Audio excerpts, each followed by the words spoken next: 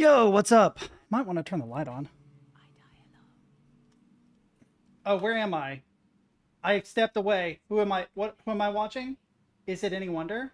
Huh. I guess Crim's left. I knew that she was, but I guess it switched to something else. Sorry if you were listening to some random stream in the background. I was trying to dodge a Crimson raid. If I'm being like totally honest, I don't know if she raided somebody. But I was like, oh no, I'm starting right around the time that she's leaving. She's going to raid me with like 17 people. I don't want that. I'm just being honest. I was, oh, she raided? She did not raid me. Shut up. That did not happen. Okay, good. Good. She raided someone else like Jinx or somebody?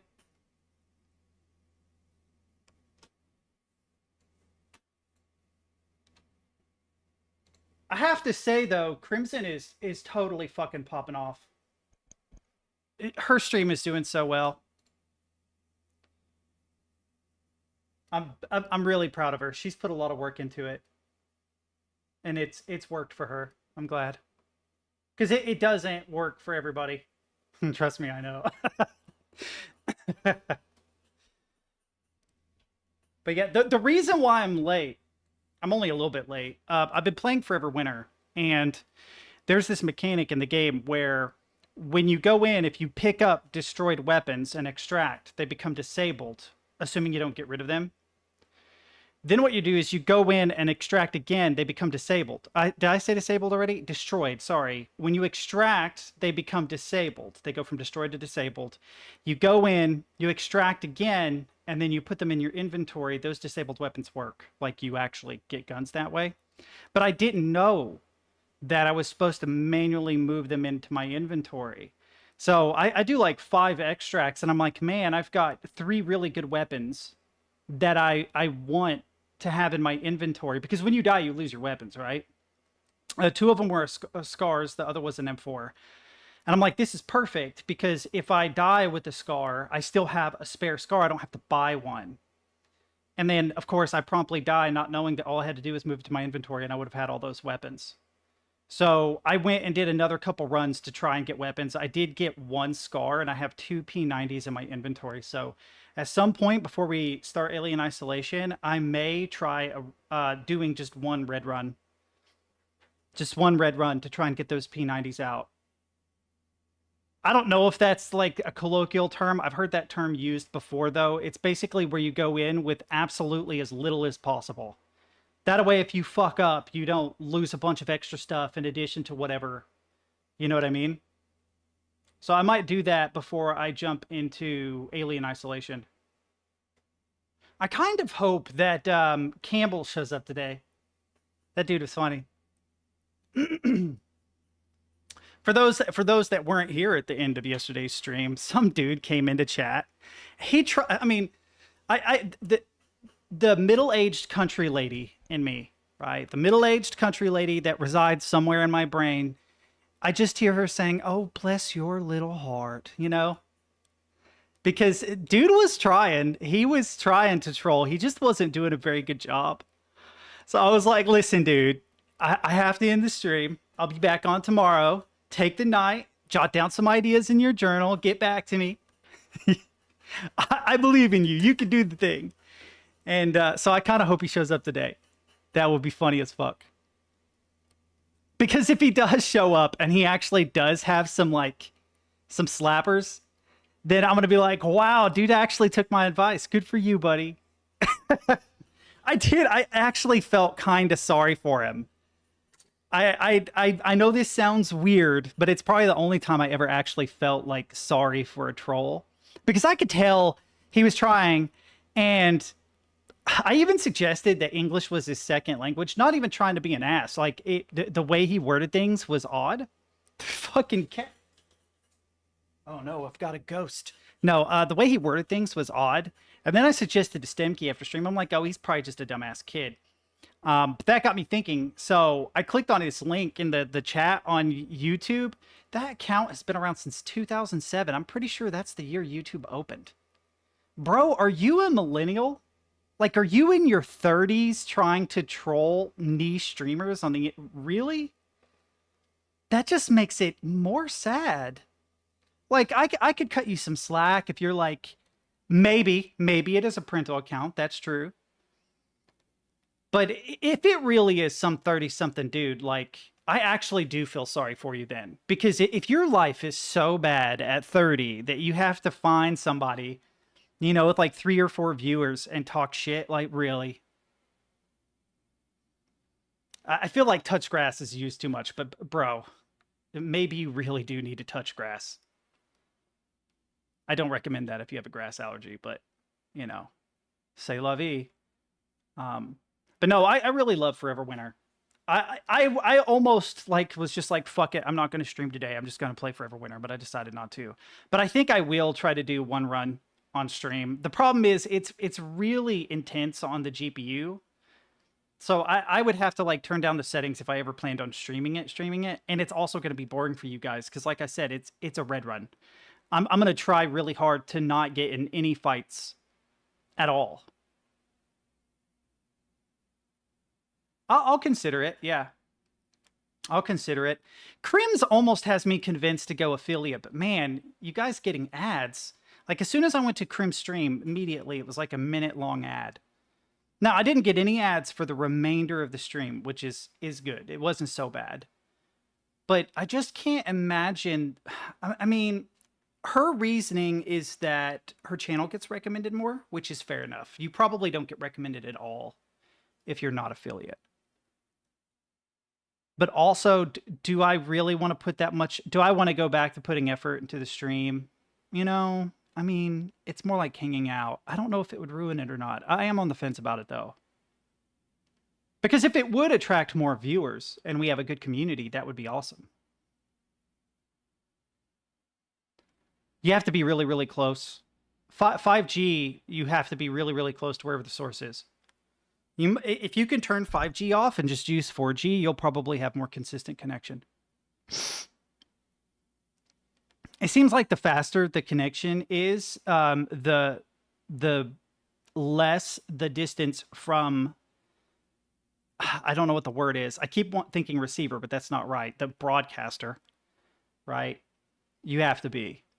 Unless it's like in-home 5G, like if you've got that somehow rigged up. I don't know if that's a thing. Yeah, well, I mean, it's just a trade-off. This has always been true. Like if you use 2.4 gigahertz on a wireless router, you can cover a pretty damn big home with that, but your speed is slower. As soon as you use 5 gigahertz, the connection is a lot more iffy, but it's way faster. There is like a frequency to distance ratio thing that I used to know. I actually studied that in college. It was like on an exam in college, well, way before 5G was popular. But yeah, if you just use 4G, you'll have a more stable connection. It'll just be a little bit slower. 5G is really, really good when you need something fast, and it's okay if the connection isn't stable. You know what I mean? Like if you're just trying to download a game or something, it doesn't matter that it cuts out every now and then because the speed more than makes up for it. But if you're streaming something, which is interesting because it uses UDP and it drops packets, it can fuck up the quality of the video though. Because technically it's okay to also like lose packets with video, but if you lose above a certain amount, especially if you get there's like, what is it called? I-frames, P-frames, and B-frames, right? I actually looked into this because remember the conversation I had? Fucking no one does. No one remembers anything I said.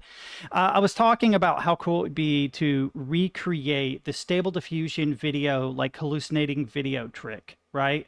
But actually in engine, in a game engine, right? And how you could maybe fake approximate it so that you still have collisions and proper 3D shapes, but then you just put animated textures over top of those shapes and then a shader over top of everything to give the combined feeling that you get from those weird hallucinating AI videos. It would be a really cool thing to have if you're like in a game and someone gets shot with a tranquilizer dart, or they eat a mushroom, or they get bonked on the head and they're having a crazy dream. It would be a neat thing to actually experience in game.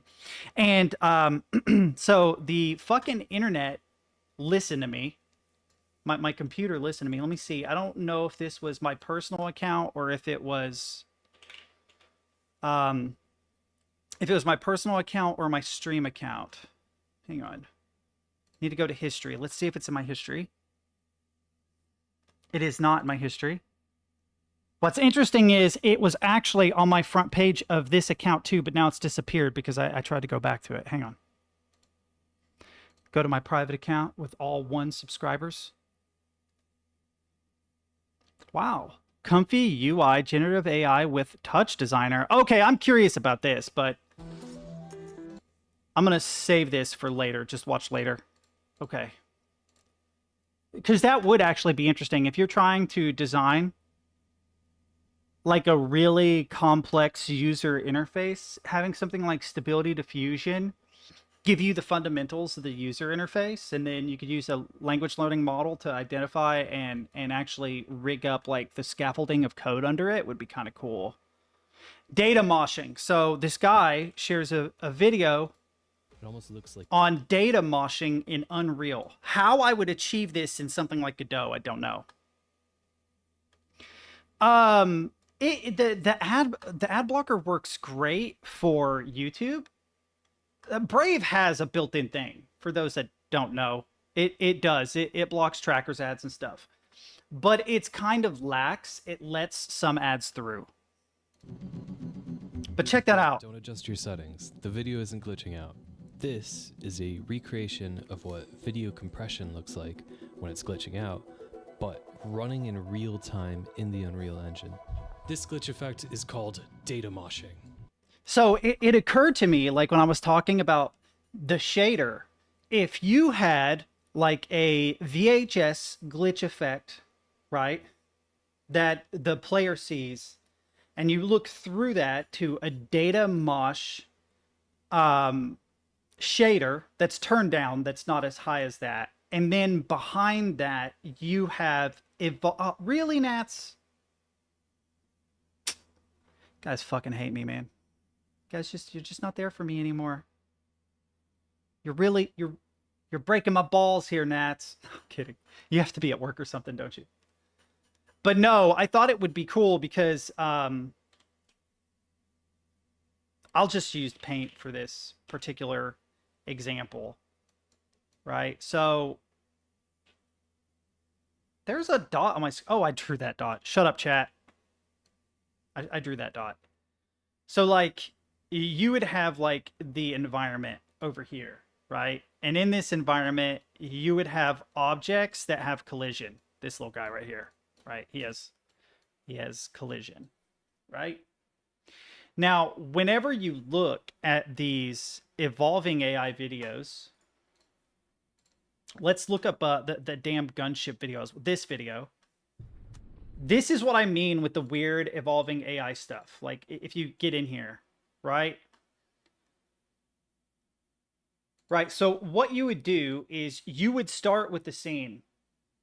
Can I draw shapes in this? I can. So like, let's say we have this scene and this scene is a hallway, right?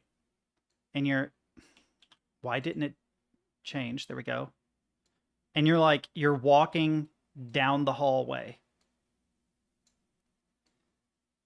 And then in this hallway somewhere would be a shape.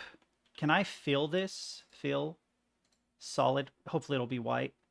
You've got like an object, right? That's in the hallway. What you could do is you could just approximate the shapes, right? So have basically a very lossy or dull collision shape on the objects, then animate the object and collision shape using code to adjust like the size, skew, rotation, etc. I don't know if you can rotate in Paint. I don't think you can. But then the collision shapes, right, can warp and skew and be animated very easily using code. And then in front of the player will be basically, they will look through the viewport. Let's see if I can do this. Let's call this, this is the player, right? And they are looking through a viewport. And the viewport that they're looking at, this guy right here, is what they see. Do you see what I'm saying? So boop, boop, boop, boop. So you have this animated region, right? And then in between the play, I hate the way I just absolutely hate the way Paint works. Like stop. I shouldn't have to click out. In between where the player and the objects are, you could implement something that is locked to their viewport, right? That plays a semi-translucent like VHS effect, right? So you could have just like a very generic VHS glitch CRT filter thingy-mabobber, right? And then what you could do is you could also have a shader, right? And this shader can use something like data moshing, right? In order to transition from where the player is looking to where the player needs to look. And what I mean by that is, if you bake the animations in, then you need the player's coordinates where they're looking to be locked, most likely, at least initially. But then you would have this third layer, presumably. This is fine. This is fine. Oh my God, I hate you. I hate you so much. You'd have this third layer, presumably, right? And this third layer would, I guess, be... I don't know what this is. This right here is the question mark. This, right, is where the weird AI thing happens. Let's make this bold.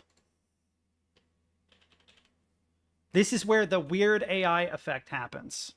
And then the objects, the actual objects, right, would be animated, both their collisions and their shapes, and the textures on the objects would be animated. If you were to combine all four of these elements, you could maybe approximate this effect. It would be a lot of work.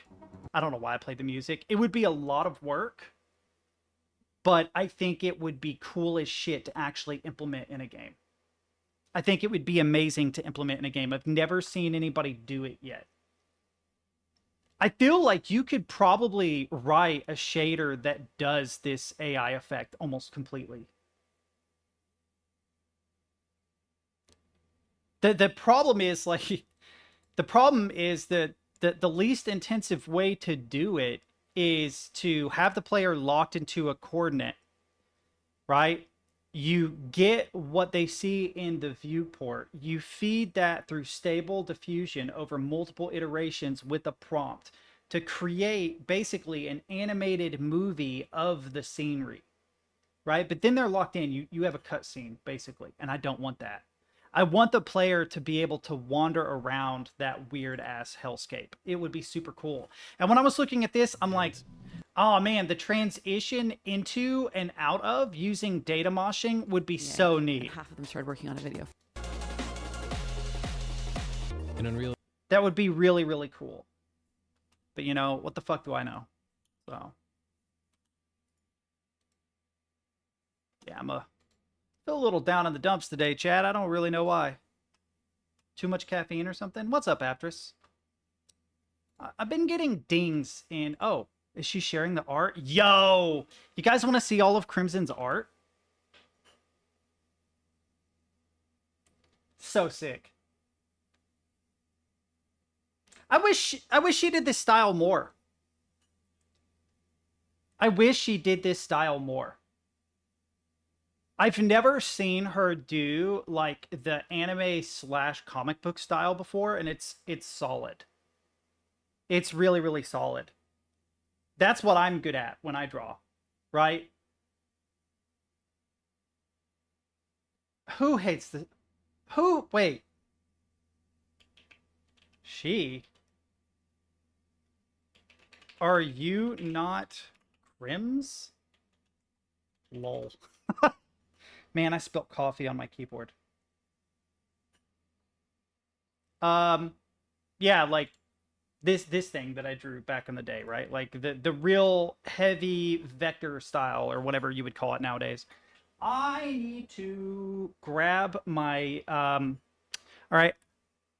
Hang on. I'm going to go away from this conversation in case it's something private. I need to unplug my keyboard, remove the keys, and clean them because I spilled coffee on it.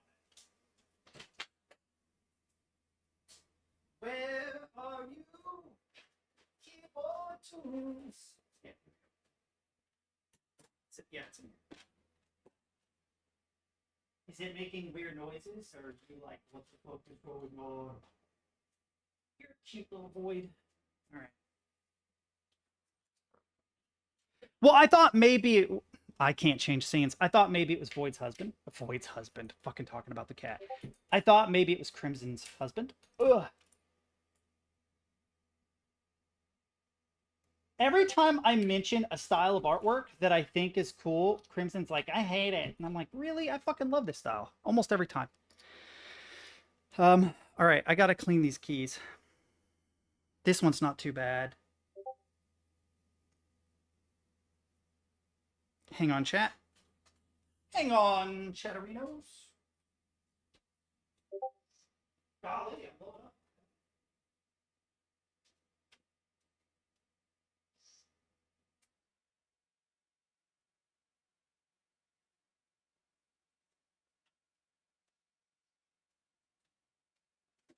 I can't change scenes because I'm getting the stuff to clean this. Yeah, these are the cherry ones. I don't like the aesthetic. But they're easier to type on than the what is it, MT3? The MT3s feel harder to type on because they're so tall. I feel like the MT3s on a concave board would be great though. Do you know what I mean? I've never used a concave board though.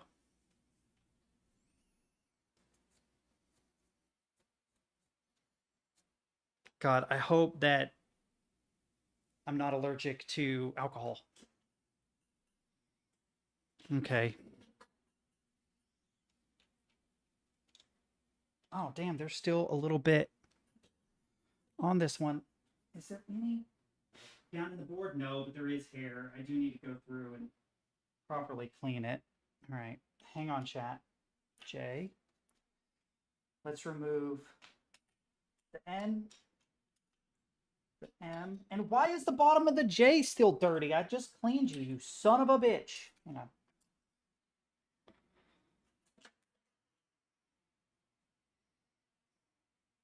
Okay, so there is reasoning, though. My reasoning is that... Oh, let's not break the switch. My reasoning is that the distance I would have to reach with a concave board would be less. So having a keycap with a taller profile would reduce the reach, at least on like the first and second rows.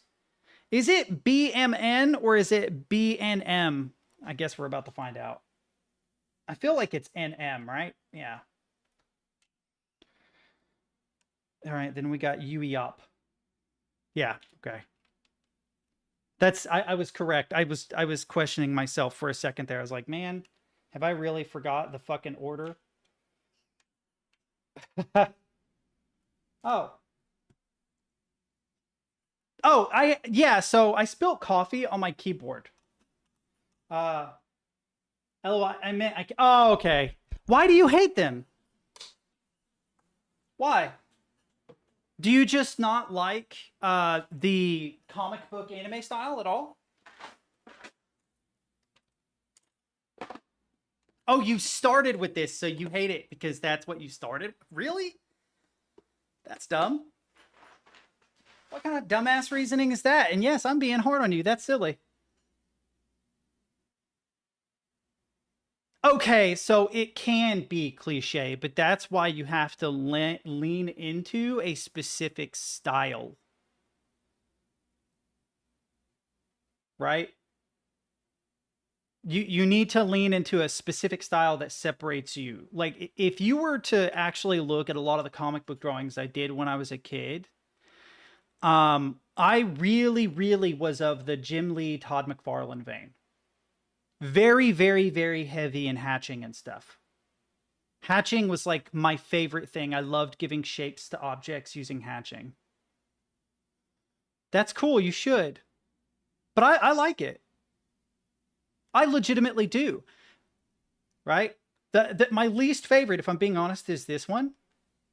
And the reason why it's my least favorite is because it almost feels like it has too much detail. Not trying to be mean at all. Like, constructive criticism, I would break up these shapes into larger shapes. Oh, it's because I figured. It stylistically is different.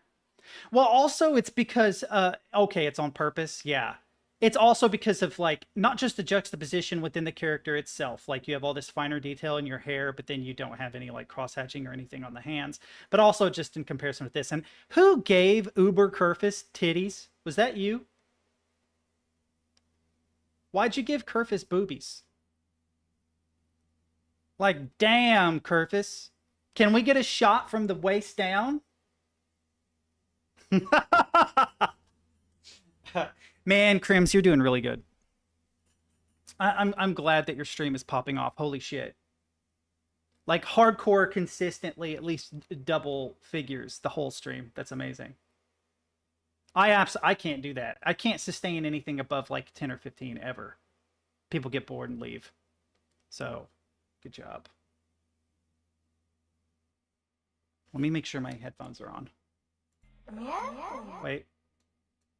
Headphones are being weird. That's definitely part of it. And I'm not trying to detract at all. That's part of it. You also have to think of it on the flip side. Like, I'm not a particularly attractive dude. I'm 36 and overweight with long hair. I'm like the cliche neck beard. I'm like the South Park guy, you know, with the one hand on the mouse playing WoW. I'm like that dude, right? So it's as much my fault as it is anybody else's. There's that country lady again. God bless your little heart. But no, it's more than that. That it would be unfair to boil you down like that. So, like, here's the way that I think about it. I think that my personality retains people in spite of my appearance, where your personality retains people synergistically with your appearance. Does that make sense? Like, you have a really, really, really good personality. You're genuinely funny. You're witty. You're kind. And when you get pissed off, it's hilarious. You also sound like a kid. That's a load of... Who hates you? Really? Dude, chat, we need to just start talking more shit to Crimson. She's got to get tougher skin. This is ridiculous. Her self-esteem is in the dumps. It's awful. People hate her, and she sounds like a child. We're just going to have to use her as a punching bag for a while until she, like, learns to deal with it. Yeah, that's... You know what that last sentence is called? It's called a rationalization. You are rationalizing a delusion. You sound like a girl. I would say you sound like a woman, but I feel like that's a country song from like 1970.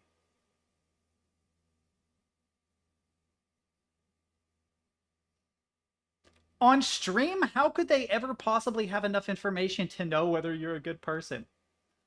This person has red hair. They're... Oh, like... Who gives a fuck? Oh, yeah, that's the exception, not the rule. Come on. Also, like, I don't know if you embrace this, but you should. It has really, really, really helped me. Okay? There's this idea that a good person, the person who came up with this was using it to describe men, but I think it's universally fucking true. I don't think we need to use this to describe specifically men. There is confusion between being a good person and being a weak person, and being a harmless person. Being harmless and being good are not the same thing. They're not. They are not the same thing. To be a good person is have the ability to cause harm, but the emotional intelligence and discernment to not use it unless necessary. That's what makes you a good person. Okay? So believe it or not, a certain number of haters alludes to the fact that you're a good person, because that's just how that works. No good deed goes unpunished, quite literally.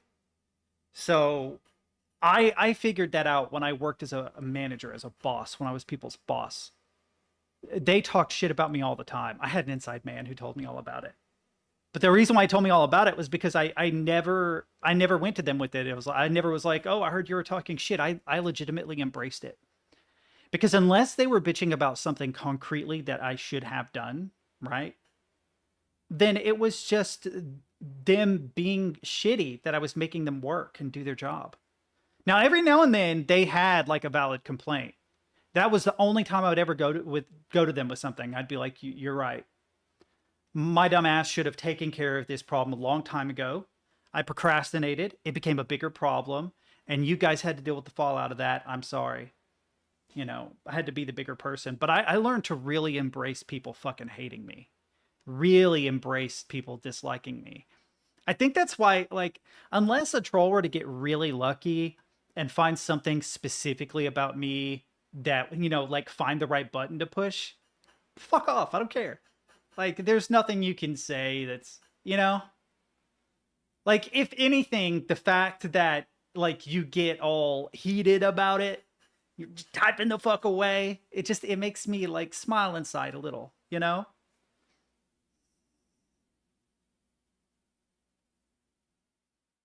Right. Oh, I have enemies. I definitely have enemies. 100%.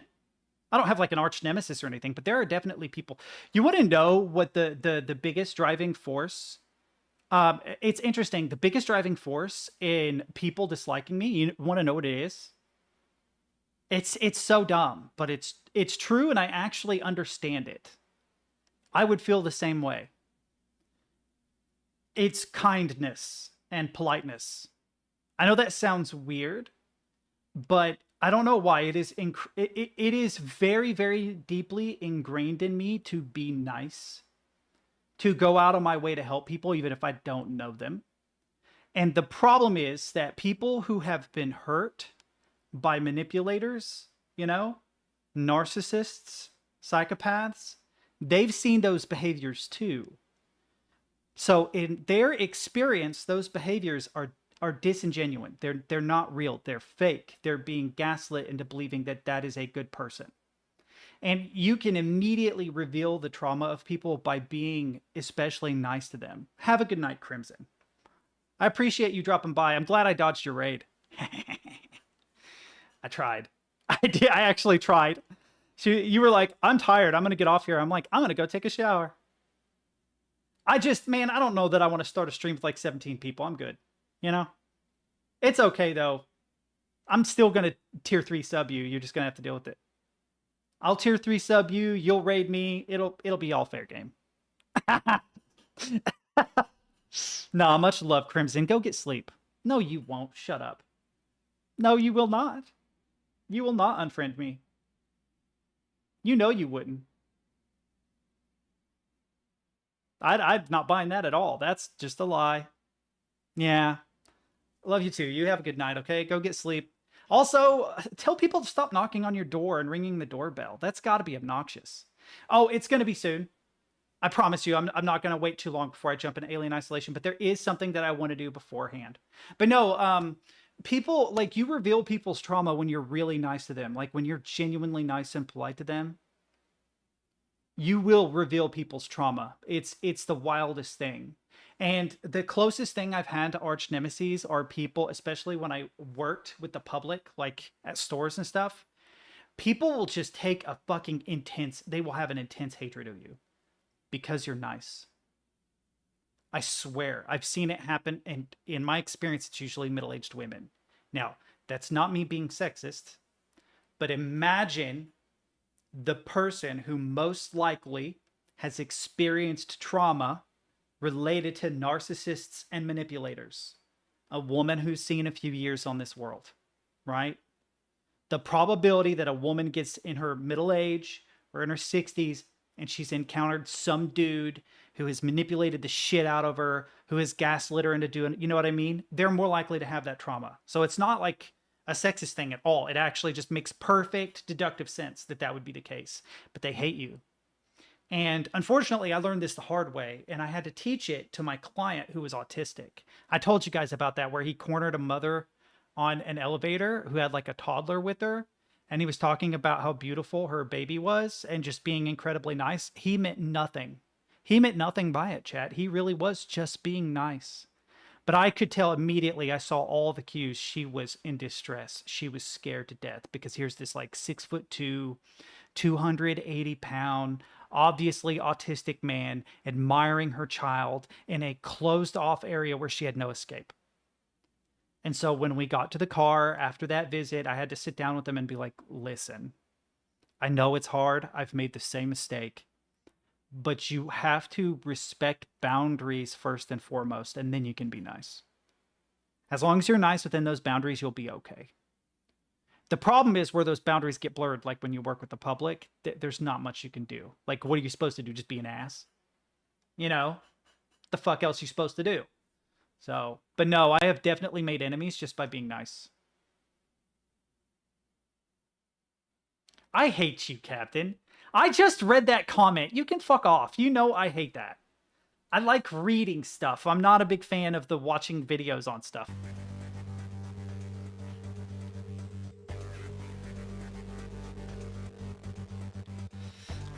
Oh my god, they've got a Ryzen GPU.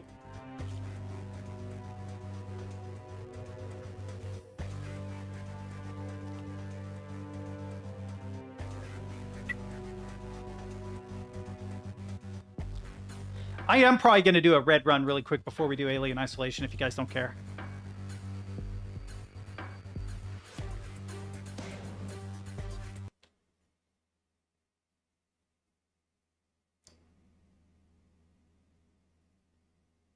Like it actually has like stop measurements and stuff on it. Wow, okay. But that's to manually adjust. So why does it even list that if it's robotic? It's a data extractor.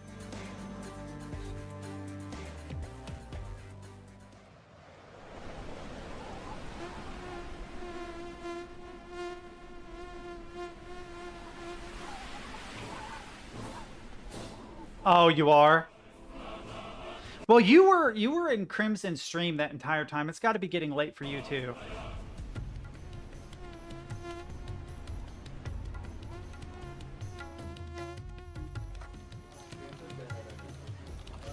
Is that a djembe? Like a djembe pan drum?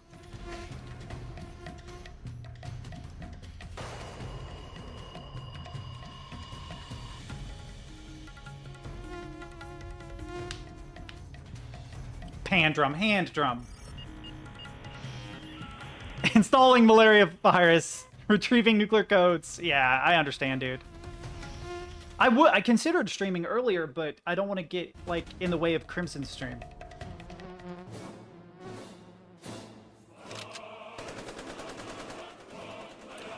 Teeny tiny Kalishnikovs.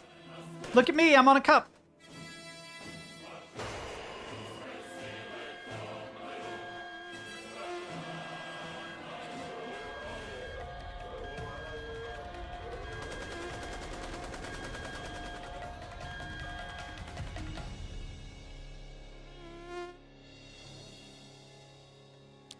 That is so silly. Oh my god.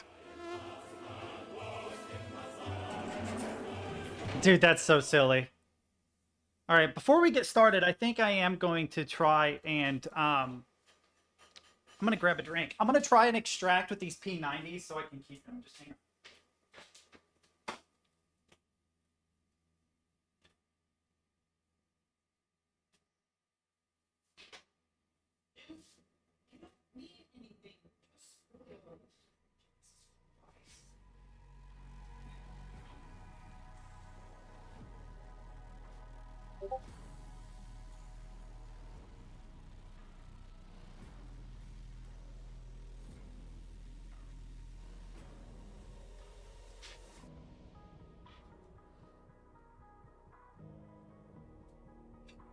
This shouldn't take very long at all unless I die, and then if I die, I'm still gonna finish, so I'm still gonna get off. But I shouldn't. I mean, it's a pretty... There's a route I can take from beginning to end where I shouldn't run into much of anything. Hopefully.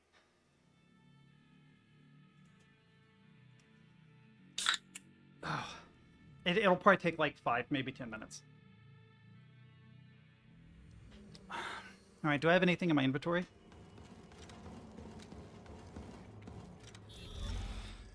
Yeah, these are the 2 destroyed P90s. If I extract again, they'll become disabled and I can add them to my inventory. That's what I'm trying to do. Yeah, here. To save you guys from having to deal with too much, I'll knock this down. I hate that it does it that way. You should wait until I commit.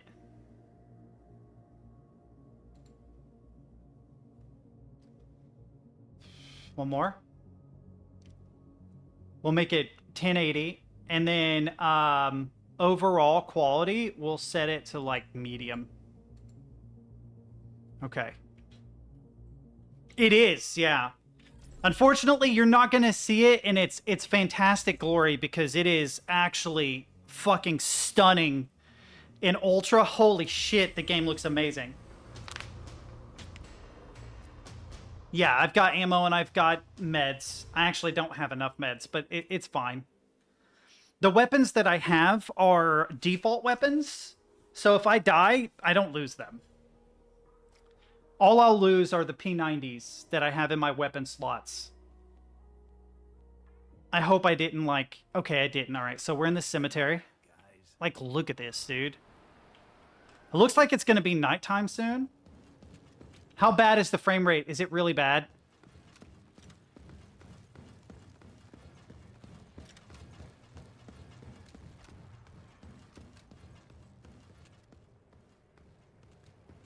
Damn.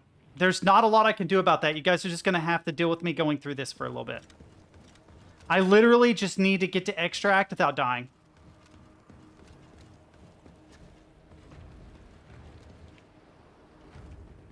Are they going to push behind this? It looks like they might. I need to go around this way. All right, come over here. There might be a little battle over here. They're going to spawn in. They're mostly going to ignore me. I'm going to get behind this rock. I hope they do. I hope they ignore me. Do not come up this way. No. Oh, shit.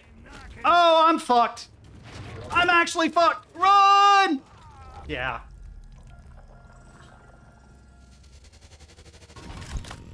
This game fucking hates me, chat. I have literally gone through that same section on like 5 extracts, and they will not run that way. They always go down the road. Dude ran right for me, saw me, and as soon as he saw me, everybody in the area saw me. And you get stunned as soon as you get shot. So as soon as you get shot, the reason why I couldn't go anywhere was because I was stunned. You have to wait for the stun to be over. So I lost my fucking P90s. God damn it, dude. Every time I try to get weapons... Every time I try to get weapons, the spawns or something go weird, and they're, like, all over my ass. That sucks. I hate that so much. That makes me so sad. But oh well. I was hoping I could just walk out with them. What do you mean that are just heavy? Yeah, it's the cat. He's over here now, laying down. Dude, that game is fucking amazing. You can't judge it based on that. I swear you can't. You cannot judge it based on that at all. Before that run, I had like 5 successful extracts in a row with no issues. But there is this thing where, like, if you have good items, I don't know that this is true, but I have noticed that if you have good items, the probability of you running into somebody that will attack you is increased. And if you attack someone using... a weapon, if you play it on low, it's not that bad, I don't think. The reason why the frame rate goes down is because the GPU that's rendering the screen is also doing the video encoding. That it does it with literally every Unreal game except Voices of the Void. Voices of the Void is the only one I've seen that doesn't get frame drop. That's an Unreal game. They all do it.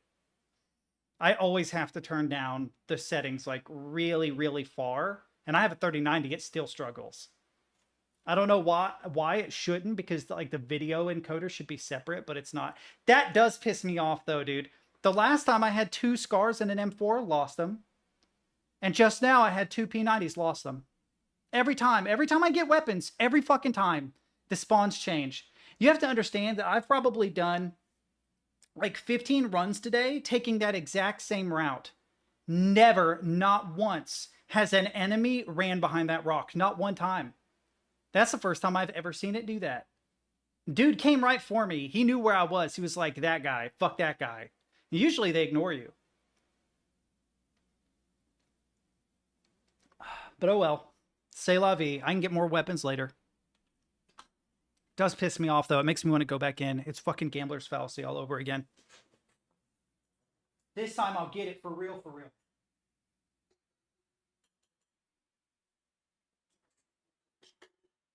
I don't know if you have a good enough PC to play it, but I do recommend it.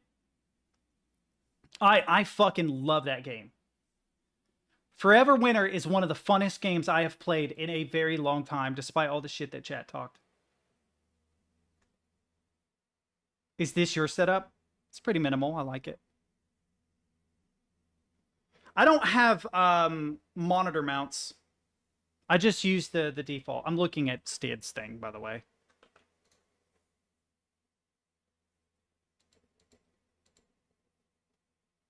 What do you mean concern doesn't equal shit? What are you talking about?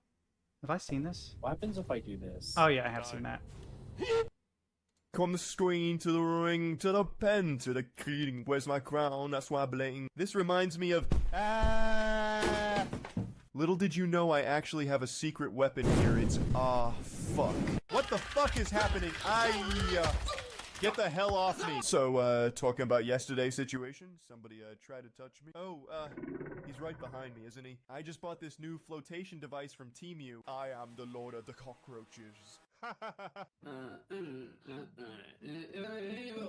People are hating too much on. The fuck am I watching? I think it's amazing. Ho, ho, ho. You've been a good boy this year, Charlie. Please help. It's time I reveal Please my help. true self. I was actually Frank the entire time. Oh, I know it's AI. I know that part. What do you know? Wow. Balloon. So beautiful. Too much sun. No, it's real.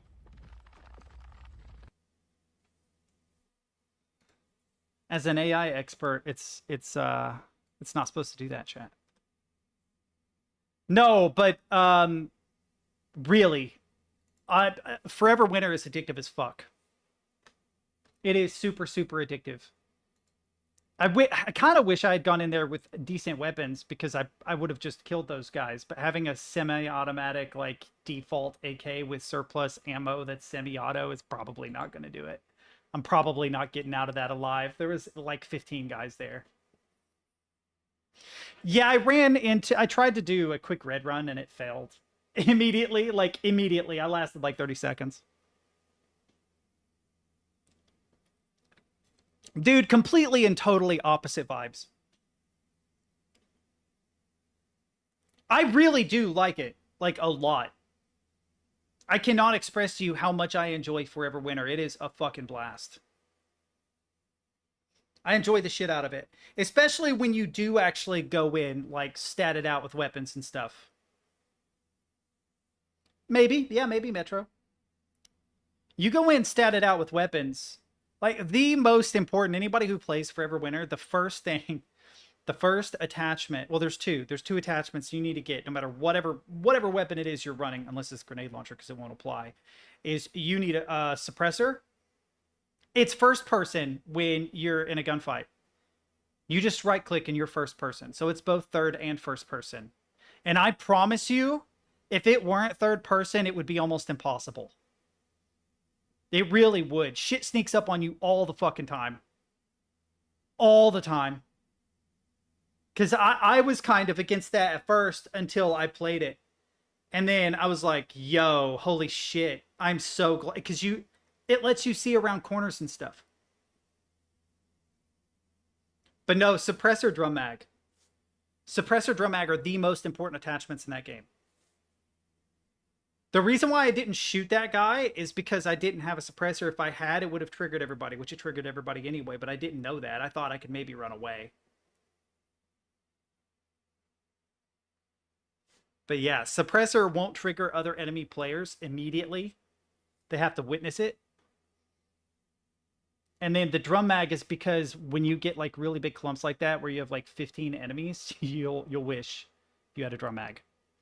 Otherwise, you spend a lot of time reloading and changing weapons.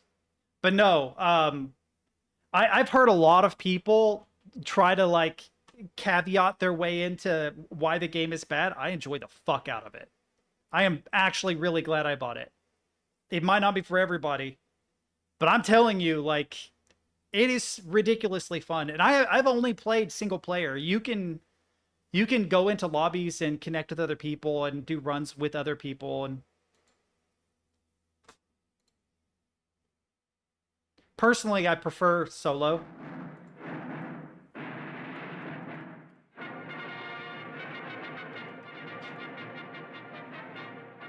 And I like solo because it makes it creepier.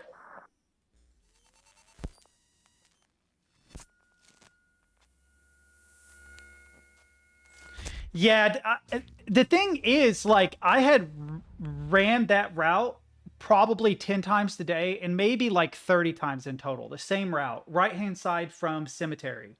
You have about like a 1 in 10 chance of somebody being behind that first building you encounter.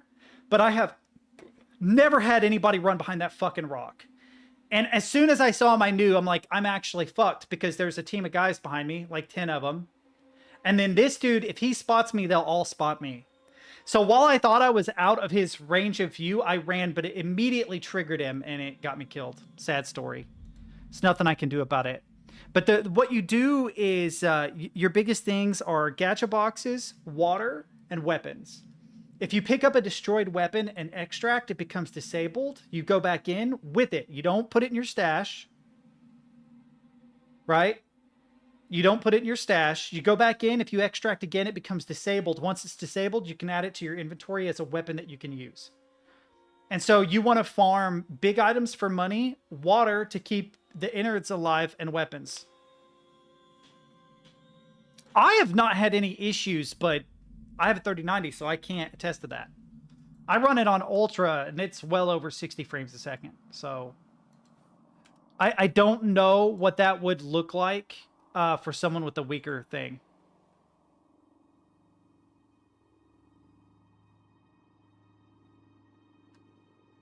This is cool, but this also isn't what I had in mind at all. This is super cool, though. Design patterns are nice. Although it's missing certain design patterns. That's interesting.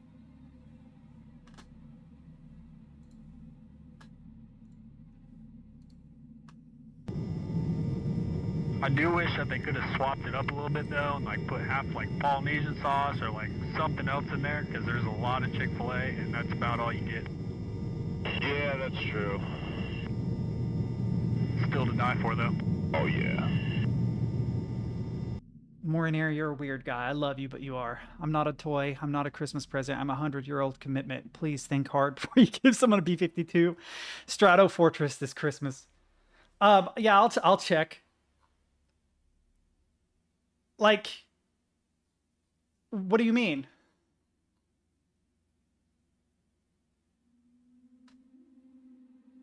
You mean this thing? This is super useful. Don't get me wrong. This is super useful, but what I was talking about was books. I love you, Mornir. Don't take it too personally. It's just two pilots talking about Polynesian sauce. It's like, okay, that's really left field. You know? Like, there were no context clues. I'll take it, though. I deserve that. I deserve that. My bad. I love you, bro. No, but... No, what I mean are like, literally books.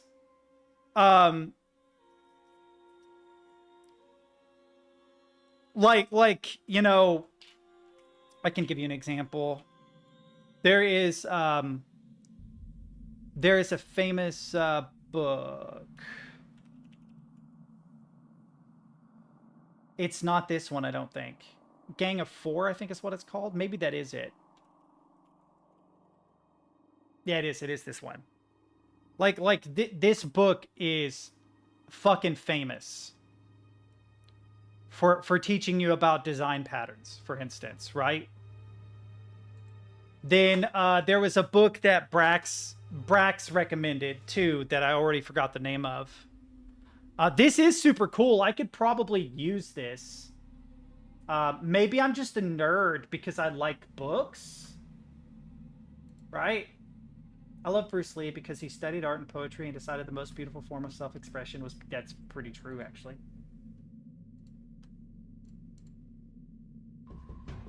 Der Kippmoment. I've seen this. Boah. Eine ganze Halle. I have actually seen this exact video.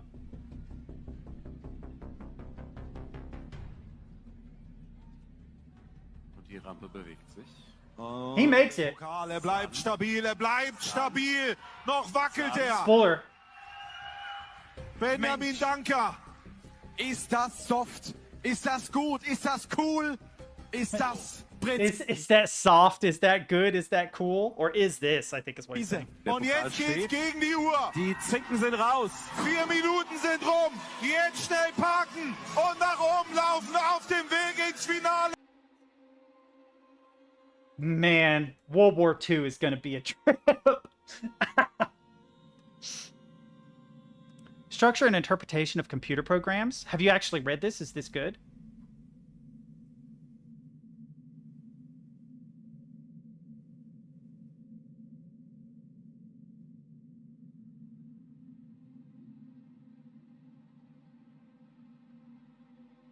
This one? Is this the book? Structure and interpretation of... Is this the book you were talking about? Because I'm saving it if it is.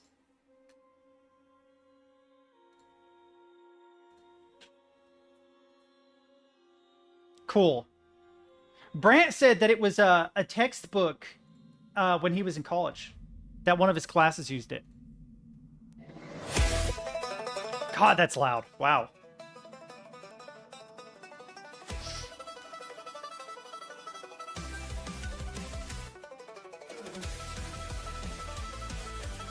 This is like Hillbilly Dragon Force.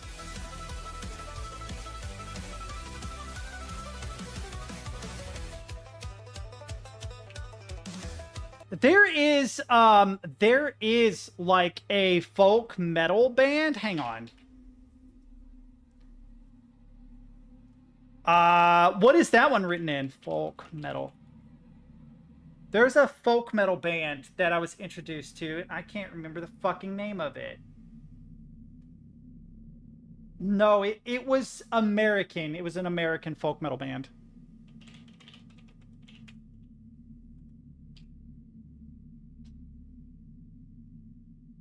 They didn't list it as American folk metal, so I'm probably not going to find it.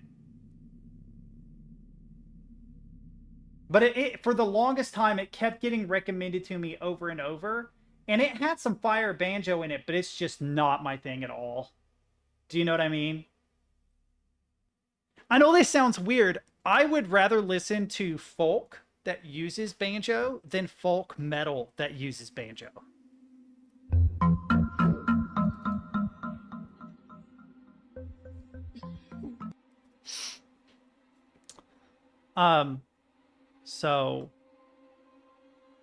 So I saw a cool thing about C# that I didn't know. Brax, do you use Doxygen? Do you use Doxygen? Because I followed a game developer specifically because of this suggestion. I'm like, holy fuck, that is actually... Okay, so Doxygen is a program used to help document your code, right? Here's the cool thing. If you use the /XML comments in your code, Doxygen will automatically document all your XML comments. So when you're documenting your code, just use XML comments, connect it to Doxygen, and it will form it into a book, basically. An organized book of all of your documentation for whatever code you're doing. So you start by having as much self-documenting code as possible, and then use XML comments to organize your documentation. Dude, let me see if I can find this dude's video, because I legit subscribed to him after he mentioned this. There were some things that he said that I was like, no, I was like, I could take or leave that. But there were some other things that I'm like, damn, that would be so fucking useful. I have never heard of that before. I watched a bunch of videos on Hell yesterday. Yeah, why I'm documenting my game code now. It did take a while to write all of this, but I think it was worth it. So well that documentation and comments are a waste of time. I'll just write my code so well that you just have to read it to understand what it does. I love this. Number of times this already happened, right? The last 2 years equals new list disaster something. Public void, why did I do this? For each disaster type failure in the last 2 years, life.regret failure, debug.log failure to string.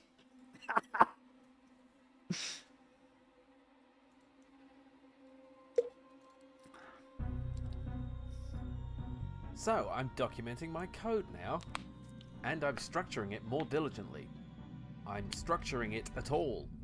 In a previous devlog, I talked about how I was going to separate the code into... Oh, there was another thing it does, but, or no, he talks about another thing, how Writer, if you pay the subscription service for Writer, it will give you a map of all the dependencies in your code. Let me see if I can find that. That has all the logic for how the cards move between the piles, like the hand and the discard pile and such. Where is it? Ships has the logic of how the ships work. Yeah, Game this. actions has the useful. He mentioned this, and this was when I started to get interested. I don't know if I want to get a subscription just for this. Yeah, with the paid... He's like, I don't know if I want to get the paid subscription just for this feature, but having an actual flowchart of all your dependencies is nice. You can do this manually. I have done this manually for programming logic and design courses. I've heard good things about Rider though, so maybe it's worth it. Let me know. But I thought, damn, that's super cool. And then he goes into the XML comments thing. And I've been properly documenting things now using a tool called Doxygen. So if you use XML documentation comments, this convention here with the 3 slashes, it generates documentation automatically based on those comments. For example, if we look at the ship's namespace, we can see the summaries for all of the classes laid out nicely like this. You can select a class and see all the methods and events, along with summaries of them. And you can document the namespaces themselves. I found it really helpful to write out everything important that a namespace is doing. Like, that's super handy, even as like a solo developer. Have a good night extra. But imagine that you're working with a team and you're doing something really convoluted. Well, you can just write up XML summaries and they can check the Doxygen page. Me giving a heartfelt gift, patch of moss. This is absolutely a witch's familiar gathering ingredients. Have you seen the cat brings owner scratch card? This meme? Monkey, where have you been and what have you got? Ask me that. What is a scratch card? Fuck off. Is it a winner though? Fuck off. £5. That's 2. Tenner. Monkey. There is actually a compilation. That cat does this all the time. It brings to her stuff to her all the time. All right, I'm gonna stop looking at. I was supposed to watch, or I was supposed to play games so that Extra could get some gameplay, and you guys have not stopped sending me memes now for like 20 minutes.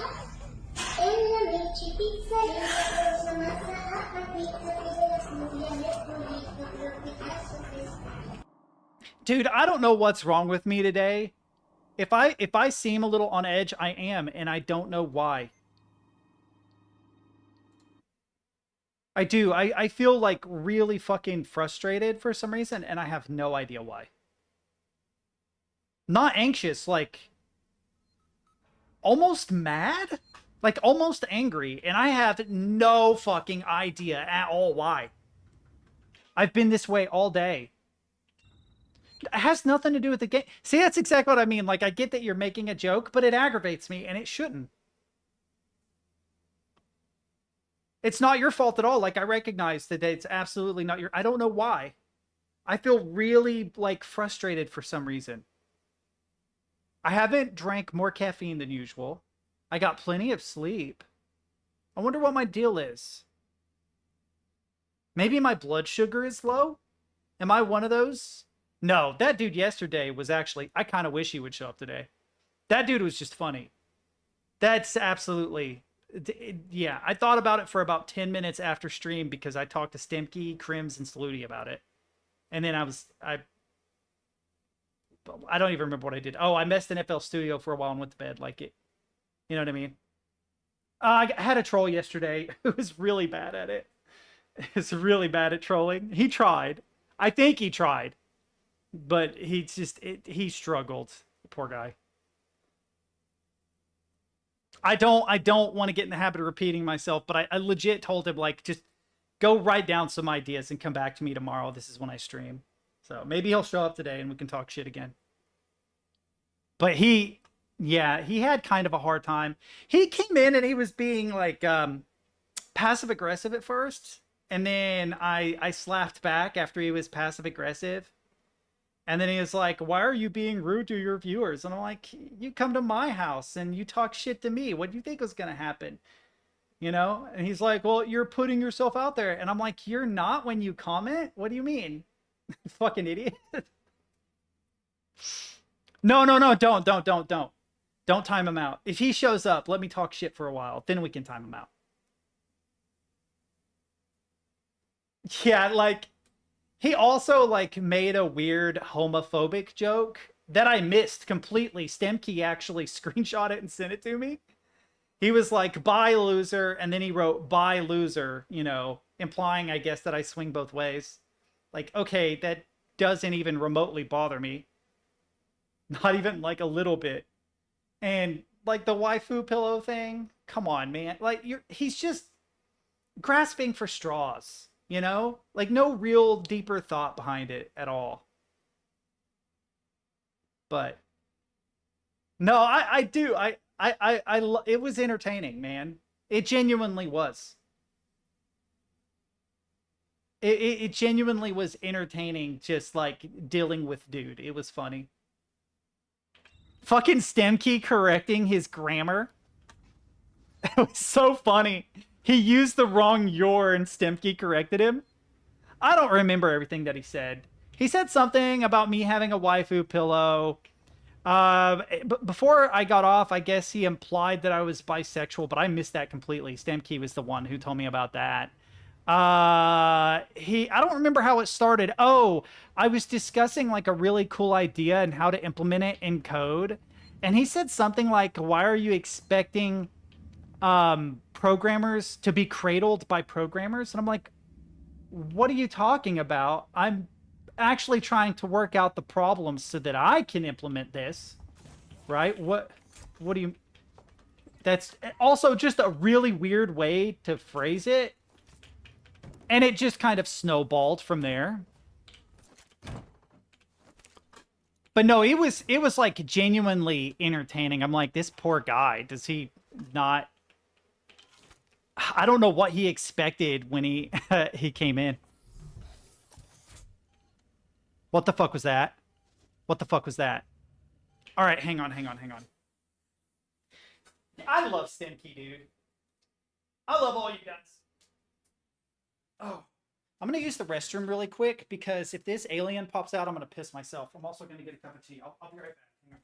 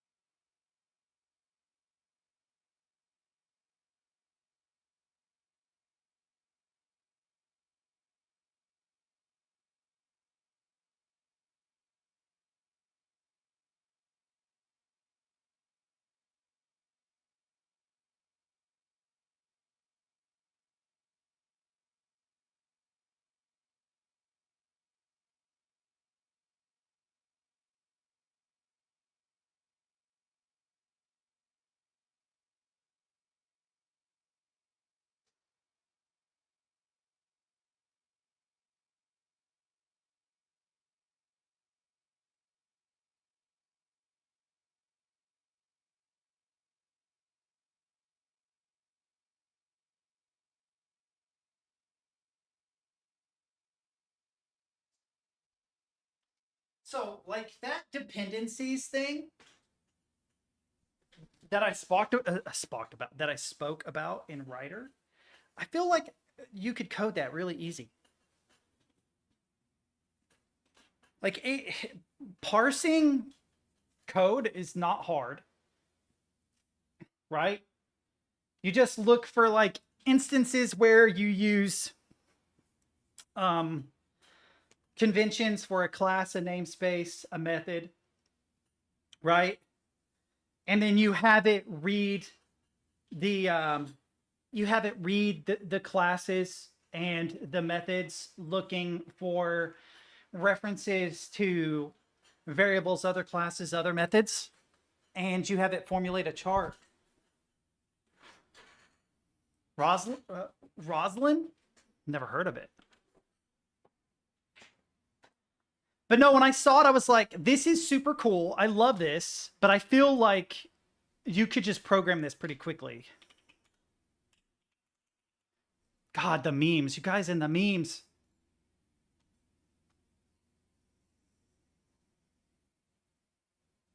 I thought I recognized it. Let's see what the meme is. Okay, that's a good one. Fuck. God damn it. That's actually really good. Dude. Yeah, okay, yeah. So what you're saying is that you could just have the language server work out all the various...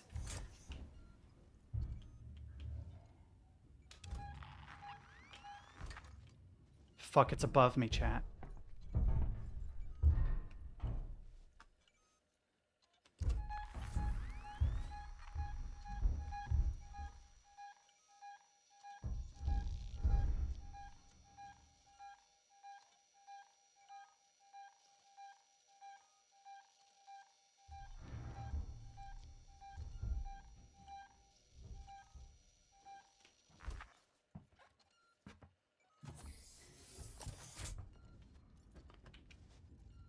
I need to pay attention to places where I can hide. Where can I go? Okay, I need to go up this way and to the right.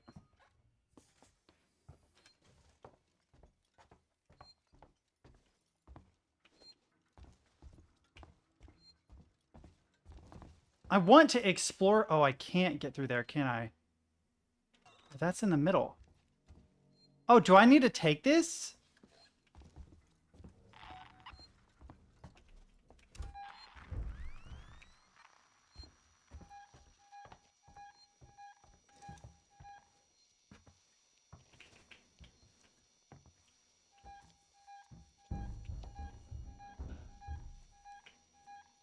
I have a feeling I'm going to get killed here, chat.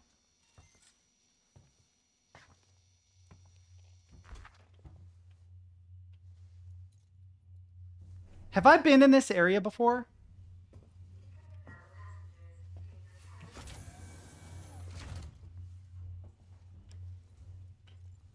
Yeah, I have. I have been here before.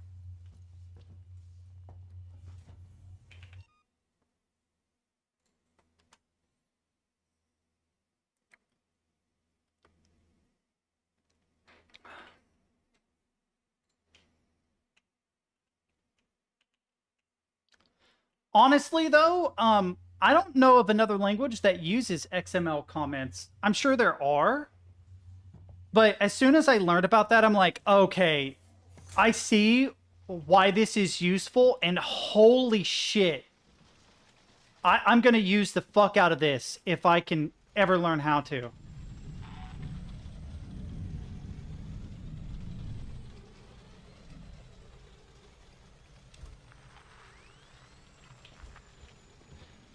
Like, that actually is one thing that makes me really appreciate the language. Like, okay. And I do usually try to write self-documenting code, but there's...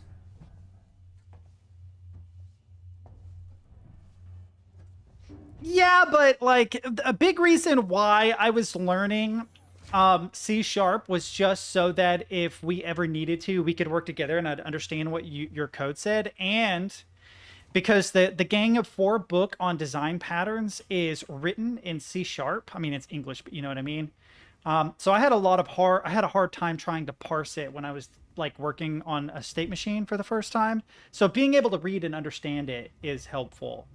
So that's cool that Sandbox can do that, but I don't think that's enough to get me to move to Sandbox. I don't know why, but I'm just not really interested in Sandbox. You obviously know how to use it really well. You're very good with it. Like, I'm not griefing you at all. I just don't... What was that? I just don't have any real interest in it. What should I do with these guys? Should I kill them?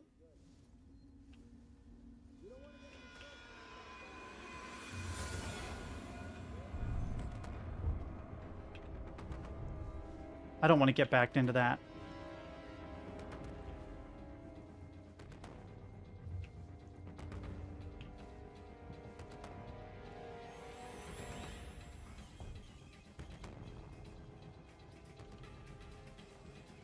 Yeah. Dude, you guys have to understand, Brax is brilliant. Like, I'm not trying to diss him at all. When I have issues in my C# course, I go to him about it. And there are definitely things he doesn't know, but it's more that he wasn't, like, he didn't learn it conventionally. He's self-taught. So there are definitely gaps in his knowledge. Oh, I think I just need to get into the... I think I just need to get into the transit system and leave, but now there are guys up here, so I'm probably going to have to kill them. Yeah, there are guys up here. All right. Wait. I have 3 fucking rounds, chat.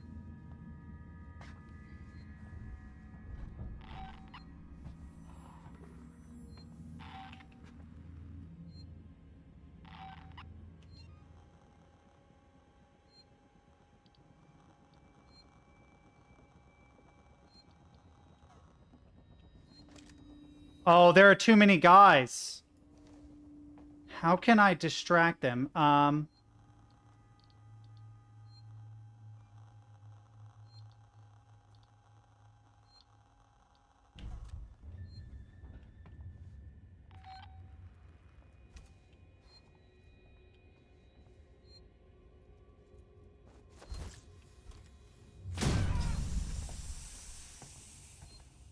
Look lively.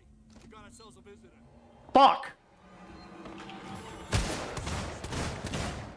Fuck, I'm out of ammo! I done goofed! And what? What? Oh, what bullshit?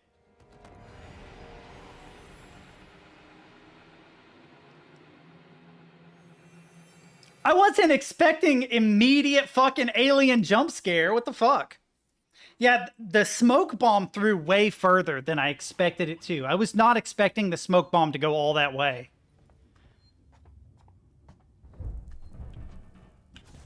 The problem was, did you not see the guy with the shotgun that had clear sight of me, even though I threw a smoke bomb? The smoke bomb went further than I expected.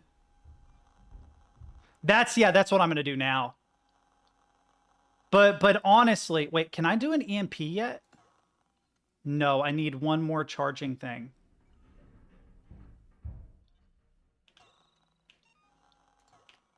But I gotta use bonding agent as much as possible. Wait.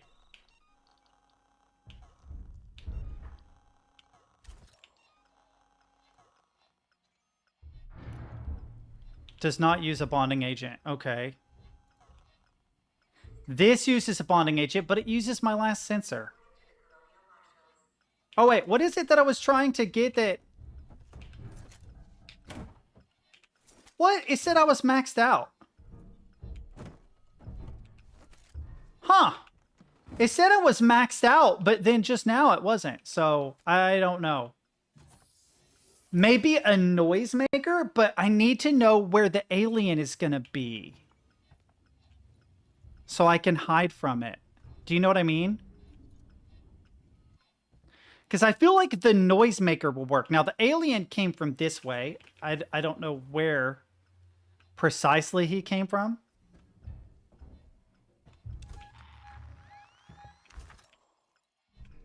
Right above me.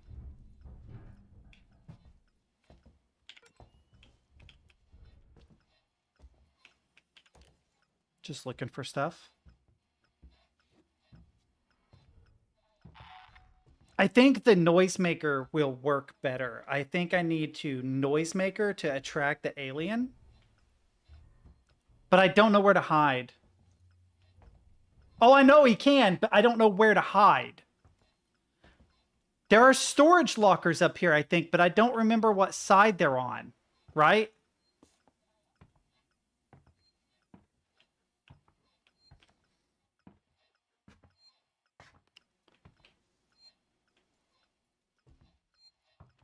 Oh, there are no guys here yet. Why are there no guys here yet? That's interesting.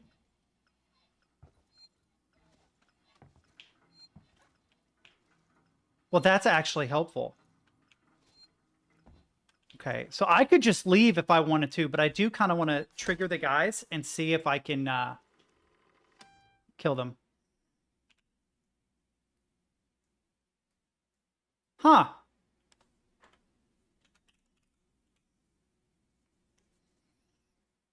Did my mouse settings change? Why did it turn G-shift off? It turned G-shift off for some reason. I didn't do that.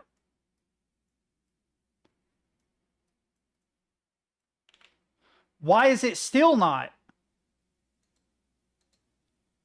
Huh. Yeah.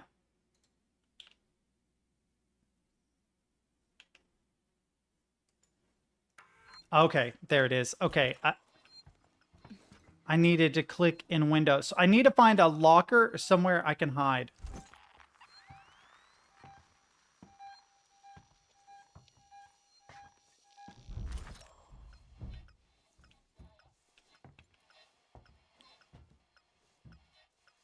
I could also just leave, I guess, because it's when I go into...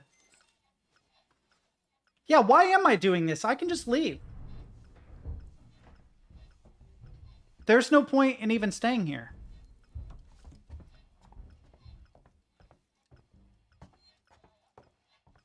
I can just go ahead and go. I think, right? It's right here. I think when I call the tram, the alien is going to show up.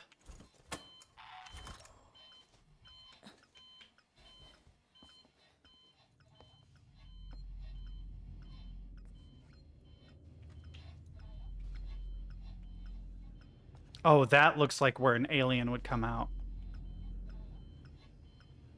Your safety is important to us. Please report all transit malfunctions immediately.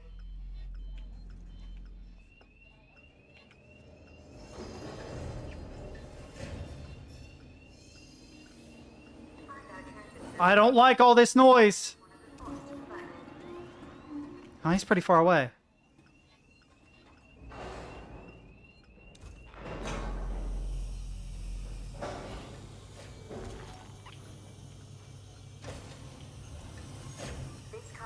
Yeah, like, there's no reason to even fight those guys. I can just... Yeah, I can just go. Because there's nothing in that room. I'm just triggering guys and using supplies for no reason.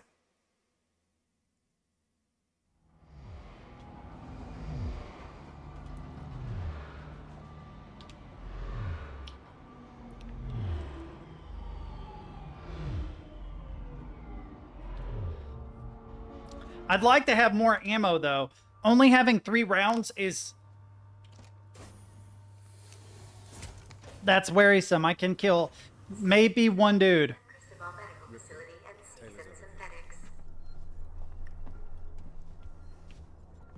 Ripley? Is that Ripley? How you doing, baby girl? Not so hot. How is she? She needs treatment. Medical's nearby, but I didn't want to leave her. I'll go and investigate. See what I can find. You stay with her. I'll try to repair the radio booster. What if this creature shows up? Hide. Hide. Unauthorized security Fair enough. detected. All transit shut down by order of Apollo.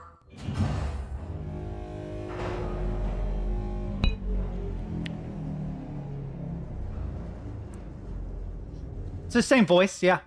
Same voice actor. Ripley is Sam. Yep. Stay with me, Taylor. Ripley's finding help.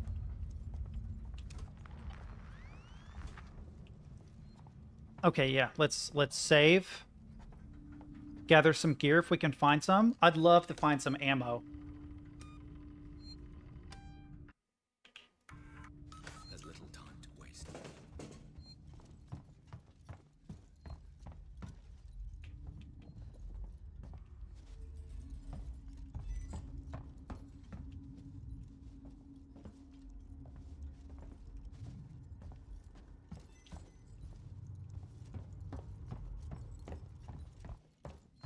Oh.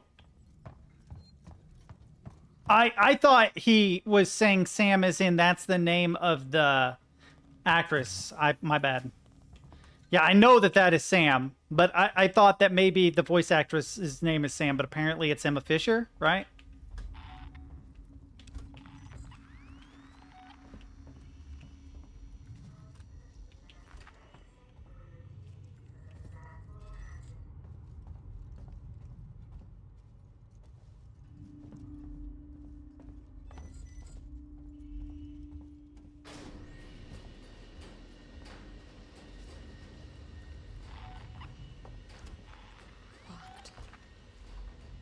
Bad guys in there, shit. Oh, that looks fucking cool. I need a doctor. Hello? I need a... I can't hear you. Hang on.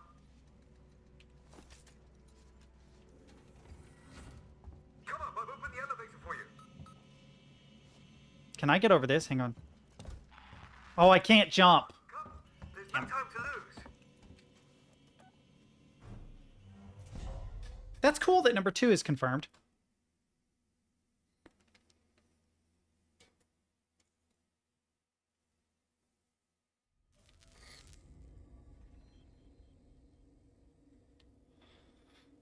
I'm hungry.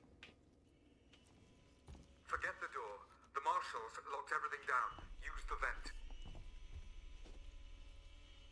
I don't want pizza chat, but it's like the only thing I can cook while on stream, so there is a good chance that my ass is going to go throw a pizza in here in a second.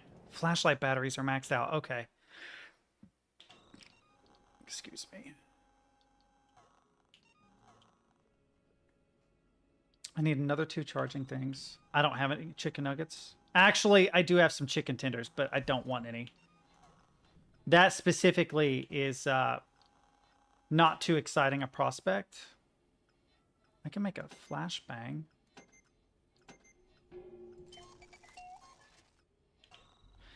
If that doesn't help me with batteries. If I had some bread, which I don't currently, I would make the chicken, make it into a chicken sandwich. I would just chop it up, throw it on some bread with some mayonnaise, jalapenos, and maybe like some Colby Jack or some cheddar cheese melted over top of it.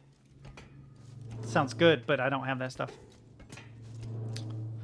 Right now, I'm pretty limited. I have oats. I have some rice. I have potatoes. I need to go to the store, but...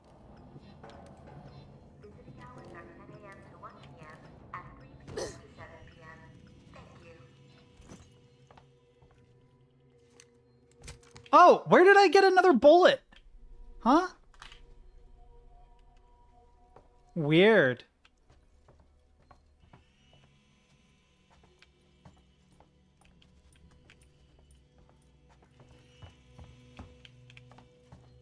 You're not catching us at our best. Right.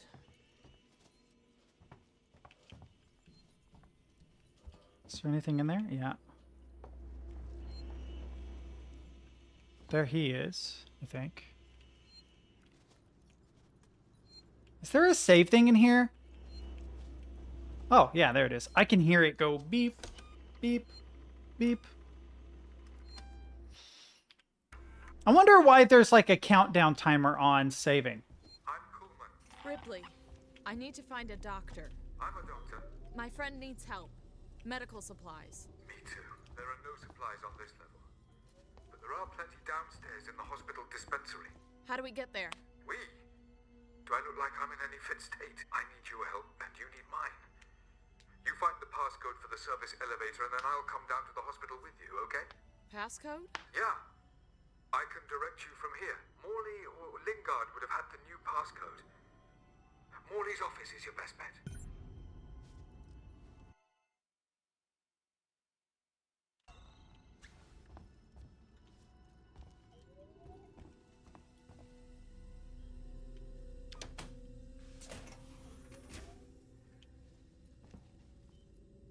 So, Teds, you said you noticed. When did you recognize that?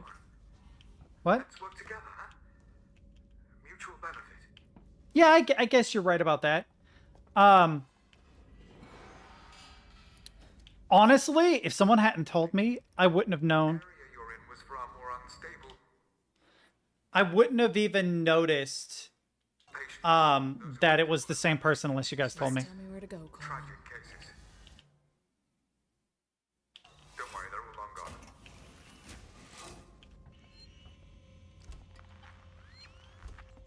There's an alien in here with me somewhere. Don't take kindly to be left. No, wrong way. You hear me? I tried to use the dispensary today and found I was locked out. I can't possibly be expected to carry out my duties if you and Lingard cut my access privileges. I have patients who will relapse without that medication, particularly when things on the station are so precarious. Tragic I will cases. not see patient Far care. from the rhythms of Earth, sunrise, sun. There's too many people talking at the same time. That's right. Along that corridor. Coleman, out. Okay, senior consultant. This dude, probably. Device invalid.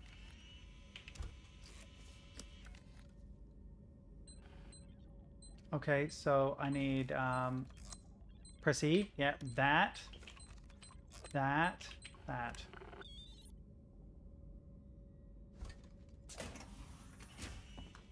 there. That's Morley's office. The passcode should be in there somewhere. Oh, flare. I know I can access the terminal. I'm also looking for stuff I can actually pick up that's useful, but apparently there isn't jack shit, so let's just access the terminal. I don't remember, but someone did tell me. Who in chat told me that it was the same actress? We need more supplies, mood stimulants up here. We're getting really low, and it doesn't help that Coleman seems to be handing them out like candy. Logs show he's been to the dispensary 16 times this week. We need to start rationing medication. Sevastopol's people are only going to need these more and more closer we get to shut down. Can you talk to Coleman?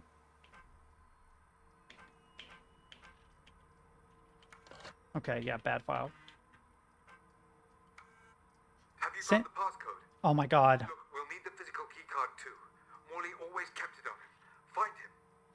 San Cristobal Medical Facility quarantine, so 1702. Medical facility quarantine breach detected. Warning. Relax. Medical I'm facility just trying to find out breach what that detected. is. You focus on finding that keycard. Shit. I just want to read. For better or worse, wait. 1702, okay. For better or worse, the right to bear arms followed us in colonial space, alone, vulnerable, light years from law enforcement. Who could deny our voyagers a way to defend themselves, their ships, and families? The flip side of this argument is Sevastopol, where gun crime is rampant, endlessly turning circles in neglected corner of space. Its people are downbeat and disconsolate. What a word. Those who could afford to leave did so years ago, abandoning friends and neighbors among empty stores, creaking systems, and the forgotten dreams of the deep space economic boom. Sevastopol's people feel deceived, tempted here by corporations that refuse to recognize deep space bubble was about to burst. They are angry, desperate, and increasingly divided. Recent colonial martial clampdowns on the black market have increased resentment. Every day it feels as if the station has edged a little closer to a free fall. Okay. Alright, so I gotta find him. I got some quarantine shit going on.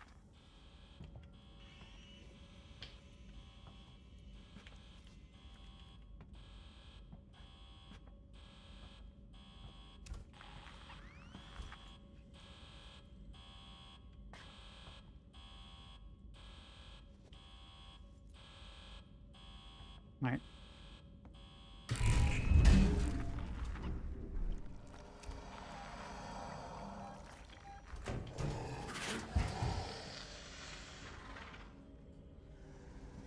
I don't think it saw me, chat.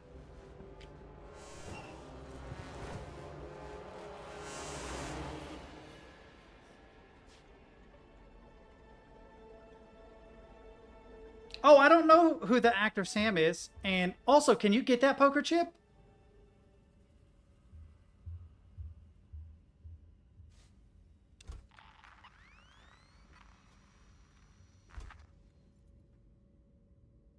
I should have saved in that area. Hang on, let me see if I can get this poker chip.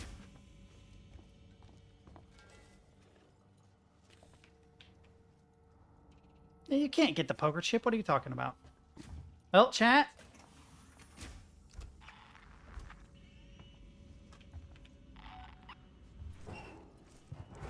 It's right there. I just saw it.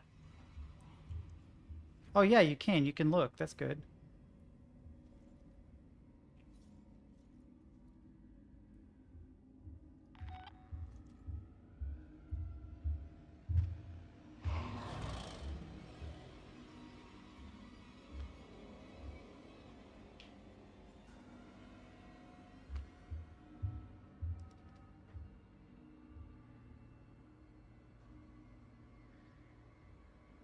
It's gonna go left, I think. If it just hangs out right here, I'm fucked.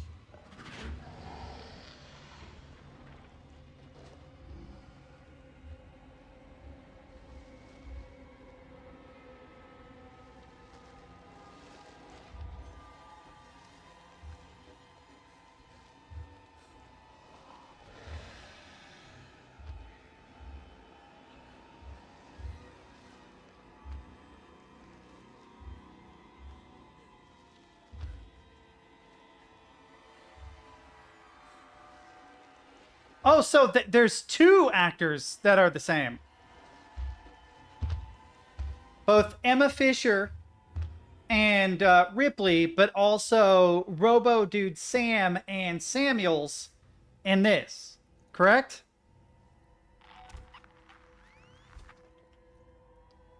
What should I do, chat?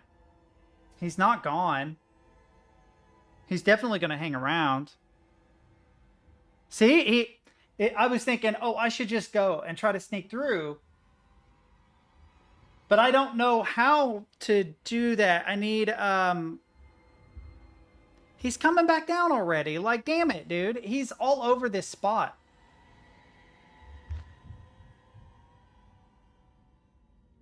That's new. Wait, is he gone?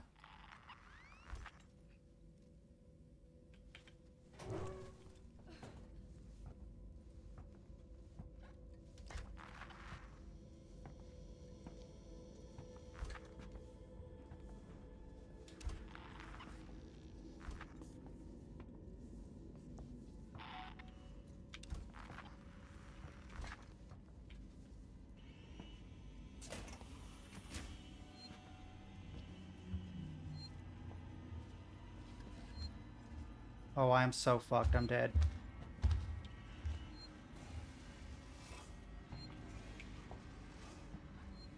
I don't think it saw me. I'm good, right? I'm alive. I'm good.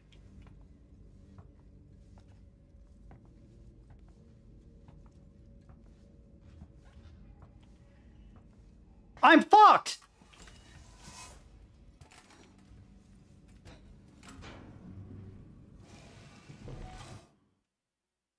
Where am I supposed to go? I thought I was supposed to get through that.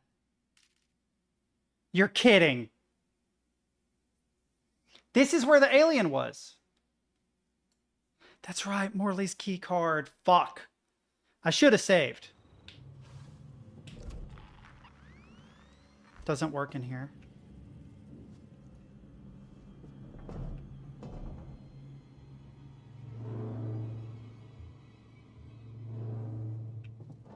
Out and to the right, so I'm gonna go down here. I can't. This is a dead end.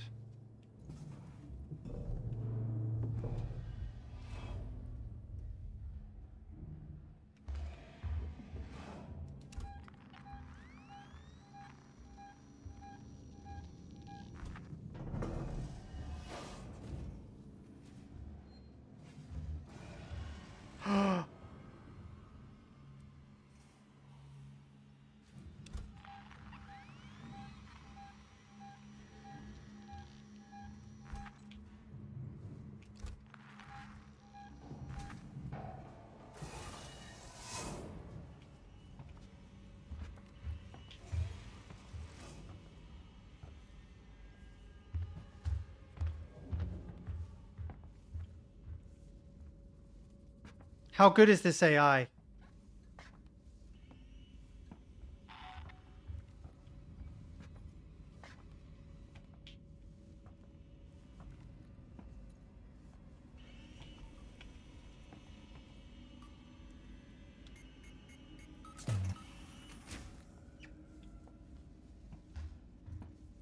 Close, you son of a bitch. Close. Close!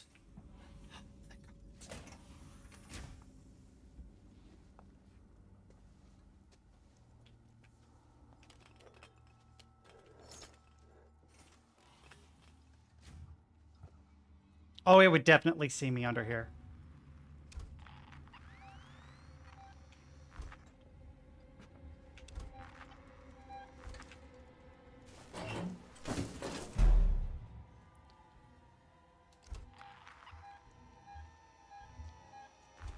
It's very close. Fuck.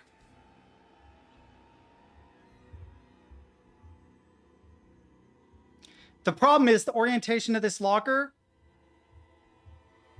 makes it so that I can't see exactly where he is, right? It looks like he's to my right.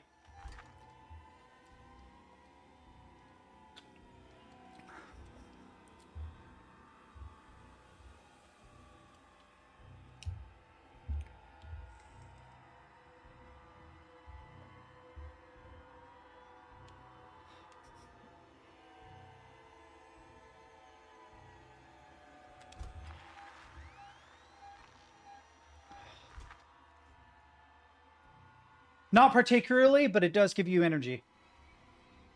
If you're somebody who consumes a decent amount of caffeine and it doesn't have as much effect on you, Prime works. If I were somebody who didn't ingest a lot of caffeine, what I would recommend is getting Prime. I'm doing this literally just so I can look at this. Okay, he's over that way. It's only 100, but the way it's formulated actually...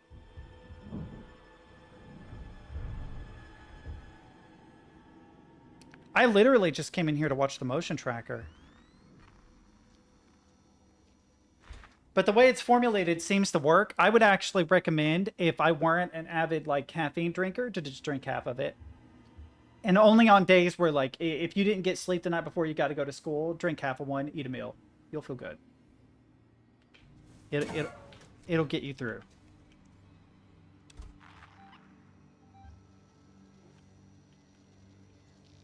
Move, you son of a bitch.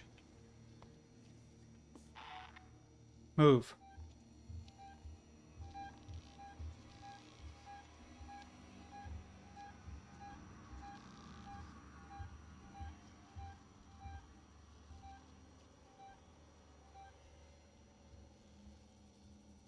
I think he goes in a circle.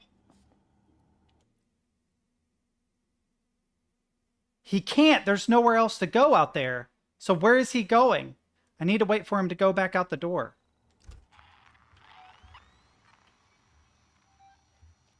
I need him to come toward me and go far to the right. If he goes far to the right, I maybe can slip in behind him because it looks like he's in Morley's office right now, which is where I need to be. Yeah, but I have to get to the end of the hall where he is, so I'm probably going to die.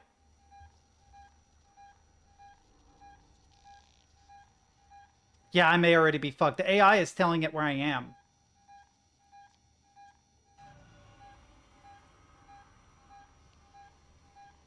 It's being updated right now. It's right outside the door. I can't go anywhere.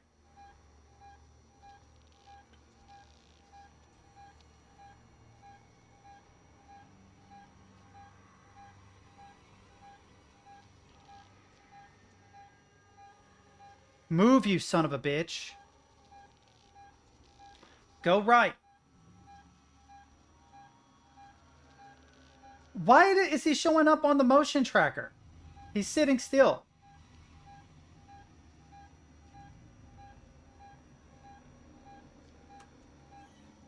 I may be stuck.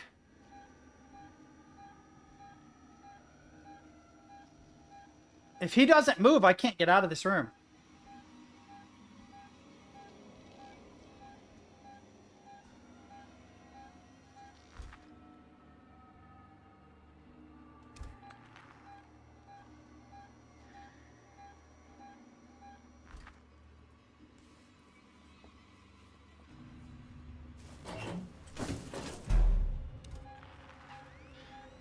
I'm hoping that my updated position will make him move. Yeah, see, he stopped moving for a second.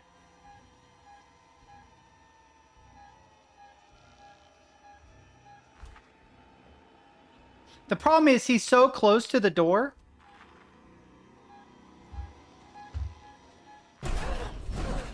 God damn it.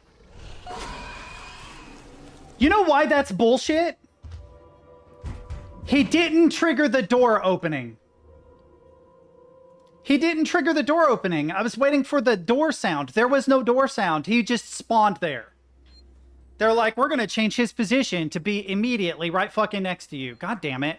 Ripley, I need to find a doctor. I'm a doctor. My friend needs help. Medical supplies. Me too. There are no supplies on this level. But there are plenty downstairs in the hospital dispensary. How do we get there? We? Do I look like I'm in any fit state? I need your help and you need mine. You find I'm definitely saving after this, just so I don't have to trigger this cutscene again. Yeah. I can direct you from here. Morley or Lingard would have had the new passcode. Morley's office is your best bet.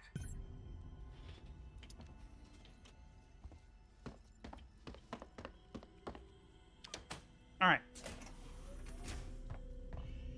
Come on. Let's work together, huh? Mutual benefit.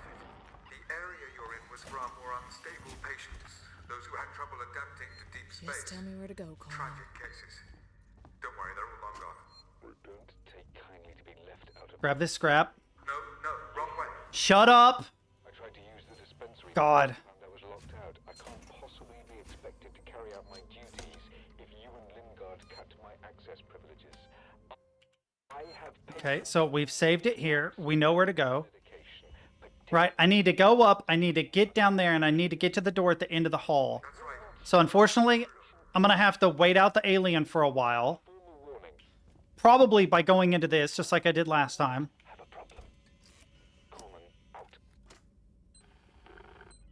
Okay, so we're looking at this.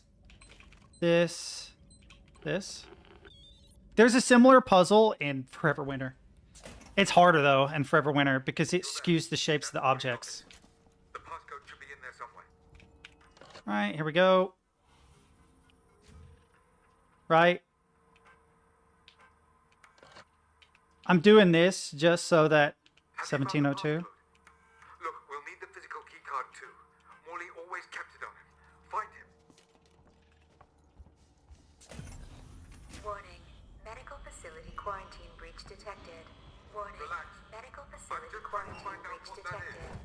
I don't know if it's on a timer or if I have to trigger it by walking up to it. I'm going to wait out like it's a timer for a second.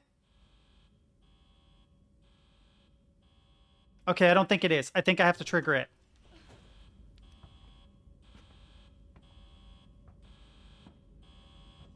Because it's that overhead. Yep, there it is.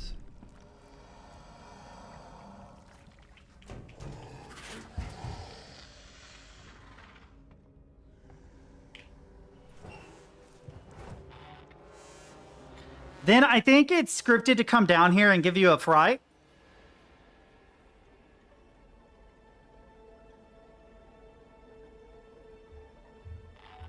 Okay, unfortunately, he's running the direction I need to go, so I don't want to go out yet.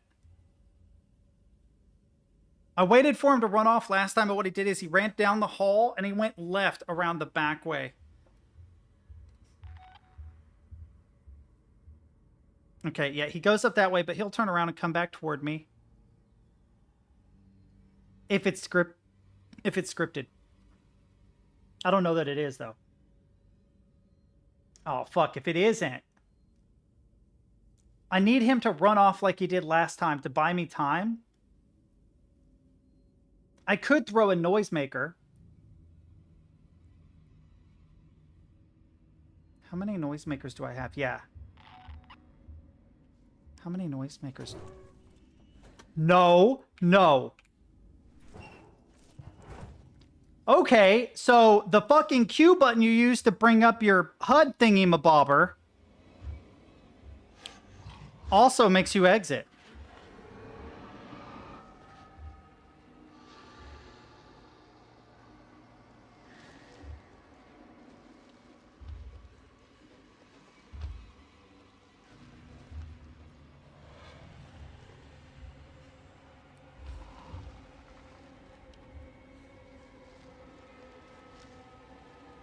Come on. Head out. Okay, so he'll get up there. He'll act like he heard something and then run off, maybe? I wonder if that's scripted. We're going to find out.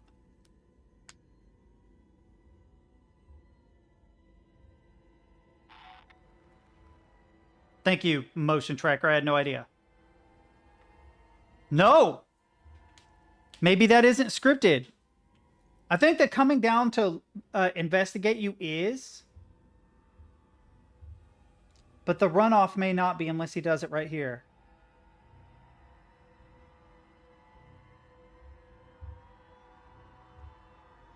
Okay, he didn't come down twice last time.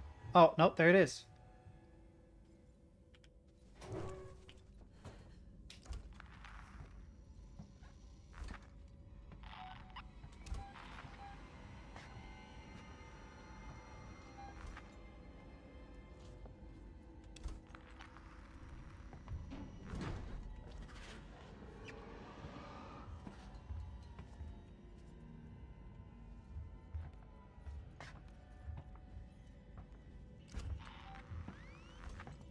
How good is bro's sight?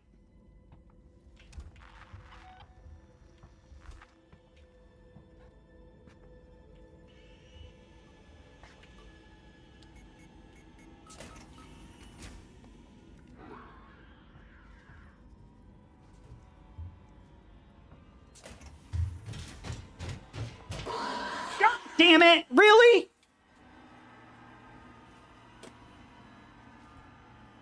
This is just frustrating. Because the AI knows where I am, so it is always going to send him to my rough direction. Every fucking time. I don't take kindly to be left out of the loop, Morley. You hear me? I tried to use the dispensary today and found I was locked out. So... Place had such promise when I first came here. It's a tragedy. A waste of my talents. That's right. Along that corridor. Relapse without that medication, particularly when things on the station are so precarious. I will not see patient care suffer. Consider this a formal warning. And for the record, I do not have a problem. Coleman. I'll try. That's Morley's office. The passcode should be in there somewhere. Grab the flare. Boom. I might throw the noisemaker.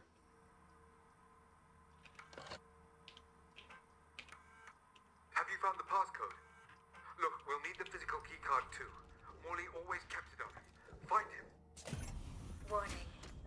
facility quarantine breach detected. Warning. Trigger the alien. Facility quarantine breach detected. Right here.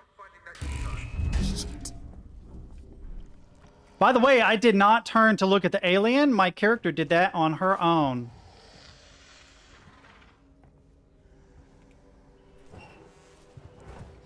The problem is we have to wait out this scripted section where it comes down here. You can maybe break it by throwing a noisemaker here.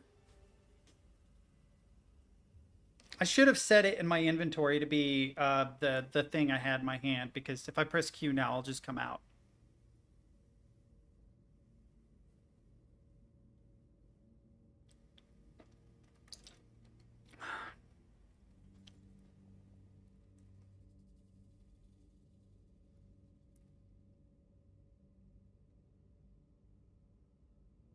God, a lot of waiting, right? I'm gonna have to learn how to speedrun this game so something actually happens. Otherwise, it's literally just me sitting here. Yeah, I know. I read the radar, though, and the radar said that he was distant enough that he was off the edge of my radar range. So I figured it would be safe to punch in the code and go through, and that was a mistake. It saw me and came after me.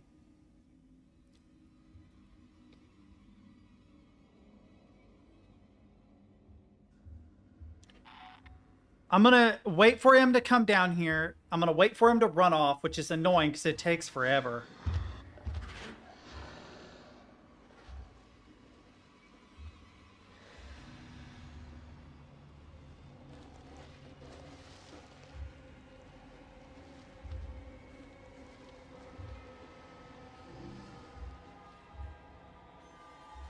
But then once he runs off, I'll throw the noisemaker. I don't know if that's a good idea or a bad idea, but we're going to try it because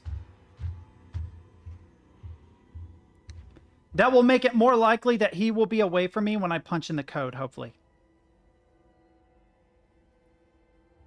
It's interesting that there's a vent on the right side, but there isn't a vent on the left side, which is where I would love for there to be one. The default difficulty, whatever that is.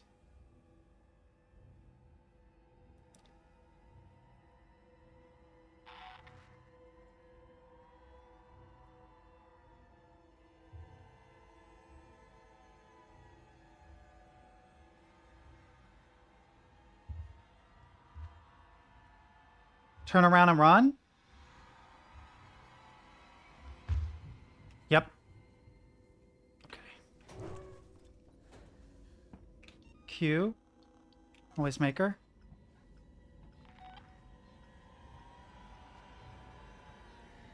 I'm gonna get up to this edge.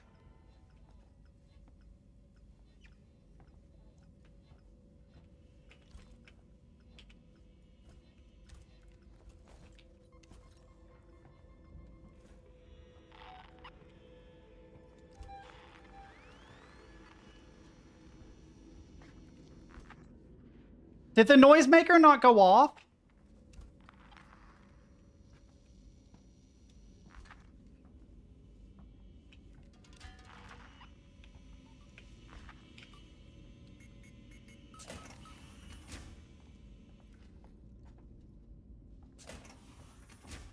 I don't think the noisemaker went off.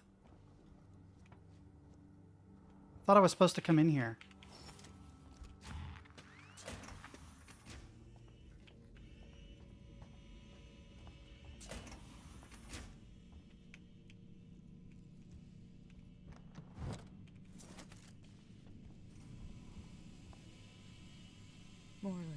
Morley.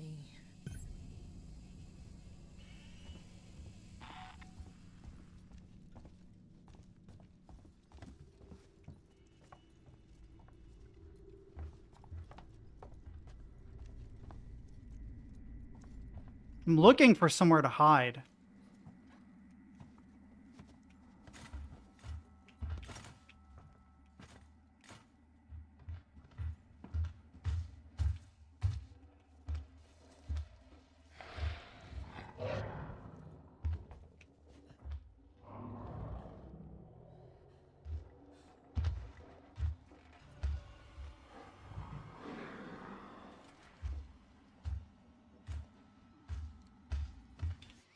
What does it say? Investigate rooms on Dr. Morley's rounds. Okay, it's off that way. How do I get there? Right? So hang on. So I came down the hall, right? That's the side room. I came through here around, and I'm currently here. The alien is going this way, I think, is the way that he's going to go. He's going to go out in this way, which means I'll meet him if he goes around in a circle. But I need to, I guess, how do I get there? Right, we're in staff quarters. Is there a doorway there? I wish it would have like a shaded region to let you know.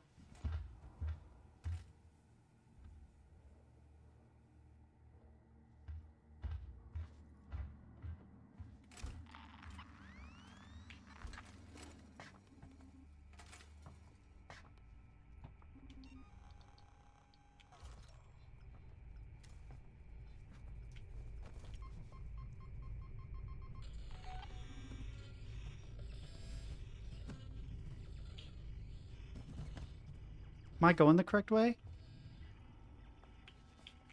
Here, hang on. I'm not doing it. I'm not trying to hide from the guy. I'm trying to figure out where the fuck I'm supposed to go. Okay, straight through maybe?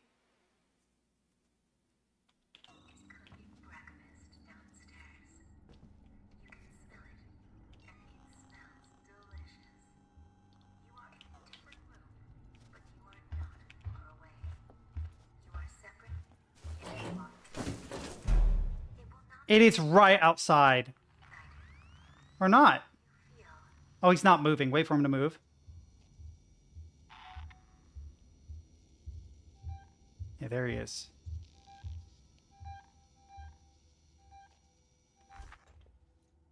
I'm going to see if he passes in front of this room, then I'll toss a flare and try to go around.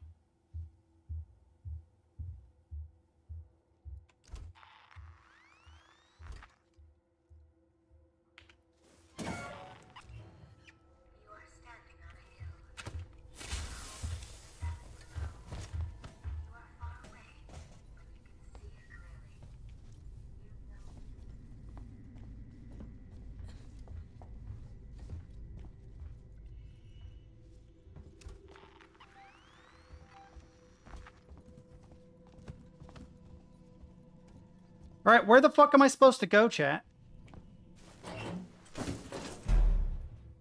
Oh, this won't work because I need to be able to see the map.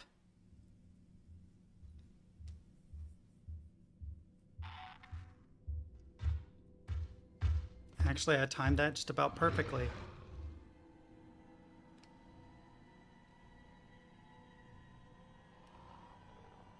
Please don't go right. Please go back the way you came.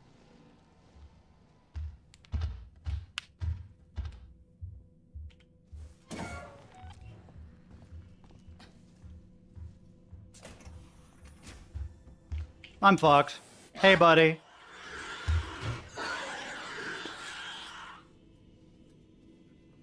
I gotta do all that all over again.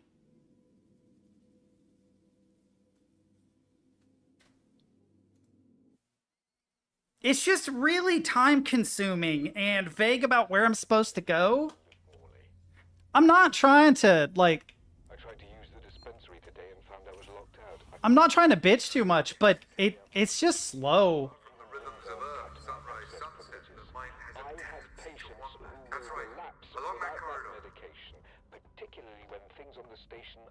All right, so here we go again. Patient care suffer. Consider this a formal warning. And for the record, I do not have a problem. Coleman out. So we go in here. That's Morley's office. The passcode should be in there somewhere. Right. It's 1702. We know that. I wonder if I could skip this if 1702 would just work. Hang on.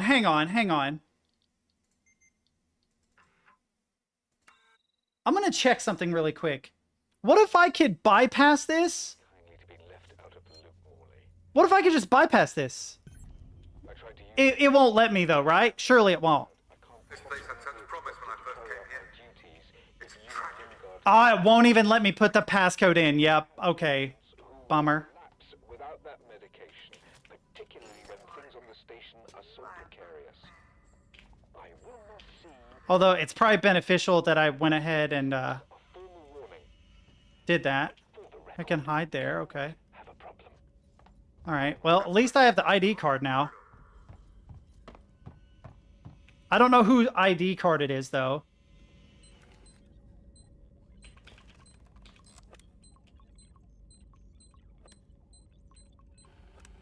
Okay. But now I should have an ID card and, That's Morley's office. The passcode should be in there somewhere. we know exactly where this is. Have you found the passcode? Yep. Look, we'll need the physical keycard too. Morley always kept it on him. Find him.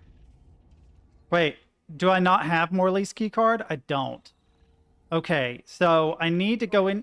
Medical facility quarantine. Oh, the fucking heads-up display won't let me. Facility quarantine breach detected.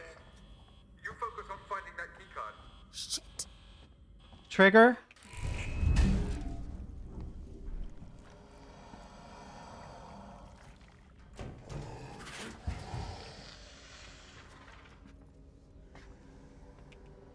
No, I understand. But I feel like because it's always able to zero in on my rough position, it makes it really difficult to deal with it. And I thought that the flare would distract it on Morinier's suggestion. It did not. It ignored the flare. 100%. He basically straight up ignored the flare. So the noisemaker maybe work. No, as far as I know, he didn't. What's up, Kyozi? As far as I know, he didn't come back.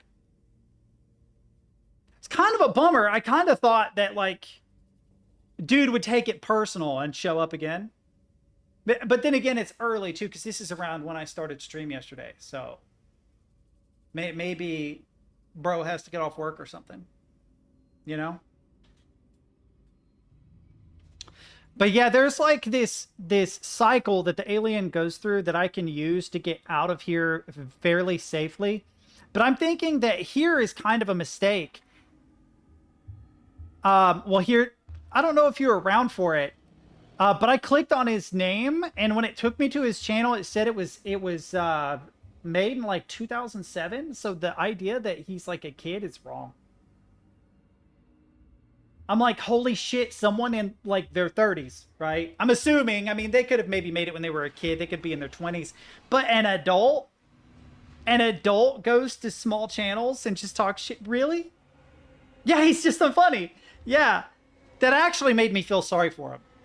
And I'm not saying that to talk shit like it actually does, because nobody who's happy does that. You know, if you're a kid, okay, you're a dumbass kid.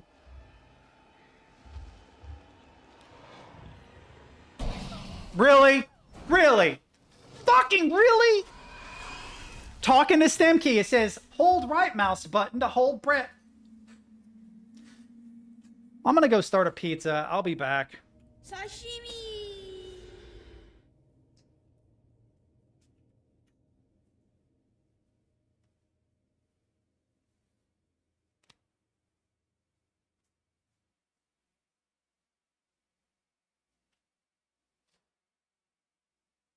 Oh no! Shit. I'm sorry. You're sending little shit.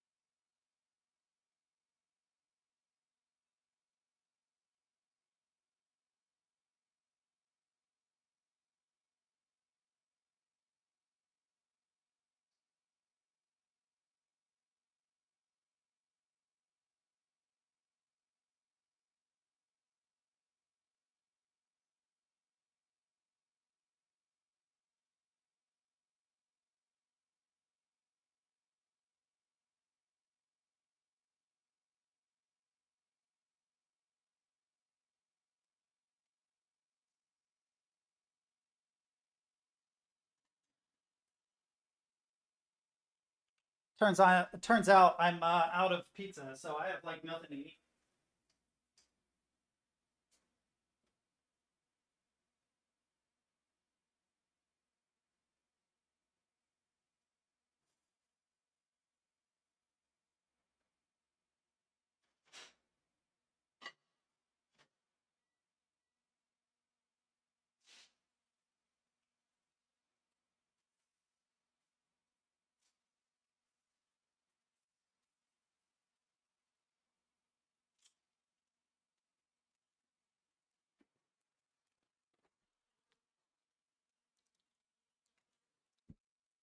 I guess I'm just really bad at this game. It seems like I have a lot of trouble doing things that other people didn't even notice.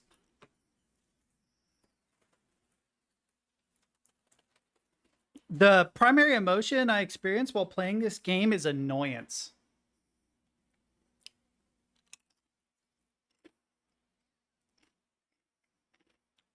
I'm less afraid and more annoyed.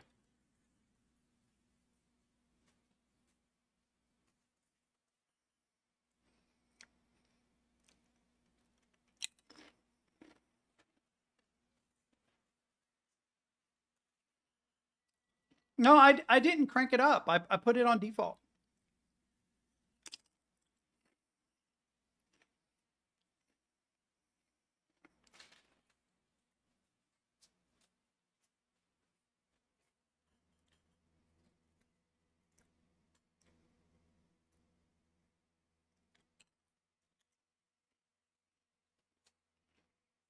I'm hungry as hell. Hang on.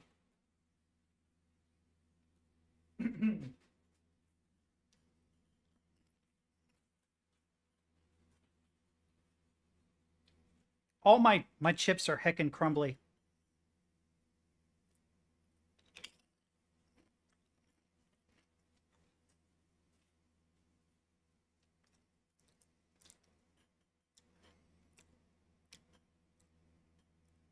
I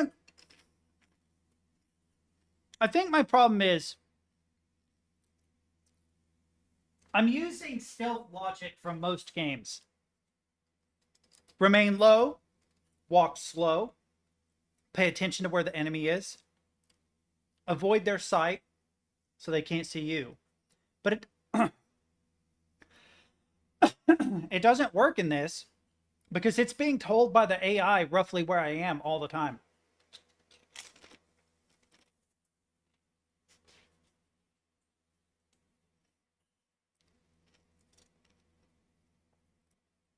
So just using passive stealth logic doesn't work.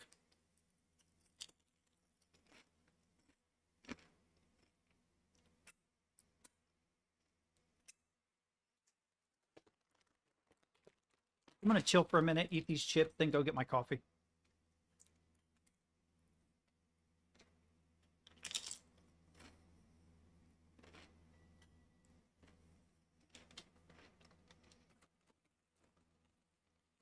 I think what I'm going to do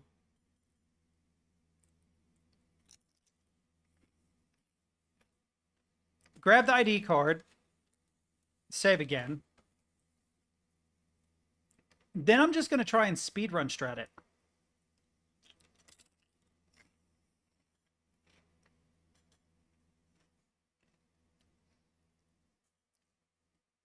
I'm not going to hide it all when it comes out.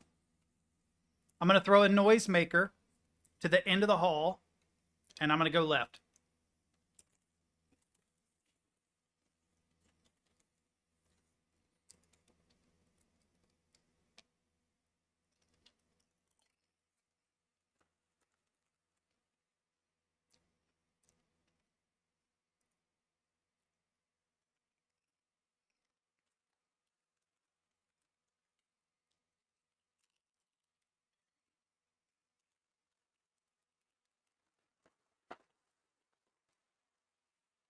Let me go get my coffee really quick.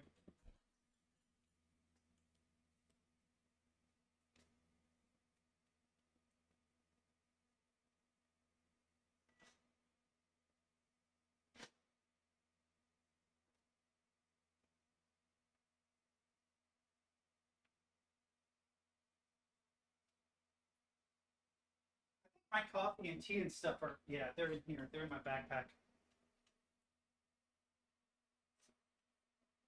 Right? Yep. Instant coffee, in case you guys are like, what do you mean there's coffee in your backpack? There is actually regular coffee in my backpack, too. But I have it unpacked from work, so.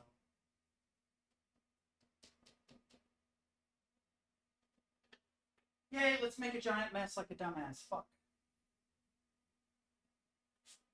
Oh, man, really? Damn. Oh well. Let that sit and mix, I guess. I don't kindly to be left out of the loop, Morley. You hear me? Well, I mean, yeah. It is kind of shitty that you did that. You're basically like, bro, you're so bad they've written articles about you.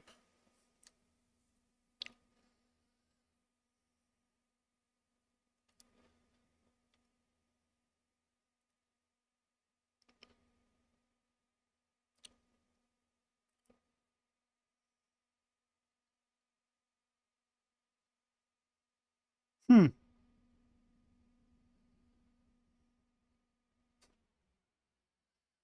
What's interesting though is I have done this, but I definitely experienced a measurable increase in cognitive ability from playing something long enough. I don't think there's ever been a game that I've played for a long time that I haven't had like a measurable increase in ability. I wouldn't go that far.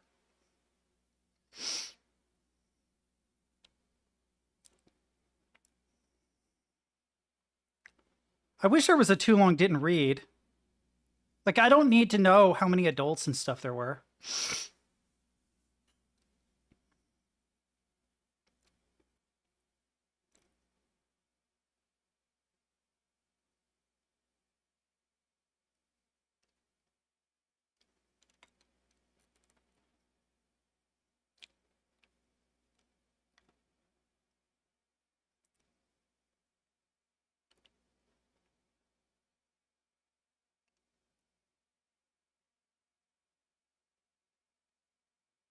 So that's interesting. So the reward center of my brain isn't being triggered if I'm bad at a game. I don't get the dopamine hit from having learned something, I guess. I tried to use the dispensary Headphones went to today sleep. and found I was locked out. I can't possibly be expected to carry out my duties. Far from the rhythms of Earth, sunrise, sunset, the mind has a tendency to wander. Without that Morley wasted far too much time on cloaking the mission. Will head the motions? I don't know what that means. It'll come to my motion sensor? This place had such promise when I first came here. It's a tragedy. That's right. Along that corridor. Have a problem. Coleman out.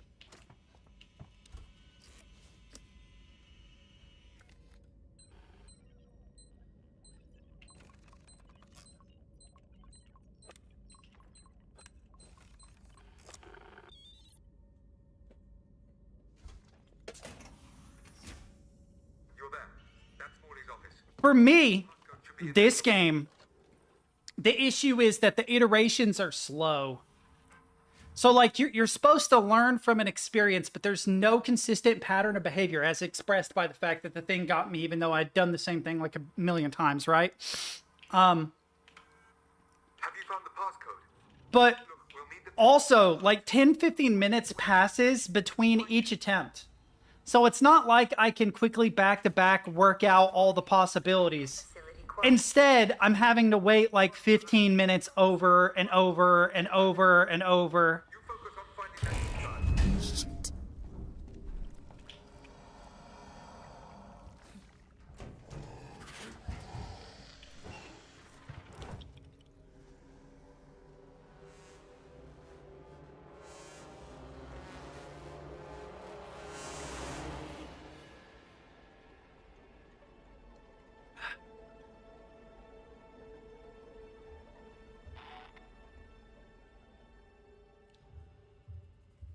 I meant to speedrun this, didn't I?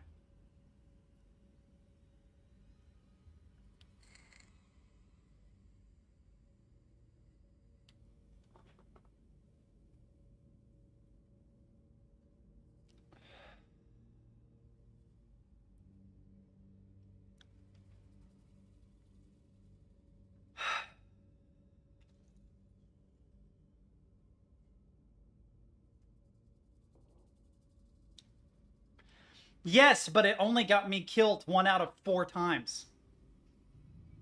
Right? So the possibility that this will get me killed, this specific strat right here, is 25%. That's not bad. I have a 75% success rate. Did you miss the other multiple attempts in which nothing happened and it was fine?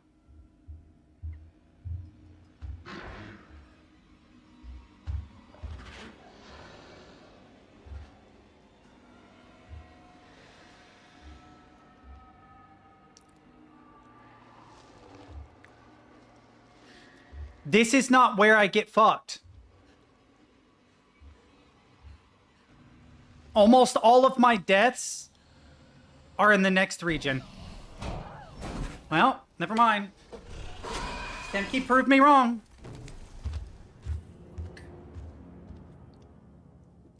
Alright, fuck it. Fuck it. I'm just gonna run around like a fucking maniac. So literally that's fucking, like, that's fucking unfair though. You mean to tell me that I now have nowhere to hide because the only, fuck.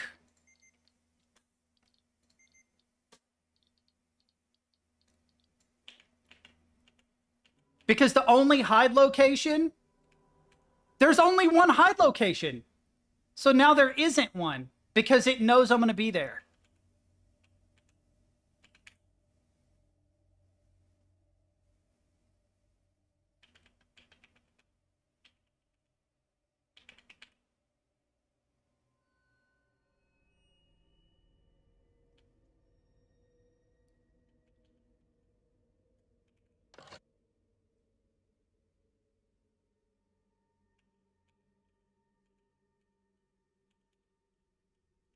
Okay. I'm gonna wait for him to get done talking, because it's really hard for me to talk. He's gonna say something else. I'm gonna work on it. Relax. I'm gonna try to find out what this is. Okay.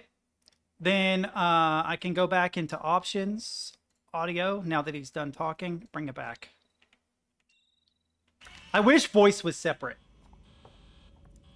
So there's nowhere to go. I'm gonna trigger him and go left. Fuck it.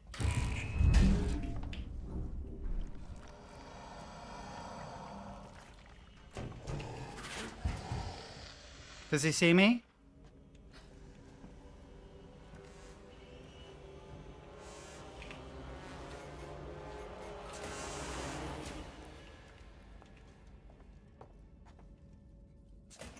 There's no point in going in that room. I need to go to the end. I meant to grab dude's ID card too. A26, A29, C21. I don't know where those are though. He just came in behind me.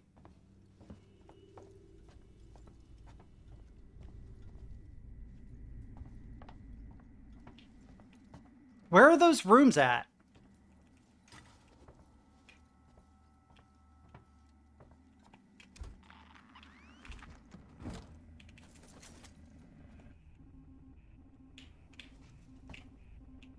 Q doesn't work. It won't let me bring up stuff.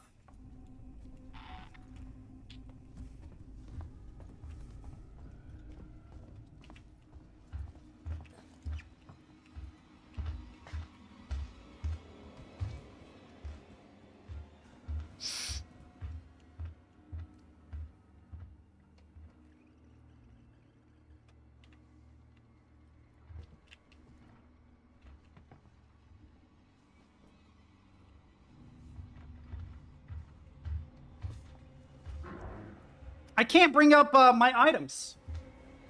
Is that a bug?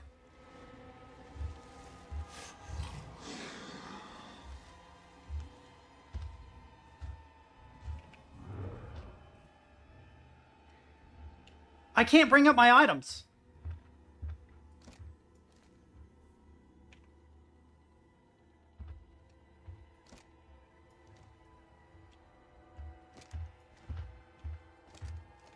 I can't change items. God damn it.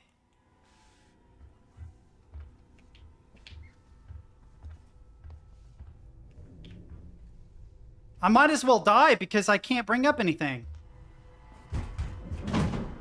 I'm dead. Oh, I'm not dead. Wait, where am I going?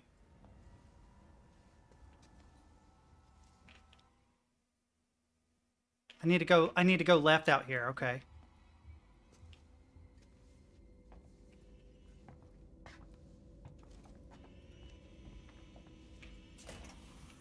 Wait, am I going that way?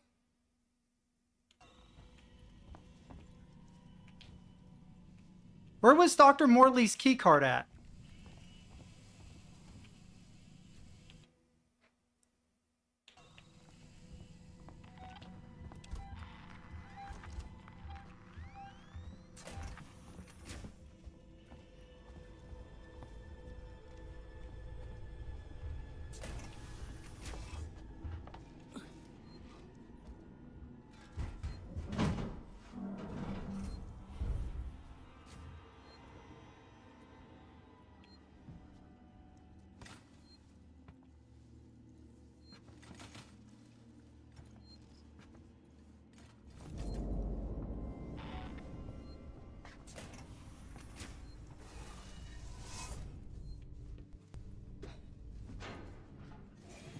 It's kind of a bummer because I cannot... Oh, is this a dead end? It is. It's kind of a bummer because, I'm dead.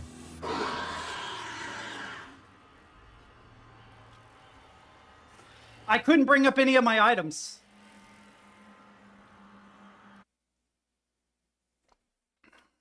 What am I supposed to do? Like, I can't... Oh, God, I have to hear this guy again? You hear me?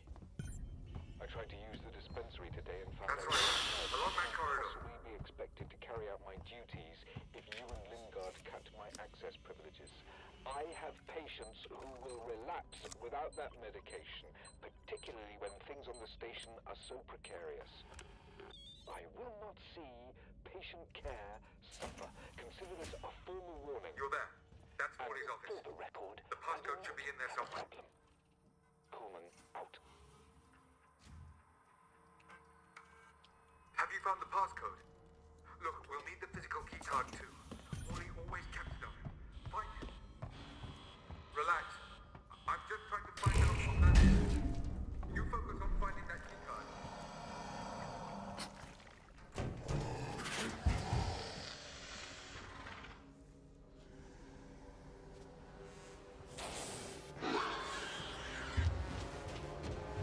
Oh, I'm dead. Okay, so that route won't work again because it's learned.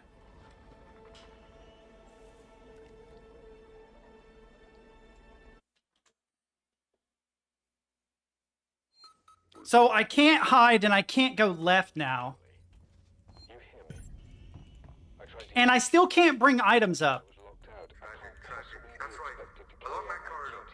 If you and Lingard cut my access privileges, I have patients who will relapse Is this... without that medication. That's not normal, right? I should be able to pick up items. Holding Q doesn't do anything. Patient care suffer. Consider this a formal warning.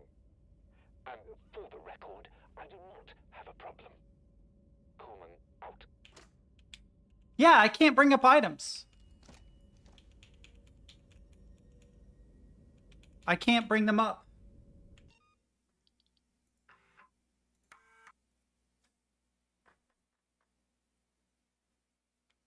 That's what I'm doing.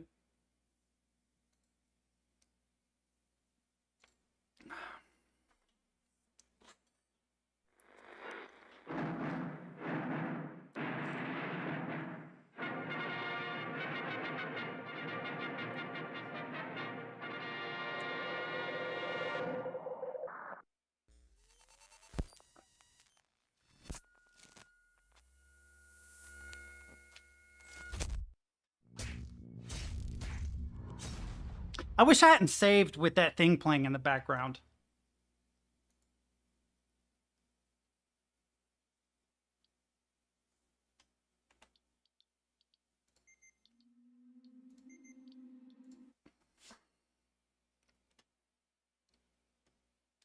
I'll try it again. I'll see if it'll bring up items. That would, if that is a bug, it's the third bug I found. See, now I can. Okay, yeah, this is, yeah, that's the third bug I found so far. That's right. Along that corridor. No, I did use a noisemaker. It helped me to get to that door to press the button, but that was when I was using this to hide. I can't use this to hide anymore. Because it knows that I'll do that and it'll come for me. But I also can't go left. So unfortunately, because I've died in this spot a bunch of times, I don't know what I can even do to get past just this section. Because the AI knows that I'm going to hide here. And it knows that I'm going to run that way. What other option is there? There's nowhere else to go here. Right? There's like nowhere else to go here. I am going to go grab this ID card. Does it say whose it is? It is a bright summer's day. You are in a cornfield. Behind you, the harvest. Right, I can't put that code in.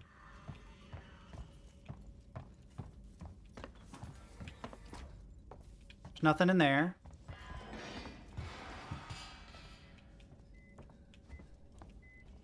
Oh, is this where I'm supposed to go? Oh, but it doesn't have any numbers or anything, so it doesn't say...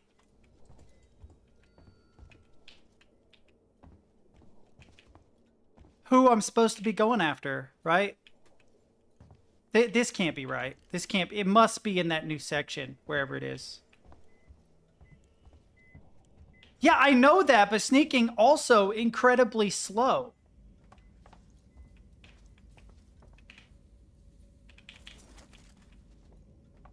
It doesn't have to sneak, so it's going to outpace me no matter what direction. Right, I know. I realize it's a trade-off.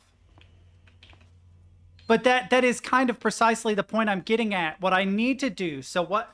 Here's my line of reasoning. Let me save again so I don't have to hear dude's voice.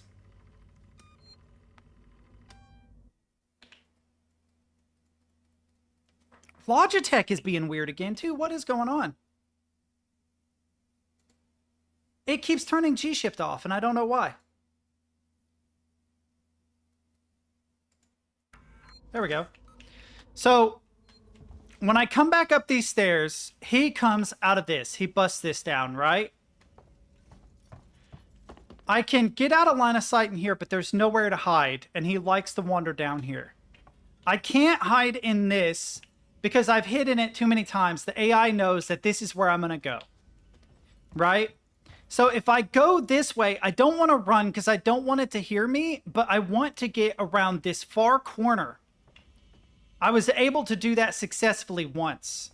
Get around this far corner by just walking. If I ran, he definitely would hear me. But it looks like what I'm going to have to do is walk and hide in this, but I have a feeling it's going to see me by the time I do. What it's done is it's got me boxed into this corner here. And because the AI learns from me, I'm running out of things I can potentially do other than throw a noisemaker and hope for the best. And the locations for things are like super ambiguous. It's like this big region. If I knew where things were, I could just go grab them and move on. But I don't. I don't know where they are. And because I don't know where they are, I have to wander around. Have you found the pub? Right? Look, we'll need the physical keycard too. Morley always kept it up. Find him. Relax. I'm just trying to find out what that is. You focus on finding your keycard.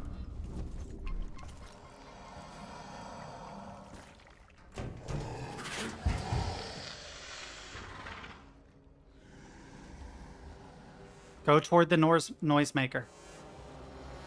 Okay, good. Okay, good.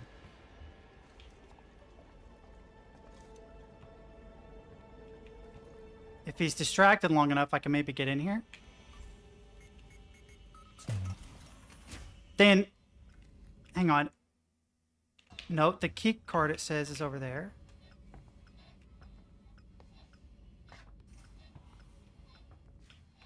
Oh shit, what's blocking me? Okay, so I need to go through here. So it seems that the noisemaker... Alright, so we've got through to this section. But we need to go to wherever that is. It says Morley's keycard is in here, but I don't see it anywhere. Do you guys? Where the fuck is Morley's keycard?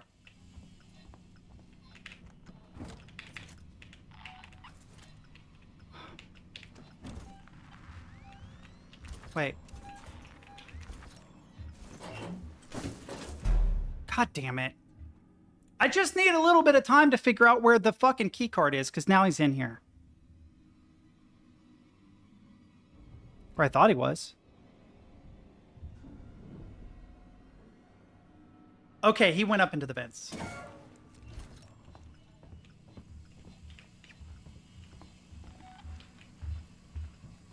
Fuck, I'm fucked.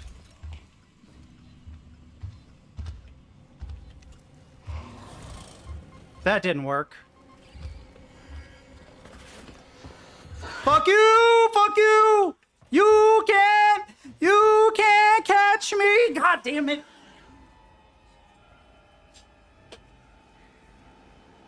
Yeah, guys, I guess I just suck. I guess I'm not learning. I don't know what to do. I'm stuck here. I'm hardcore stuck because it's just on my ass so quickly. Like, I don't know what to do. I need like 1 million more noisemakers.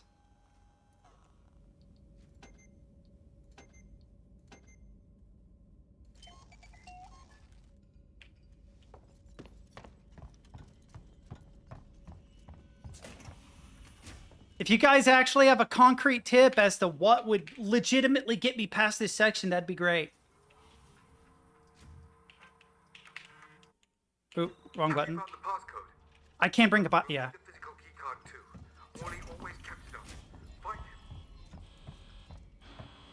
Relax. I'm just trying to find out what that is. You focus on finding that keycard.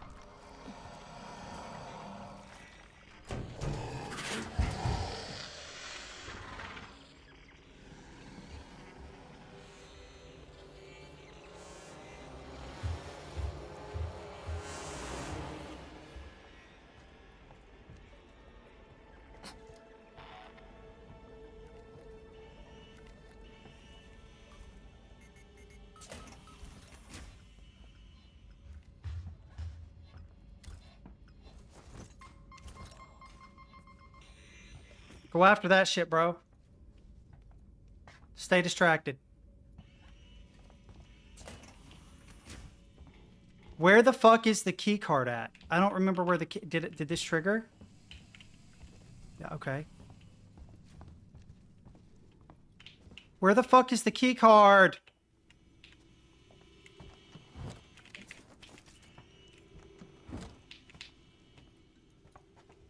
Oh, is that it? No, that's not it.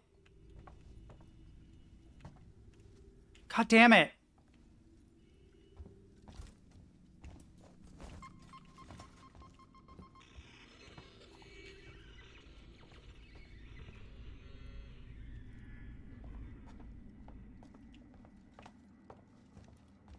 Where the fuck is this key card at, dude?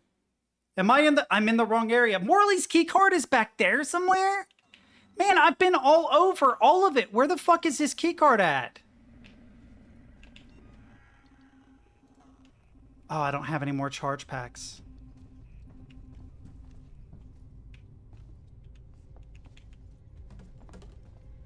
All right, well, I'm gonna die again. Because apparently the key card is in this area, but it is hidden as a motherfucker. I don't know where it is. Where the fuck is Morley's key card at?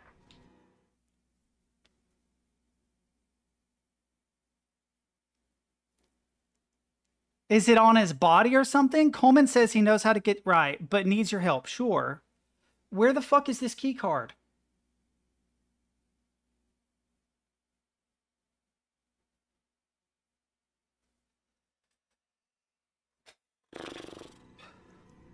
I may just load a save and keep trying this without dying so I don't give it a... It's coming in now.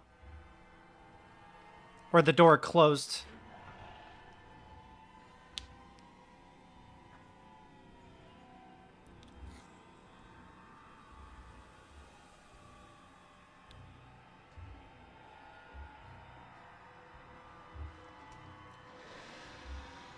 It's gonna hear me. No?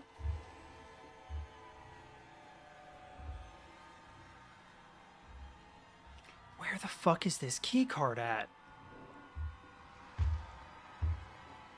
Why, did you look it up?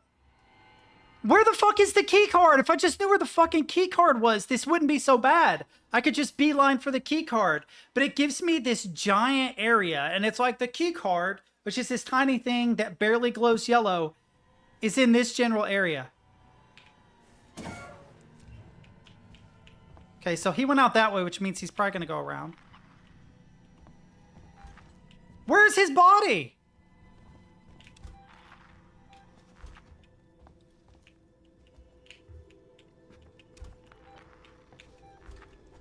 Where's his body at?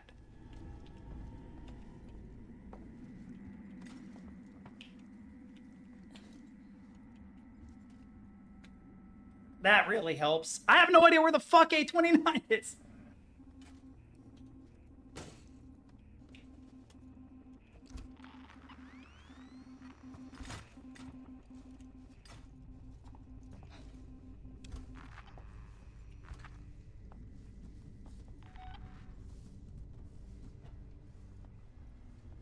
Is he near?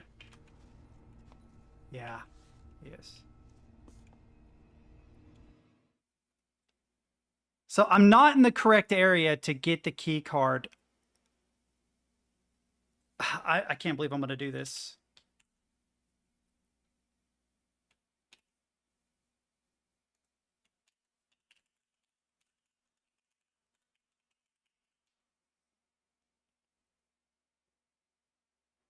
Continue straight to room A29, which is behind the first door on your left. What?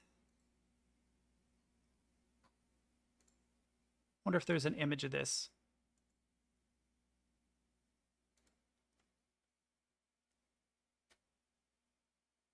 Dude, this is clear as mud. I don't want to watch a video playthrough. I just want to know where the fuck this is. Oh well. Don't know. They're saying first door on left. I get that within the context of whatever that is. It probably makes sense.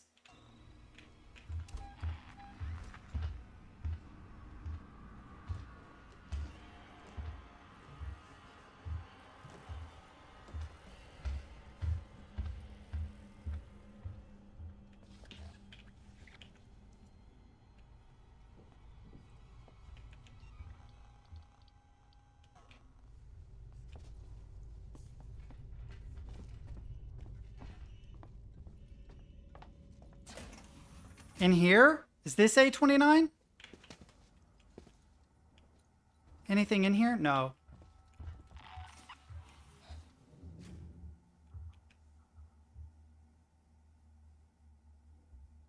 I don't want to die in this room again. It says it's here.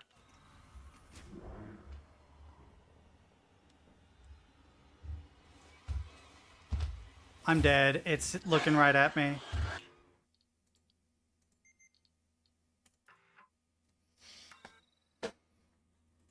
All right. Attempt number 642. Dude, I already tried to outrun it. You can't. You cannot outrun it. What are you talking about? I tried to outrun it once. It catches up. It is way faster than you.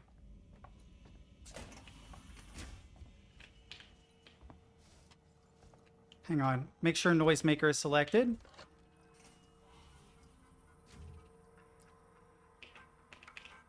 Have you found the passcode? Look, we'll need the physical keycard too. Wally always kept it on. Find him.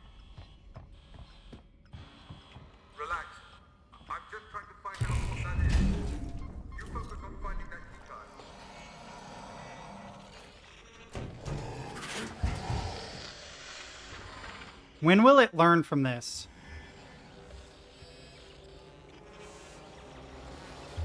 Okay, it still hasn't learned from this, thankfully.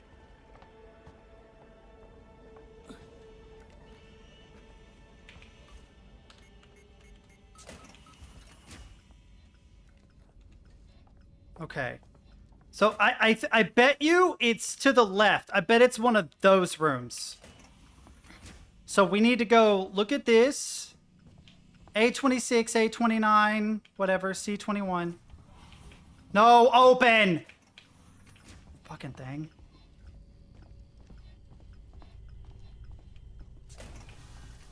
No? Private rooms.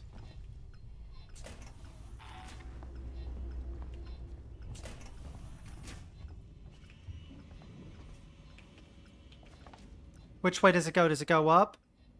A29.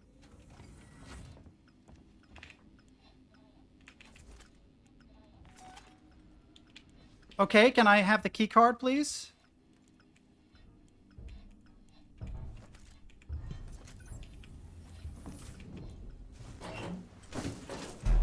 See, if I know exactly where it is, I can get through it okay, I think. But now I have to go back out all the way up here. All right, so this goes back out. Primary care floor. Okay, left. So right, follow the hallway. Left. Left. Straight, I guess? I'm not sure how I'm getting here.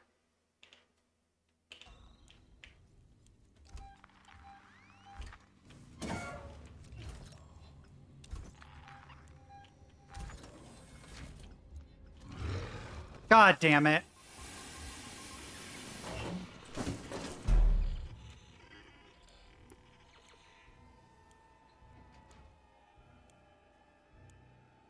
Wait, did it not see me? You're kidding.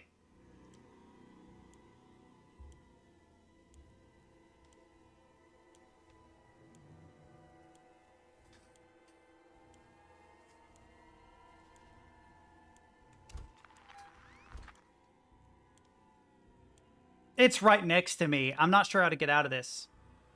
I don't think throwing a noisemaker at its face helped me very much there.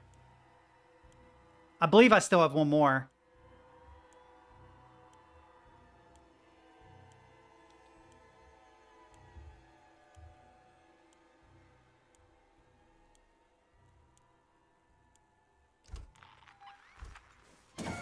Wait, did it leave?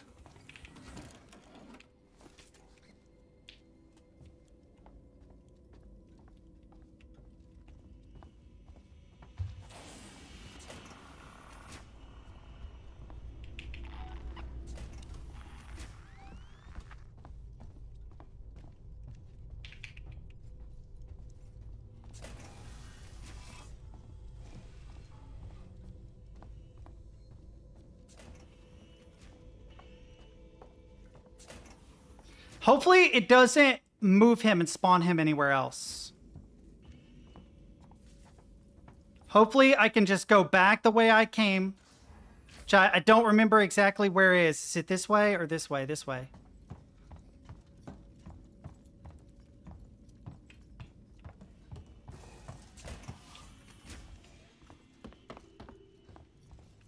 Damn you, Coleman! You knew that thing was here! Now that's unfair. I thought it might be there. There's a difference. Now, the passcode. 1702, okay? Now let's get down to the dispensary. Of course, of course. A promise is a promise. I'm sorry for putting you through this. I'm going to step into the other room to punch the code in and prime the elevator. Then we can use the key card to take the elevator down. He's gonna die by the alien. That experience, though, is super frustrating, man. And you know why it was frustrating? Because this circle. So it was telling me to look like here when where I needed to go was here. That's why I kept hovering around that same area and getting killed over and over. Was because I was operating under the assumption that it was telling me the right place to go, and it wasn't. That's where the room number is, Things and we can leave. but not the room.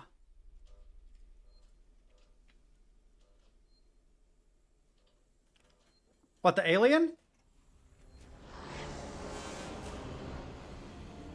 Hang on. Where am I going? I don't know where this elevator is.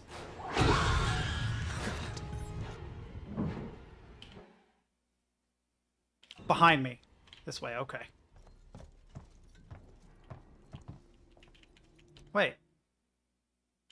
Okay. Ah.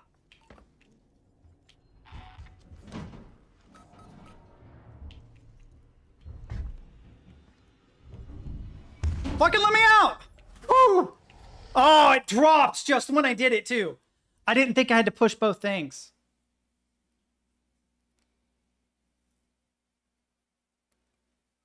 Yeah, that just getting lost is frustrating. Getting lost is frustrating. Cuz it's like, man, I feel like I could get through this if I just knew where the fuck it was I was going.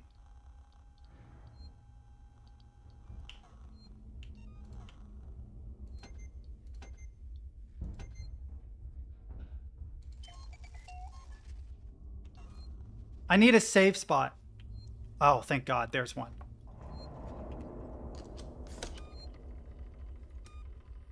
I thought as soon as I swiped the key card that I'd be okay. That was not the case. It's not moving currently, but I need to figure out where I'm going. Big, vague thing. Okay.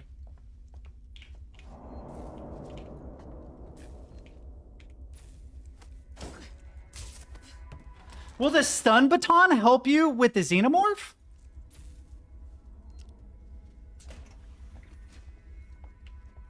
I feel like it really wouldn't like electricity.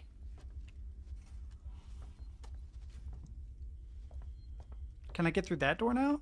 Oh, I can't.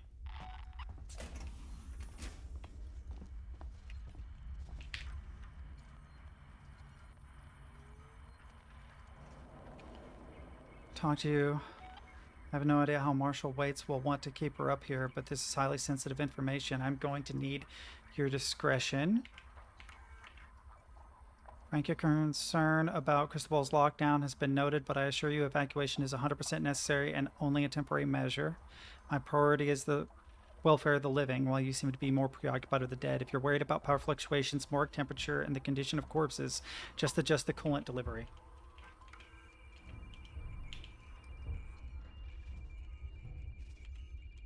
I meant to see if there was audio.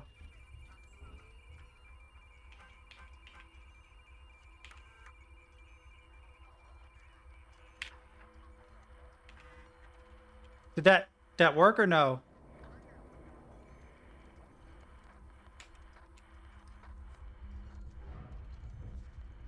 Oh, I knew what you meant. That's fine. You just missed a letter. That's no big deal.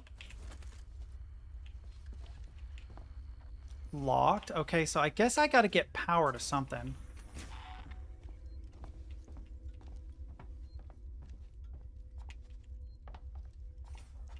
I had a weird thing the other day on my keyboard where it was missing letters, but I built the damn thing, so it's probably my fault. Okay. I'm gonna save again real quick just so I don't have to go through all that again.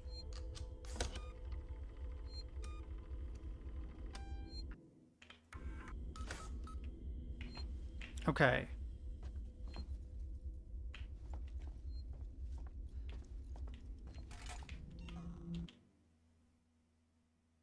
I can't get through there.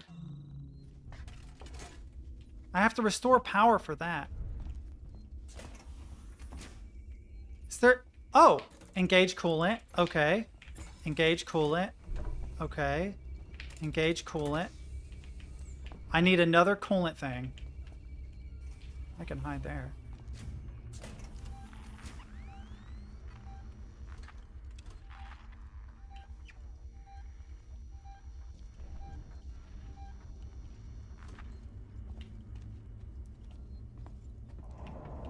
Just out of pure curiosity,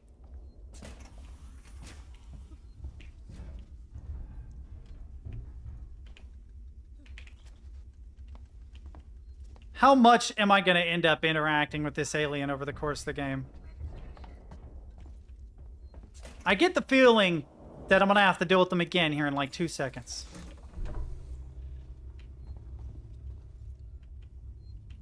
That's fine.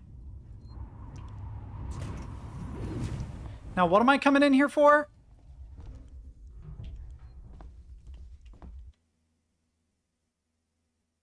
Find a trauma kit. I'm guessing it's in here somewhere.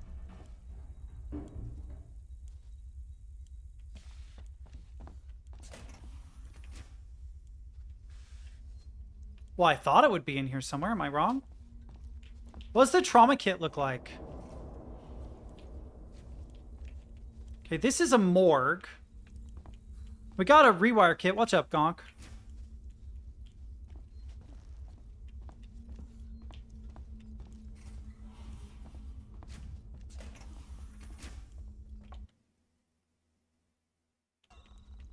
Well, now I'm just a little bit confused. Dude, salt and vinegar chips are kind of fire, actually. Oh, hang on. Wait. Activate and restore cooling to optimum. Yep.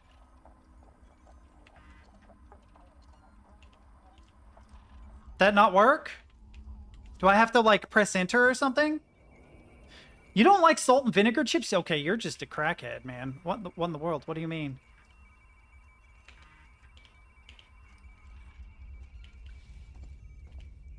Trauma kit. Where the fuck is a trauma kit?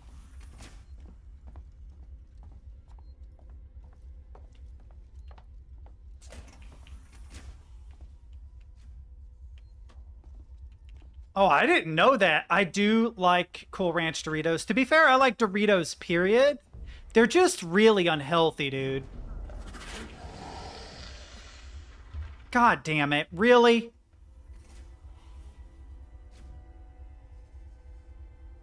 Really?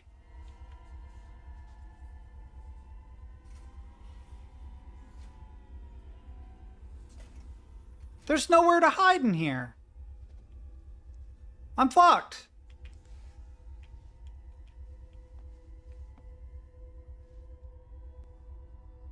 Can it see through glass?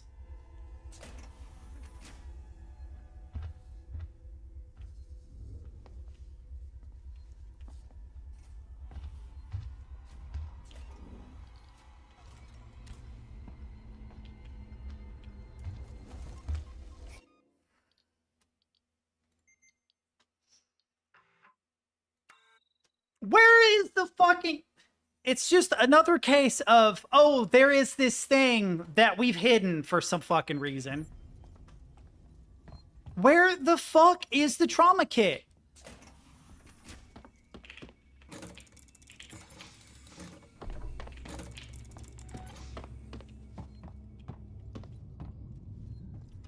I'm expecting something white with a big red cross on it, kinda. You know what I mean?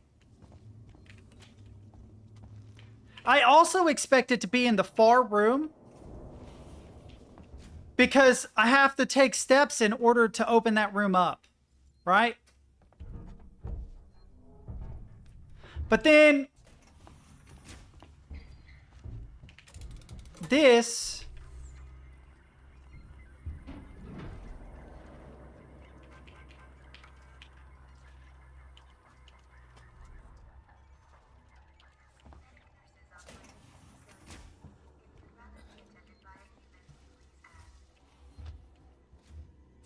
Okay, what about the alien should I be monitoring?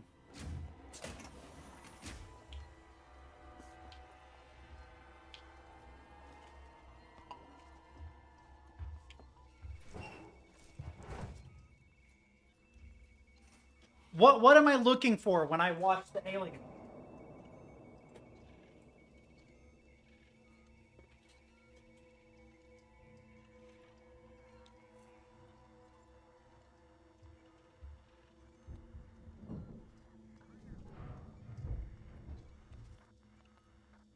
Well, now he's in vents.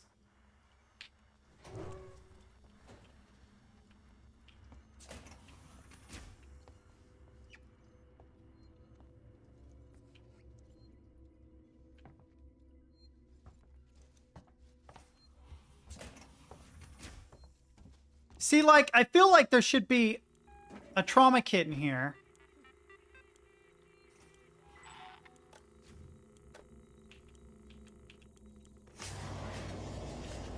Samuels. There's Ah. Dr. Lingard, senior medical officer. Should be able to find out where they're keeping everything in her office. Good luck, Ripley. Okay, investigate Lingard's office for information. Where is this vent at?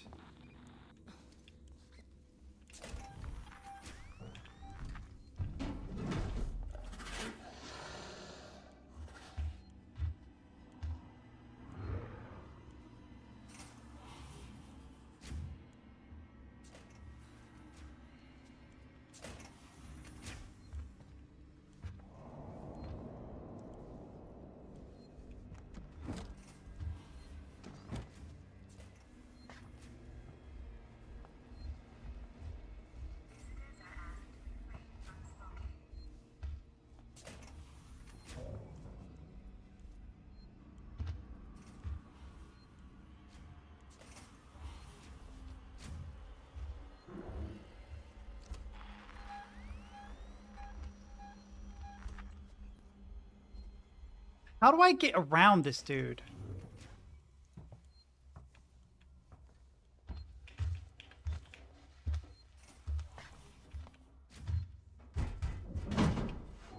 Okay. The problem is I have to throw the noisemaker in the direction of the vents. I'm guessing it's this vent I need to take.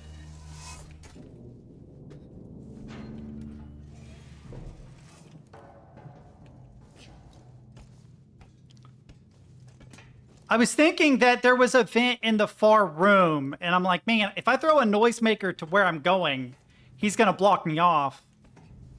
But I...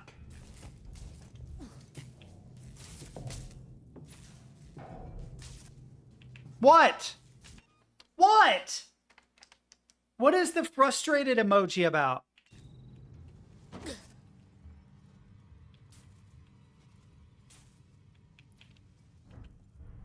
Yeah, but he sucks. What he don't know won't hurt him.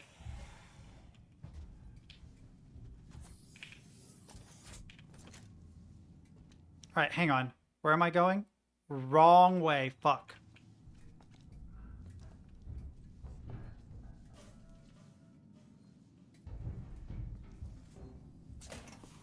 Bet you this is where I'm going, right? Yep.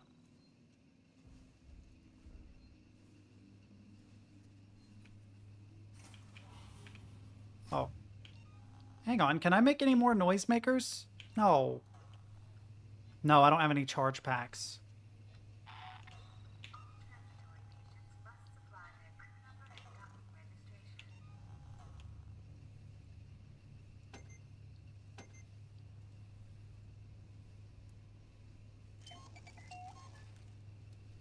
Wait, did that help me with scrap? Will that let me collect this? It will. Okay, good.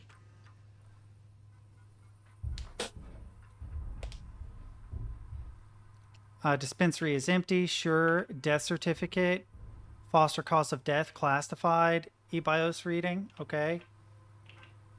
Report Lingard report statement. Right. What am I doing? Investigate Lingard's. Okay.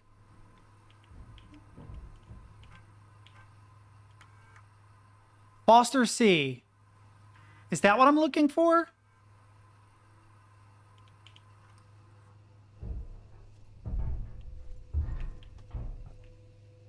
Is there a vent in this room? Fuck, there is.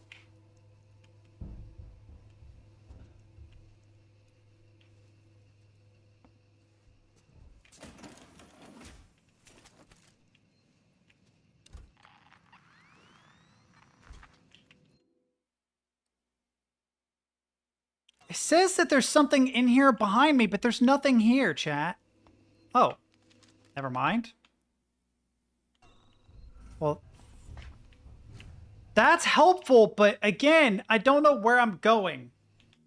It just says to investigate Lingard's office for information. Well, I just investigated this. There's nothing in here that's useful.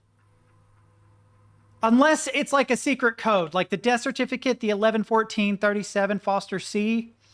That right there makes me think that there may be something dealing with this Foster guy. Maybe I gotta find like him in the morgue or something. You know what I mean? And then there's this Lingard report. It says 13th November, right? So he died on 13/11/2137. Code? I don't know. But what else is in this room that could be of any fucking interest? Right? There isn't anything as far as I can tell. Revolver ammo. That's cool. So I'm trying to think, like, I'm in here, but what am I looking for? Yeah, it's definitely pointing me to the computer. Am I dumb? Am I dumb, chat? Is there something in here that I'm, like, blind to? Is there a utility? Oh, wait. Oh, my God. I had to press E. Are you kidding? Senior Medical Officer to Sevastopol Station. I am an idiot. Shut up, chat. I want to state for the record. I have been placed under duress with regards to the compromise patient 0. And Ransom, Season's head of operations, he made certain threats for my career and my certification. I want that on record. God. That woman needed help.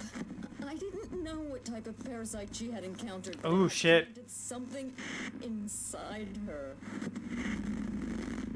I am so sorry.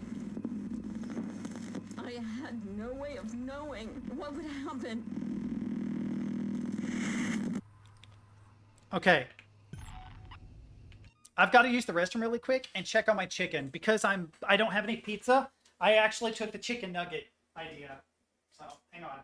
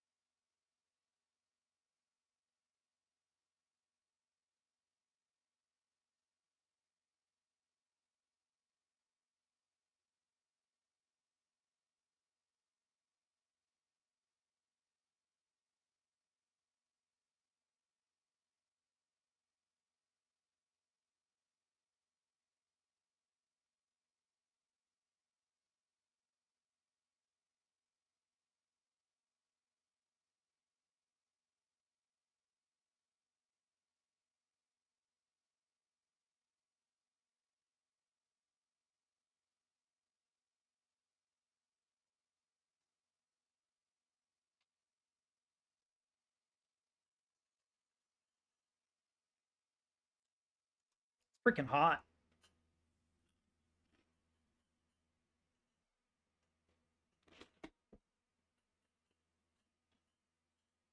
All right, let that cool.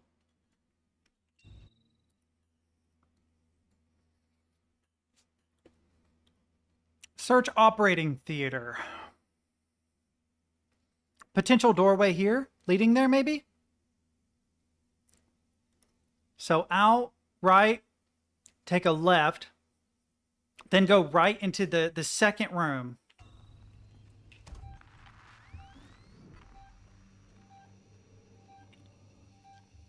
Bro is where I need to go.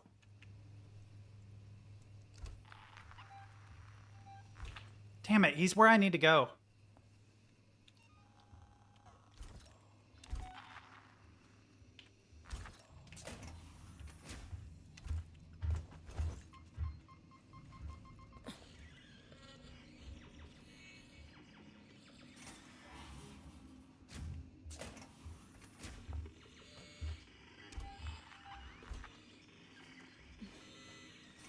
Mistake? I think I made a mistake doing that.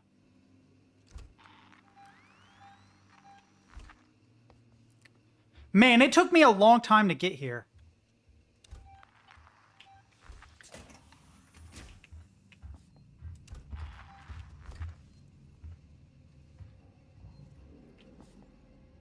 I wonder how I can get around this guy. I don't know the layout very well, other than I need to go where he is. How is he going around, though? Because he was over here. Oh, he's going all... Damn, that's fast. Okay, so then maybe I need to go around this way, but that might be blocked off. I need him to be over here.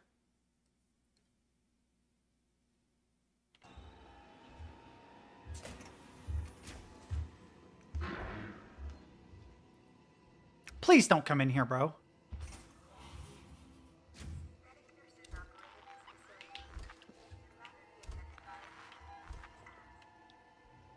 He started coming back toward me. I need him.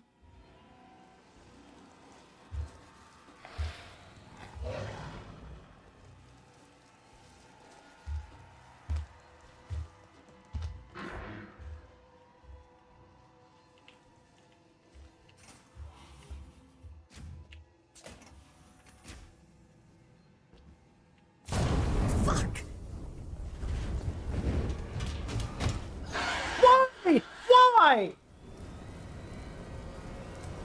Why? Fucking why, dude? That's so dumb. I literally get the exact opening I need, and the game is like, you know what we're gonna do? Oh, I made sound, not the giant fiery fucking explosion. Are you high?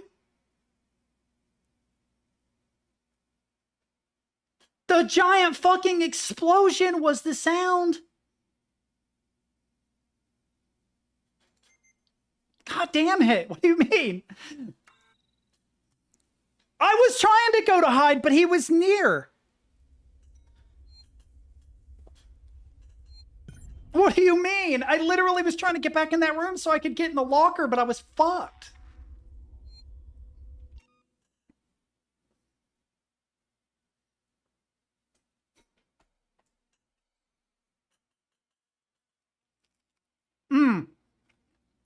Alien was behind me. I legit was like, I know this is going to burn me, but maybe it'll just do damage and I'll be able to get through. That was my thought. I was like, I have medkits.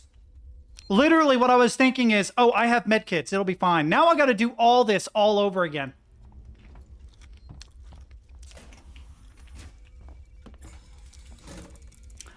Yeah, but I can't know that it's... Never mind. It doesn't matter.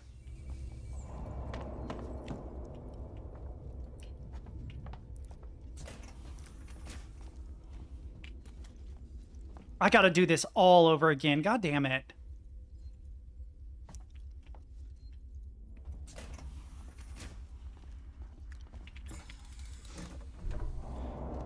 The alien is gonna come out.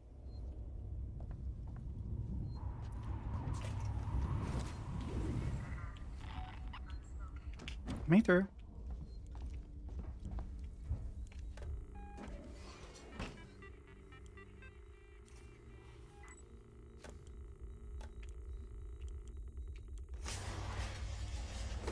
Samuels, there's a Dr. Lingard, senior medical officer. Should be able to find out where they're keeping everything in her office. Good luck, Ripley. Hurry if you can. Alien shows up. She immediately starts talking.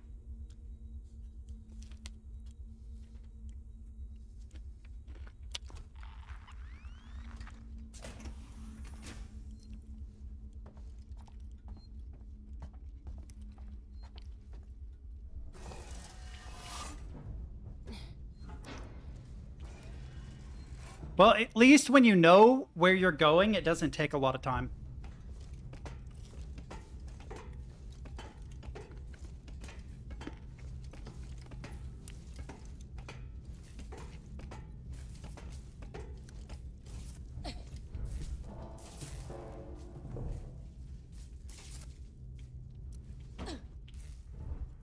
Which way did I go, chat? This way, right? And then to the right? No? Hang on. Yeah, wrong way. Was it through here? Oh, where I was going? Really? This way? And then it was left, right?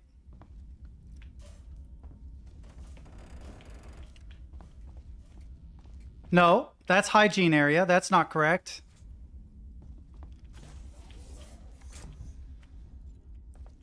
I need to get to the senior blah blah blah. This way. There it is.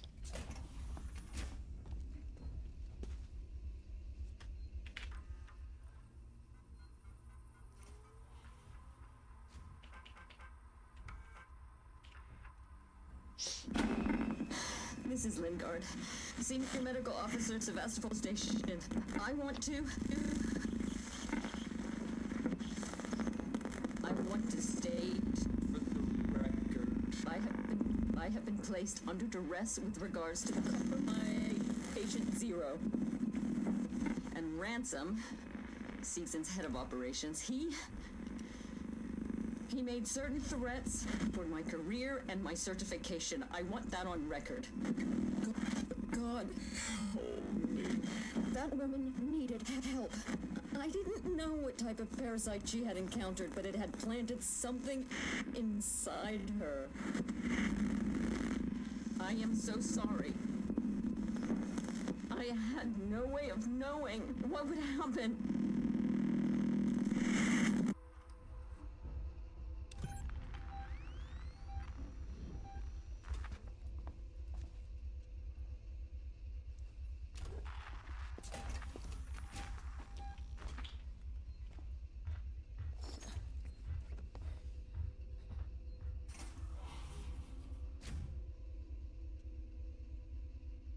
Oh, they did a great job. Yeah, the story and everything is amazing. Wandering around aimlessly looking for stuff is literally the only real complaint I have about this. The only thing in this game that frustrates me is not knowing exactly, not having a better indicator of where to go. That is about the only real complaint I can make. Graphically good, right? Mechanics are solid. The alien being able to find you is kind of shitty, but I get why they did that. I don't think the game, I think the game would be less fun if the alien were worse at finding you. Just gonna be honest. Yeah, it's frustrating, but whatever.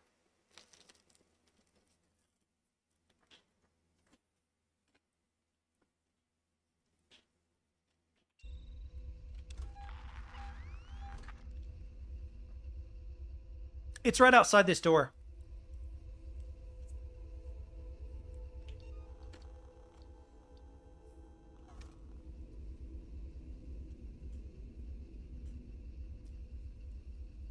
Can it see through smoke bombs?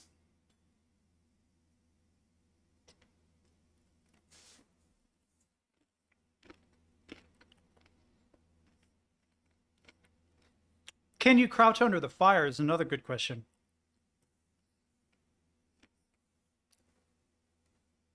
Yeah, the game does snitch.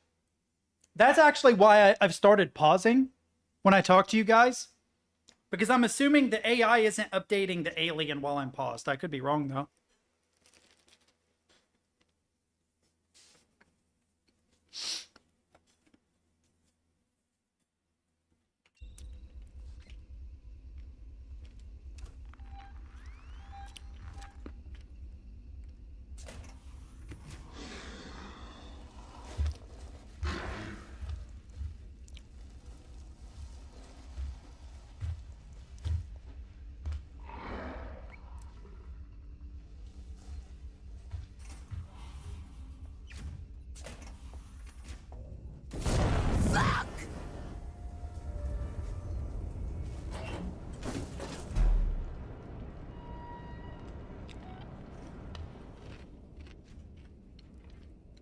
Does it not come to investigate that?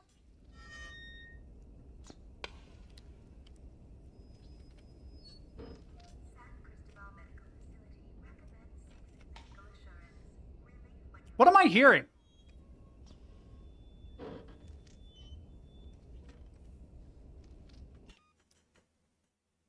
What am I hearing in the background there? Sounds like someone messing with the speaker system. Is just something else breaking, maybe? I don't know.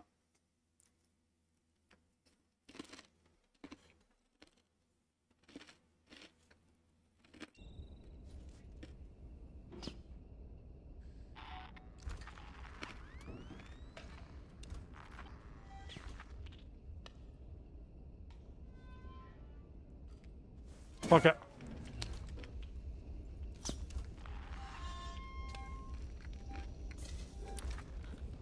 All right, can I get under this fire? Or do I have to go through... do I have to go through Senor Alien here?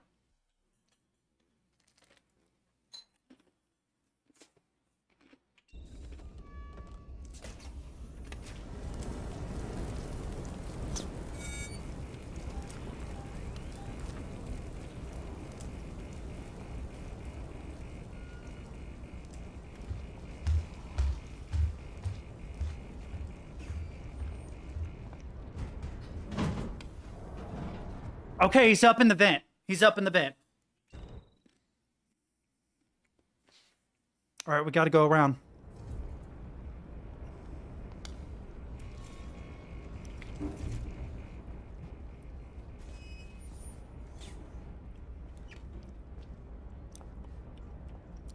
Trying not to make sound. Do I need to go straight here and through this, or left and then right? Oh God, I don't know which way I'm supposed to go, chat. Can't go that way, okay. That answers that question. We're going through here. Or I thought we were. This door is locked. Wait. Key card required. You fucking kidding.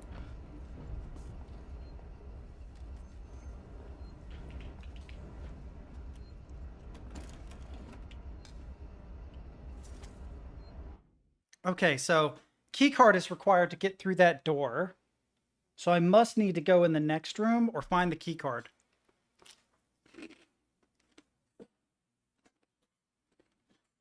Right?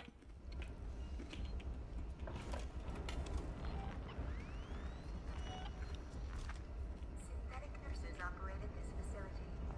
You'd rather be attended by a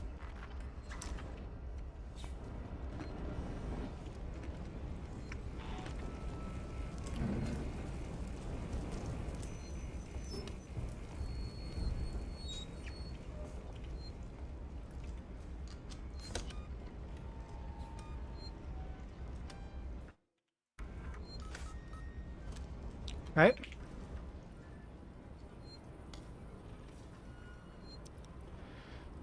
Morley update and codes. 2505 for what?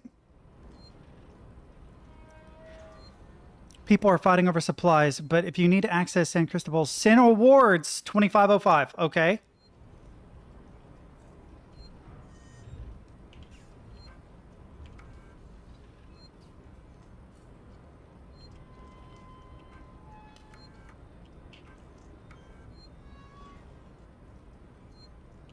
Let's listen to the audio first. Dr. Lingard, this is Ransom. Remember me? Your friendly Seeks and Chief Executive. Lingard, you don't drop by, you don't call. Aren't we pals anymore? Oh well, we're both busy people. And after all, I have lots of other friends. Some of them have badges. One of them told me you called Marshal Waits about a, shall we say, interesting find. I want in. No arguments. After all, how much does Waits really know about you? Not as much as your old friend here. And I bet he wouldn't be as understanding about black market med supplies. I look forward to your call, Doc.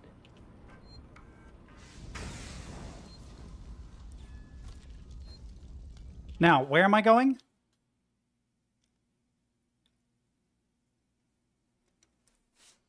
I don't know what Straftat is. Right, so now I've got a shortcut through there. Oh, no, that won't give me a trauma kit. No shit, that's sick.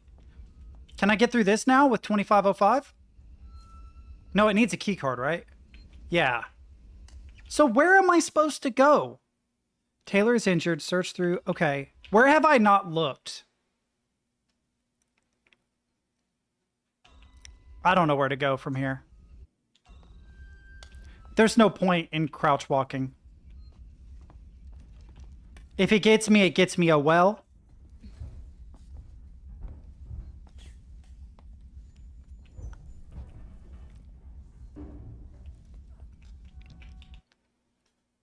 There is a, yeah, this circle, right? There's no doorway in here, right? There's no doorway in here, and I need a key card for this doorway. So it's saying to search for this is less helpful than finding the key card I need to open it, right?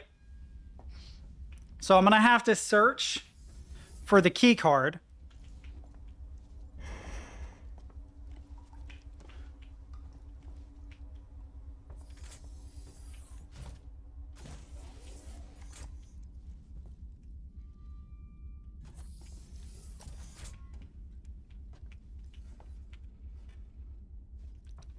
Okay, so I don't need any more flares. Wait, can't get back behind that. Okay. That looks cool. I think that's meant to be like a Jimi Hendrix thing. I can't do anything with the channel search. All right, where am I at?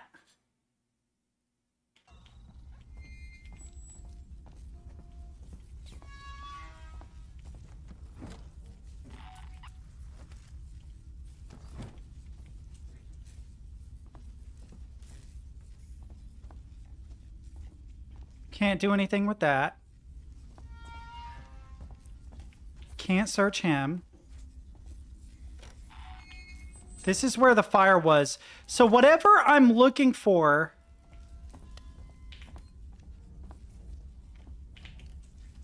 must be near this security area. There must be like a vent. Another flare I can't use. There must be, oh. Oh my God, are you fucking kidding? 2505. I'm just blind. And that gives, are you serious? Samuels, I'm on my way. To be fair, that used to be the way all multiplayer games were.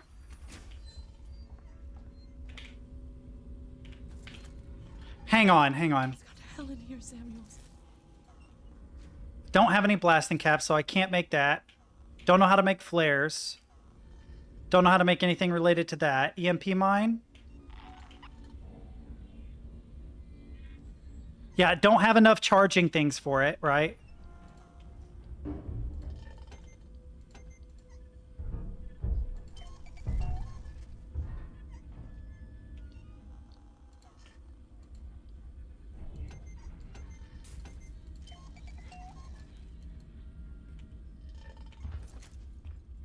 Oh, great. He's down here with me. Where am I going? Yeah, this will go around behind it, I think.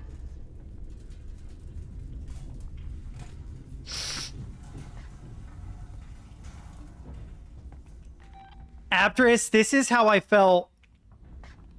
Oh, shit.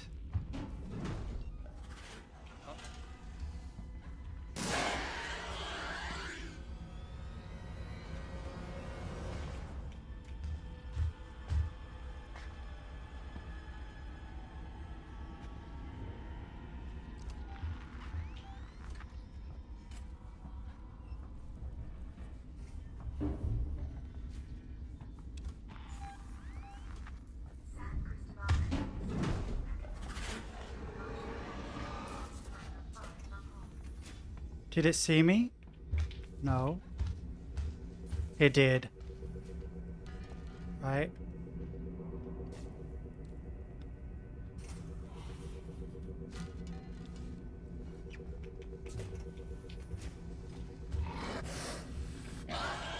Damn it. I don't know how he got behind me. I don't know how dude got behind me. Oh. Wait, I have a good question.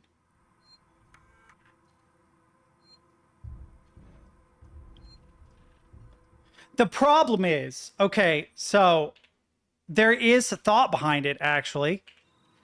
The thought is that it learns from successfully, or potentially learns from successfully getting me and how it got me before. So the fewer instances where it's able to get me, the less it's able to learn.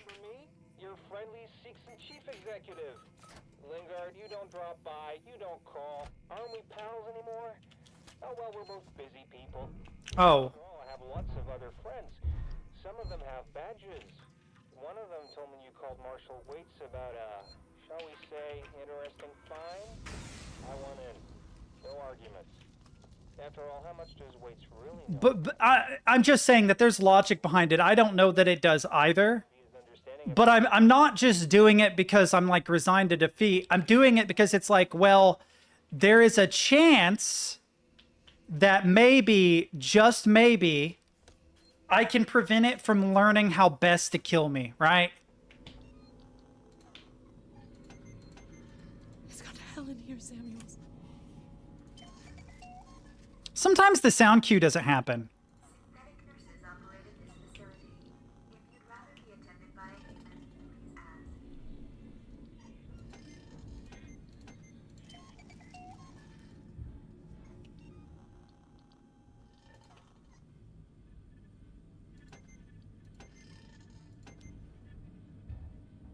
What?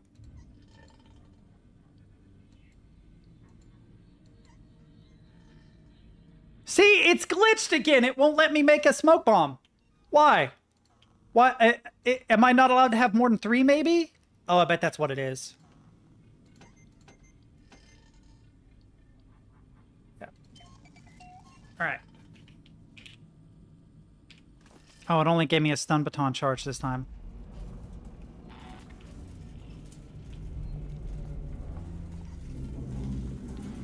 Right, so there's a dude down here, but he's gonna get waxed by this alien.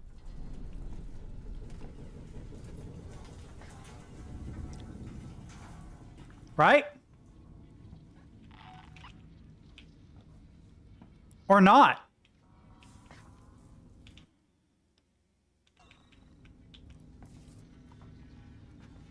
Can't trust anyone.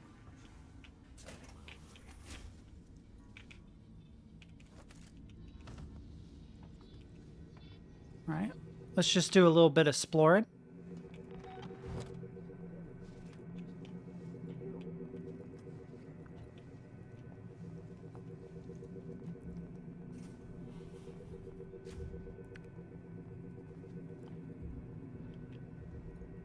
So apparently it doesn't kill them consistently.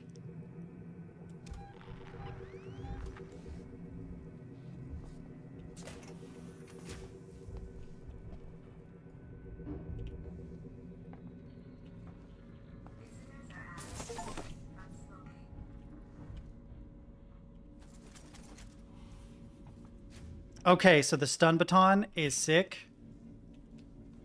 Super, super helpful. All right, where am I going? Yep, around this left side here. Dude, that stun baton, silently getting rid of that guy is amazing.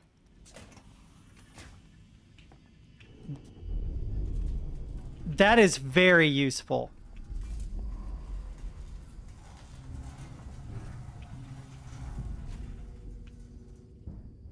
Did that close behind me? It must be in the vents. Okay, where am I going? Shit. This isn't the correct way. This isn't the correct way because there's no escape from the ER that leads there.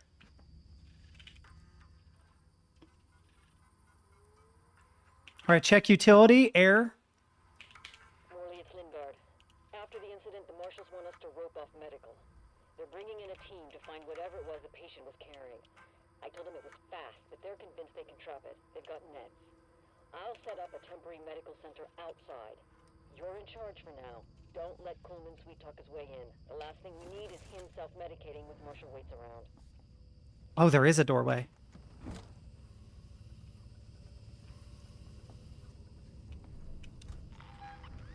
Okay, it's to my right.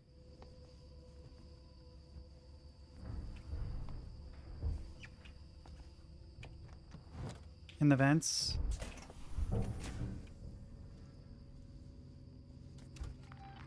Okay, it's kind of far away.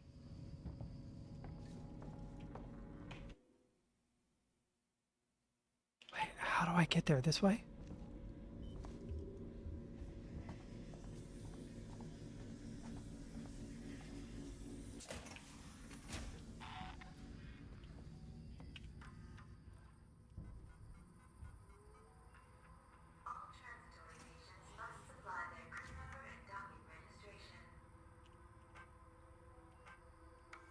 Turner, we've had something go down here in San Cristobal.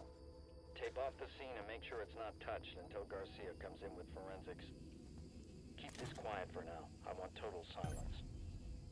Last thing this station needs is a panic. And one other thing. If I find out who... Okay. All right. So I'm going to try going left through here to see if it will shortcut me to the ER. If I can go left through here, it might help me to get through more quickly. fucking badge.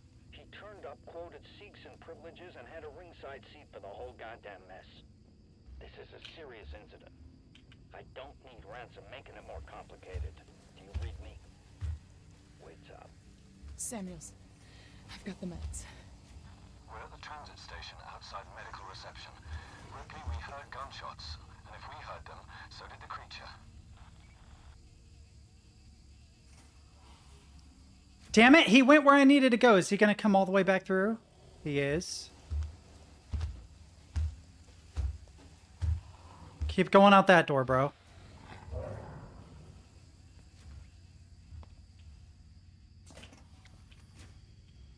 Good alien, good alien, good alien. I'm proud of you. You're a good alien. All right. All right, all right, all right, all right, all right, all right, all right, all right, all right, all right, all right. Tab. Fuck, I have to go around this way. Okay, that's fine.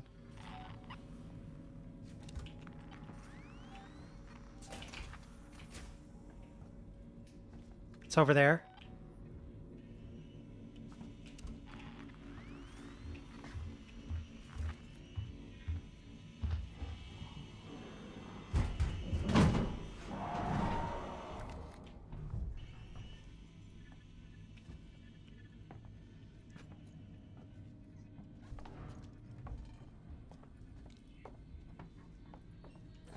No, two dudes? I have 0 charges in this, which means I'd have to use the revolver. Hang on, hang on, hang on, hang on.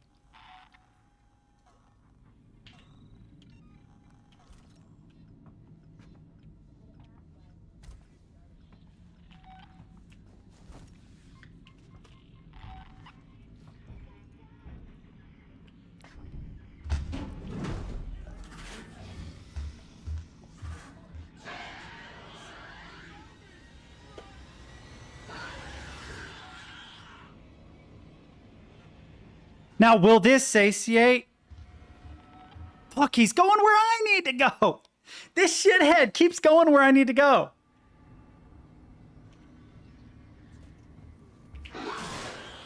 Oh, fucking killing all of them. I didn't even know there was someone else there.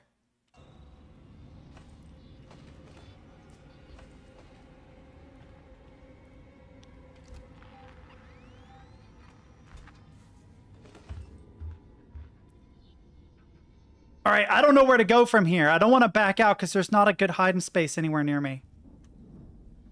Oh, it went in the vent. Sick, it went in the vent. Let's go.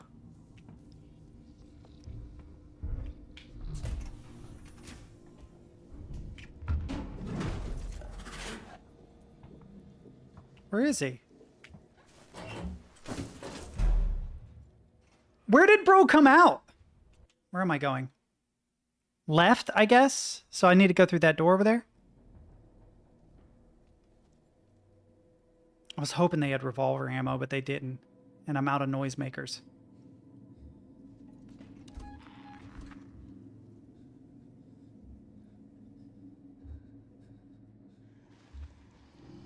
Oh, he's close. I knew it.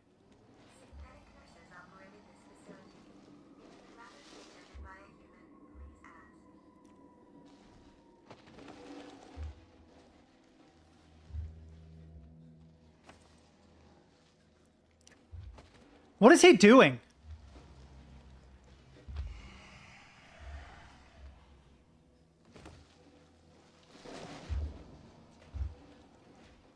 Are you watching Prime again or something?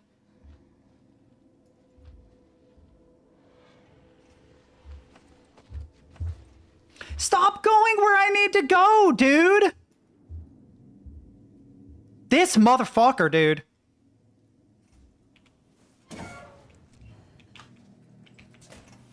Bro keeps going where I need to go.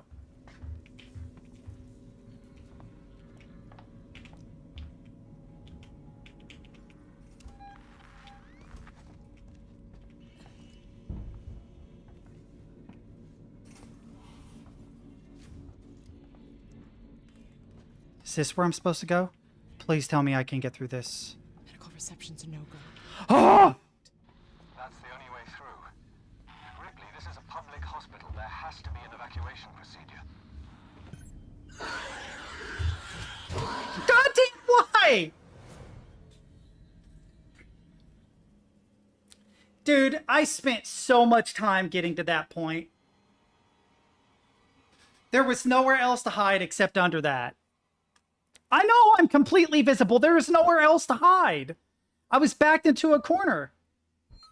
Like, I get that I was a sitting duck, but what alternative did I have to being a sitting duck?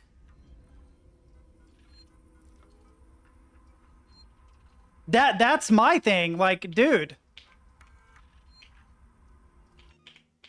I keep forgetting it's Q. I had no choice but to be a sitting duck there. What?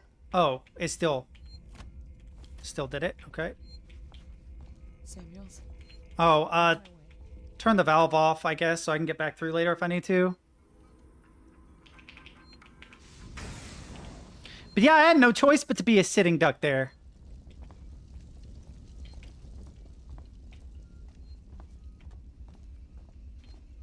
I think there's just flashlight batteries in that. Key card. Then I gotta make med kits again. 1, 2, 3. Craft. 1, 2, 3. Craft. Search. Grab the injector in compound B. Right, there's gonna be a dude down there. Maybe he gets killed by the alien. Maybe he doesn't. I don't remember where I'm supposed to go, though.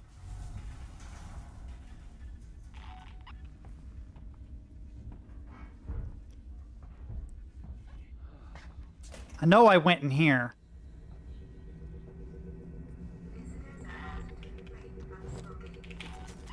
Closed door.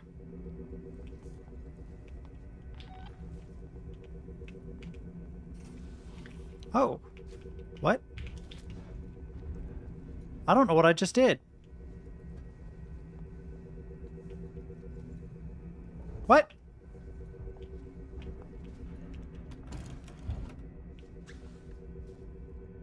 What is the point in coming in here?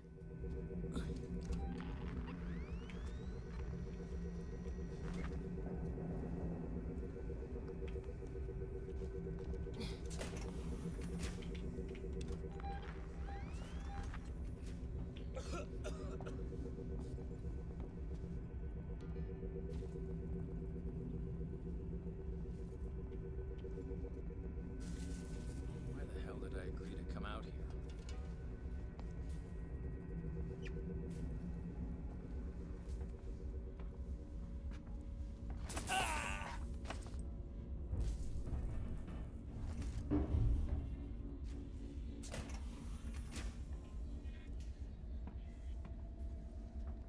This isn't where I'm supposed to go, though, is it? Shit. Yeah,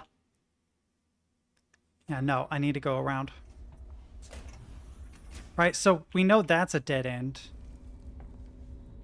I wonder if I can trigger this being a dead end here.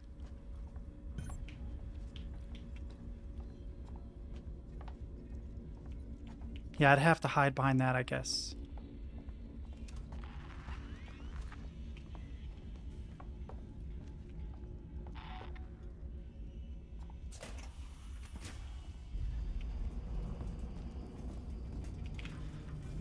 What's the funny?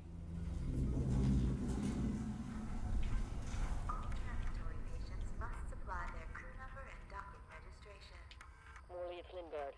After the incident, the marshals want us to rope off medical. They're bringing in a team to find whatever it was the patient was carrying. I told them it was fast, but they're convinced they can trap it. They've got nets. I'll set up a temporary medical center outside. You're in charge for now. Don't let Coleman sweet-talk his way in. The last thing we need is him self-medicating with Marshal Waits around. Okay, this uses ethanol, so bing, bong, bang. Craft. Oh, it won't let me craft it, I guess, because I have too many of them? Okay, so flashbang. Bing, bong, bang. Craft. All right, now can I grab the ethanol? Yep.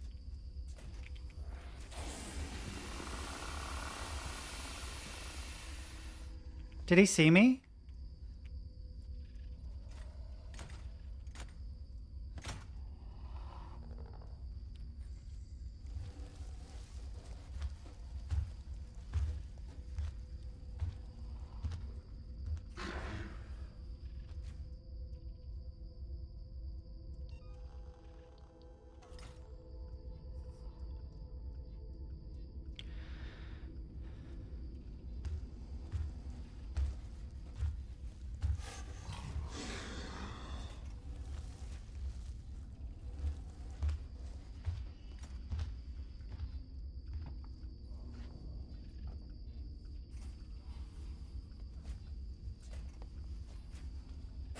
God damn it.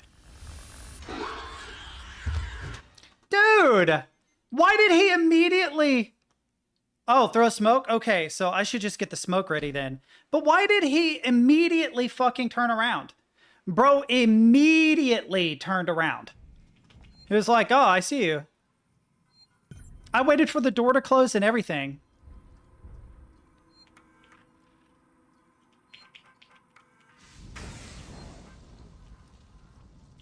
All right, let's try it again.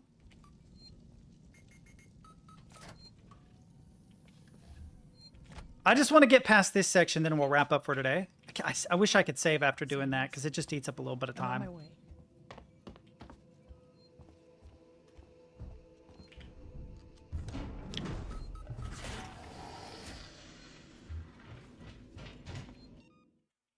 You're kidding.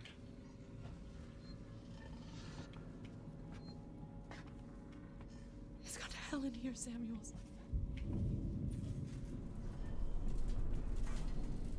I'm not worried about the compound B and stuff now.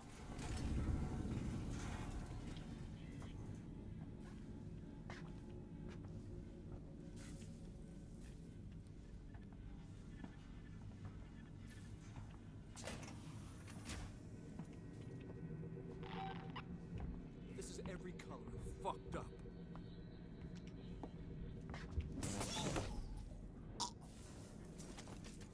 Oh, hell yeah, revolver ammo and everything. That's actually a good haul from this guy.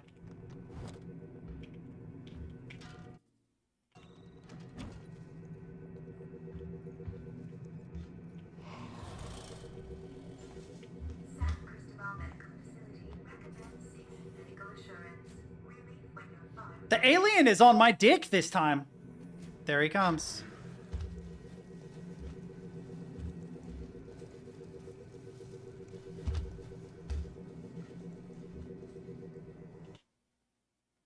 Yeah, so I have to go through here, up here, and then left into this. Then this will give me a back way through here. Down here, I go to the door that's blocked off, then back up and this way. Why? I've already done this. I've already retrieved the trauma kit. It's the step after this that's going to be a problem, but the alien AI, learning from my previous attempts, has gotten better about finding me earlier, which I ran. I shouldn't have fucking ran. I've just been getting impatient because of having to do it a bunch of times, you know?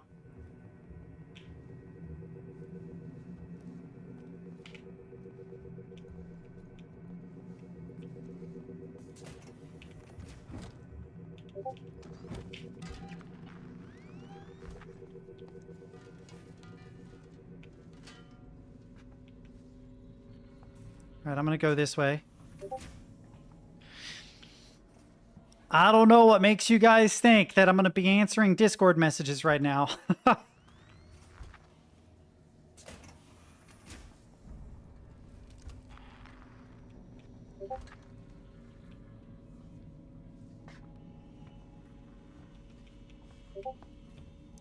Really?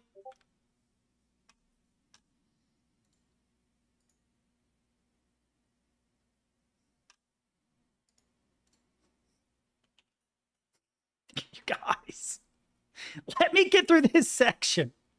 Jesus Christ. Oh my God, my phone has decided to take over where my computer left off.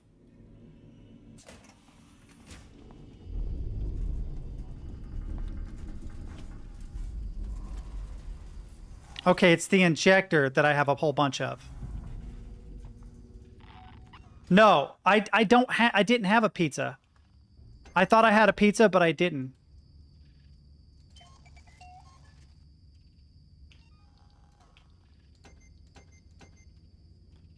All right, so I can pick up another injector now. Let's check this. Charge pack, good. Yeah, I did. I did eat it yesterday. I'm officially out of food, chat. I keep pressing the wrong button. I am actually officially, like, out of food.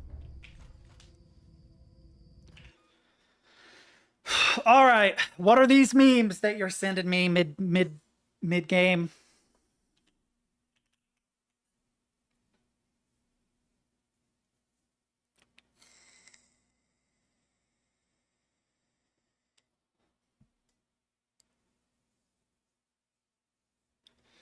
I am out of everything. I took my eggs to work because they haven't been stocking up on groceries. I wanted to make sure my guys could eat. I also took a bag of frozen potatoes, diced potatoes that I had. I took like a bag of rice. I actually took a bunch of bags of rice and noodles. I took it all there, so I knew they'd have stuff to eat. And other than some really old frozen chicken, I didn't have anything. All I have left is oatmeal.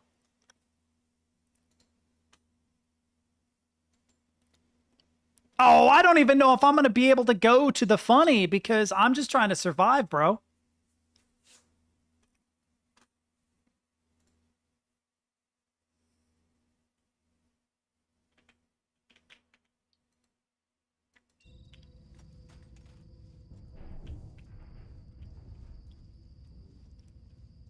Is there a vent entrance in here? I think there is.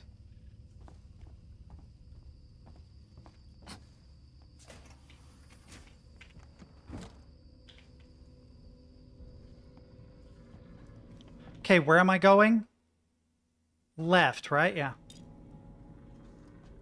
Okay, that's fine.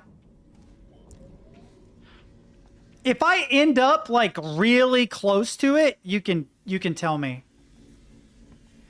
Like, where exactly is that? I couldn't get the image to go bigger. Yeah, like, that's a really small image. I can barely see that.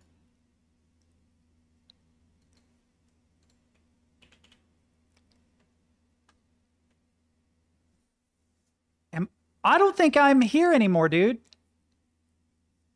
Yeah, no, that was the section I was at before. I'm over here now.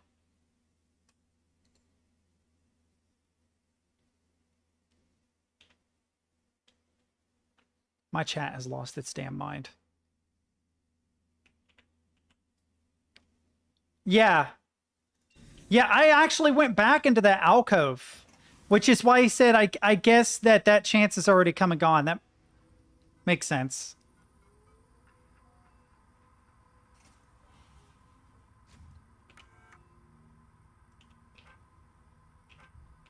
Turner, we've had something go down here in San Cristobal.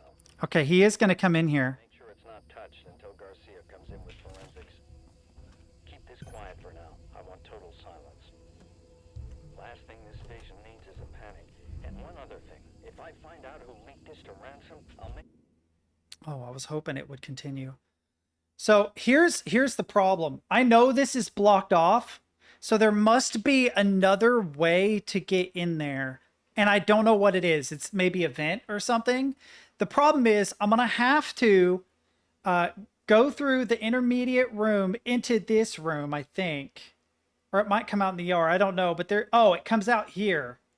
That's right. It comes out here. I'm going to have to go down, left, right, left, into the hall, and then backtrack and go somewhere. So where you're talking about is over here. Or the funny is right there. Or maybe there. It's one of those two places. But I know that I'm going to get backed into a corner over there. Dude, so dumb. I've seen that before. All right. Oh, right click. Their fucking badge. He turned up, quoted Sikhs and privileges, and had a ringside seat for the whole goddamn mess. This is a serious incident. I don't need Ransom making it more complicated. Do you read me? One other thing. I've got the meds. We're at the transit station outside medical reception. Ripley, we heard gunshots, and if we heard them, so did the creature. What I was going to say is another thing it does is it talks over you sound hoarding for the monster, which is obnoxious. He might come down right there.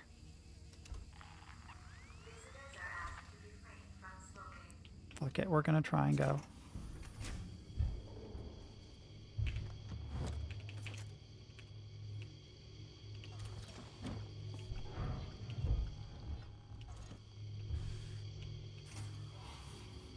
I need this open.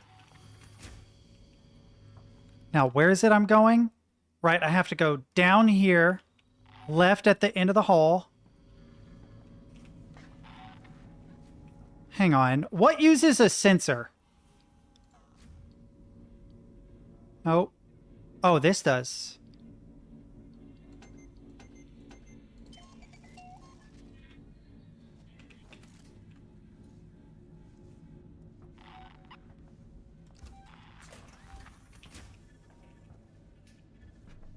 Says it's behind me.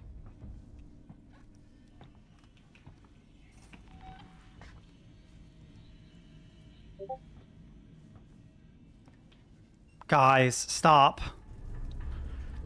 I'm gonna wrap up after this, okay? You guys are gonna have to wait until I get through this. Because if I die again, I'm just gonna have to end there.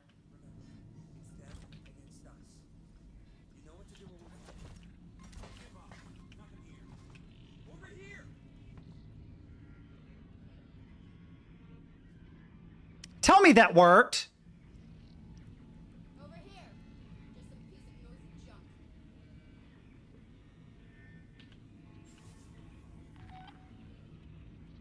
Dude, that better work.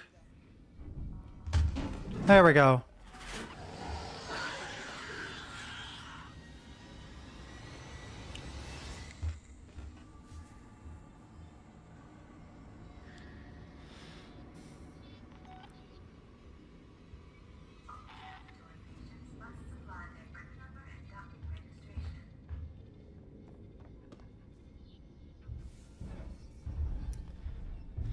It already went up in the vents. It didn't kill everybody.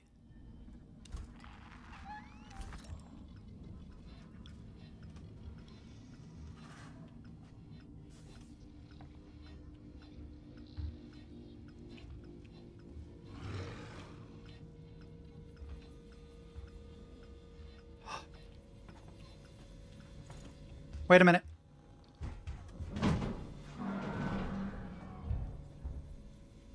Damn it! I should have stun batoned him.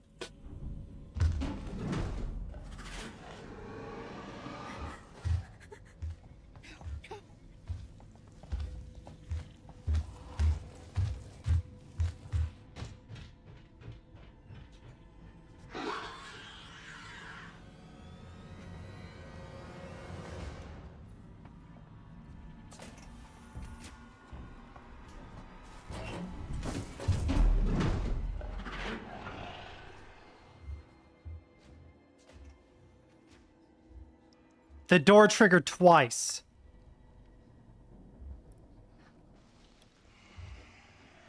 Yep.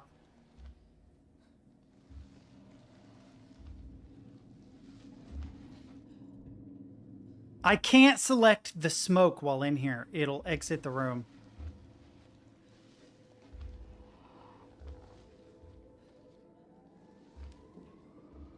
I think a little bit, yeah. It's hard for me to tell, though, because I have a bright light in my face.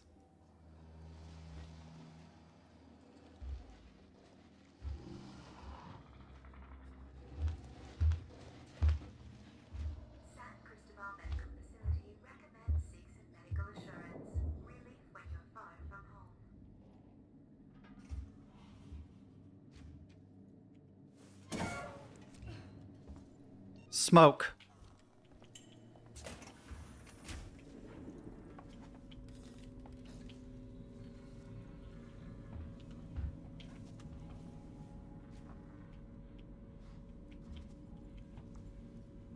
Medical reception's a no-go.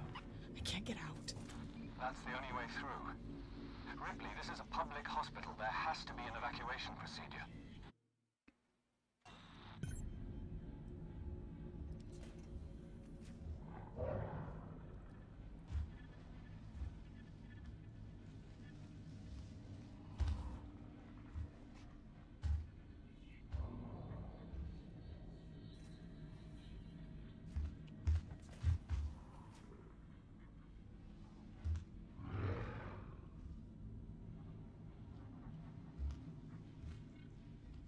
Get the fuck out of here for a minute so I can move forward.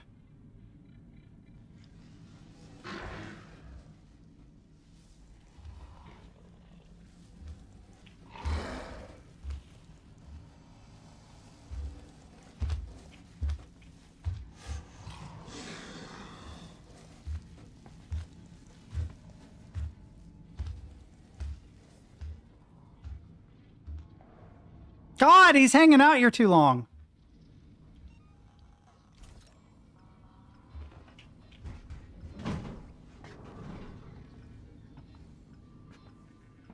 All right, where am I going now? Where the fuck am I supposed to go now? Fuck, back through the ER, okay.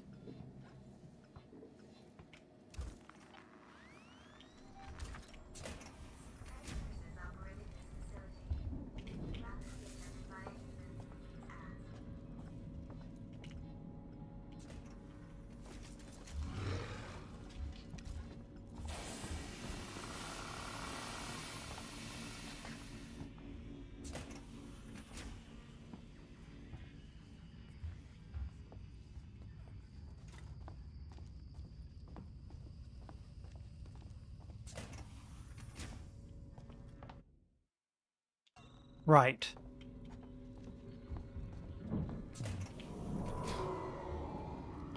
Where the fuck am I supposed to hide in here? Wait, there's a save.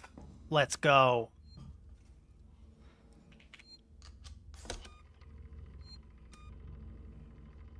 So all I did was I thought in terms of how much of my body was obstructed. And I was like, okay, what I need to do is make sure that at least 50% of my body, I'm less visible than I am more visible, is all I was thinking. So I was trying to keep the non-translucent parts of that damn gurney between me and it worked. I can't believe that it worked. I thought the game has 100% decided, fuck you, you're dead. Dude, the game wanted me dead there. It knows that I've been talking shit. It knows, chat. Oh, it's E.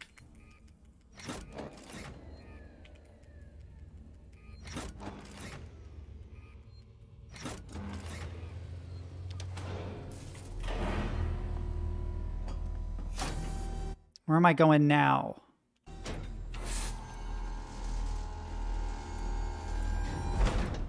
To interact with this somehow?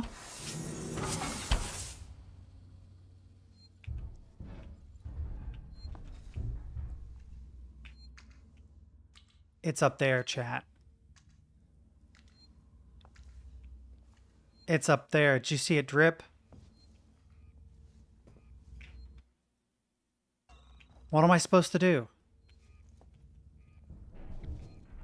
Not fuck with that guy. What am I supposed to do here? Initiate medical evacuation procedures. Okay, how do I do that? Another thing over here? Okay. The dripping was a really nice touch.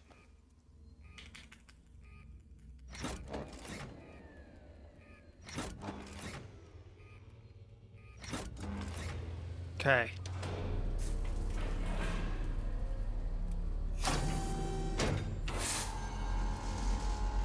Is there anywhere I can hide? Because this is super sketchy. I just released a whole bunch of robots.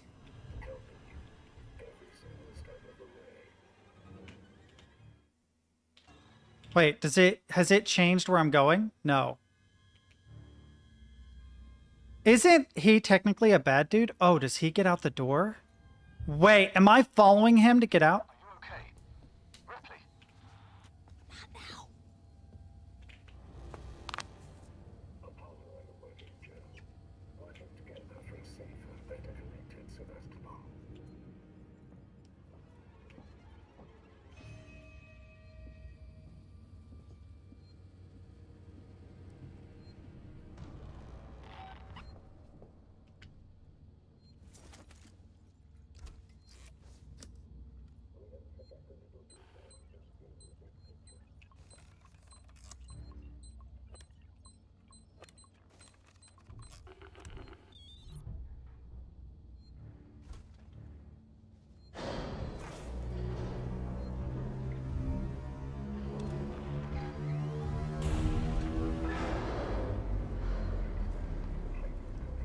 Says there's movement.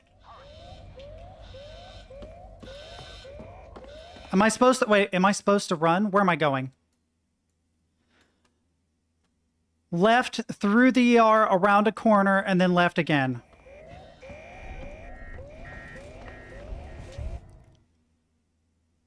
Fucking wrong way, dummy. This way. Fuck, it's blocked. Really?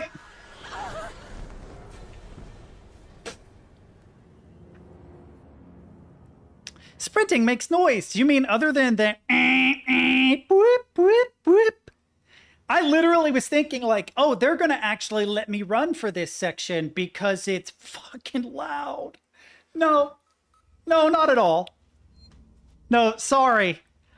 I know it's like 130 decibels in here with everything going on, but no. No, that's no. Now you are running. That's way louder than all the bells and sirens. Fuck. It's Jesus Christ. Okay.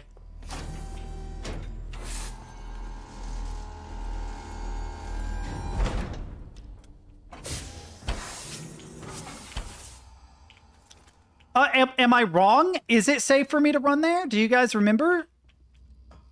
Because something about all the sirens and stuff going off and me just like sauntering through slowly doesn't seem correct. That doesn't seem right, right?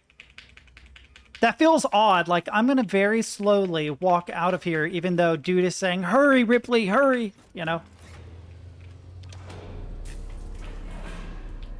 Alright, dude comes out.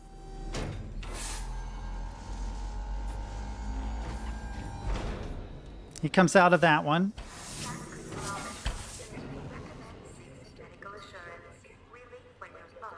I don't know if this stun baton works on the robots or not.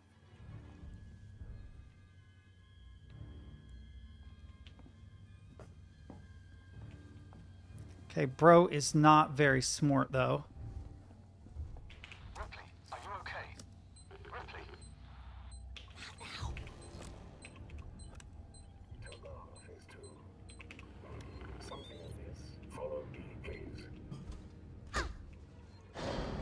Oh, god damn it. Wait, am I done? Oh, no, I'm not.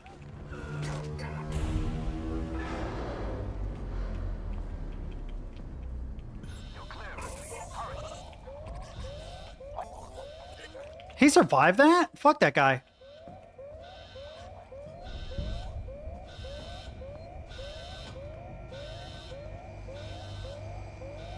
I'm not gonna run.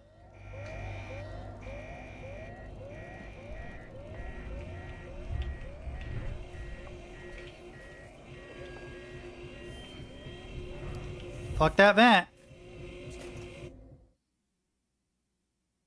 No, that's not any faster.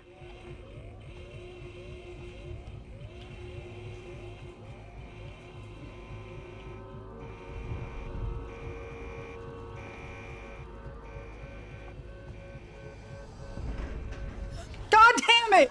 Ugh, so I can't walk under any vent. It doesn't matter if you run. It doesn't matter if you run. It's just if you walk under any vent. So maybe I should go the back way.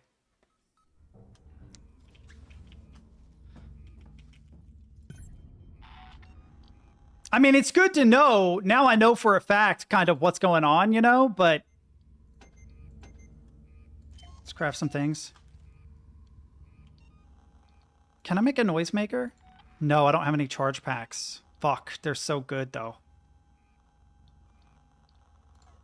Yeah, I have to have 3 charge packs I've pretty much never found, man. I have just about never found a single charge pack in this game, I don't think. Hang on, I need to reload this because it's only got... Yep, there we go. Just in case. What button is the stun baton? Is it reloaded? It is, okay.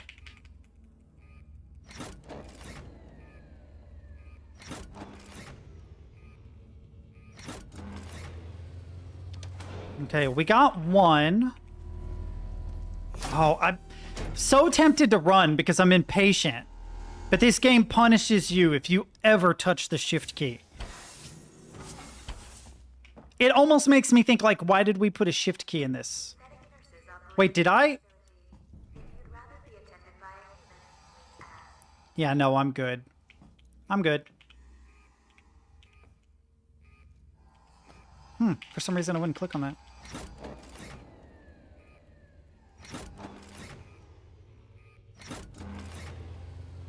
Alright, dude comes out, but I need to do it the way I did it the first time and hang out on the back right. Over this way. He'll walk up, but then he'll come back and he'll lose line of sight with me. Or I could use the stun thingy-mabobber on him.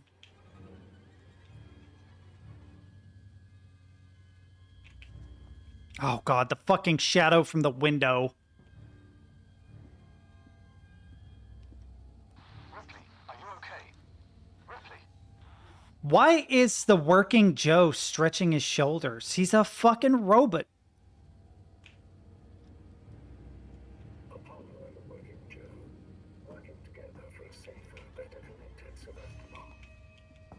Does he see me? Bro sees me. Oh, bro's looking right at me, isn't he? No, bro is straight ignored me. Cool. Okay. Nice. Another charge pack. Good, good, good, good. I just talked about how... Okay. You, then 3, then this guy. Awesome. Got it.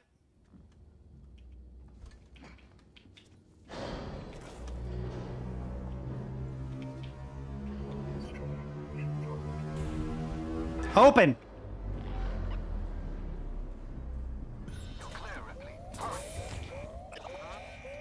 I did not. I did not want to do that.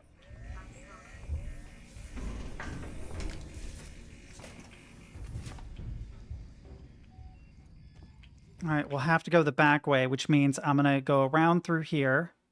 So I'm going to go through the double set of doors. Right, left, right, and out through the back door. Okay. All right, let's hope this works. God fucking damn it! All this time is wasted, and I miss a fucking vent. Every vent is primed. I thought, well, if I go the back way, I don't have to worry about it. But yeah, I have to do this shit every time? God, man.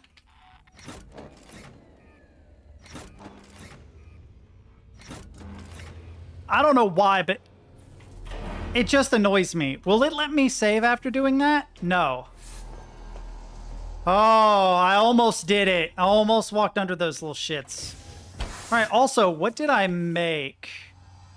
Blasting cap, sensor, bonding agent. Let's go ahead and make this. Okay. I wonder if I just throw a noise detector, if it will drop out on the noise detector, you think? Probably not, right?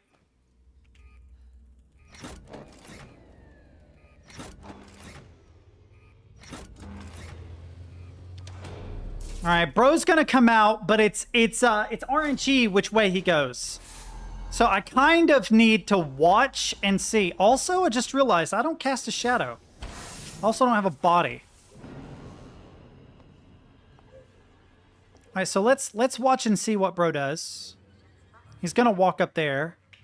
Wonder if I can sneak over here and save without him noticing. Is that a sensor?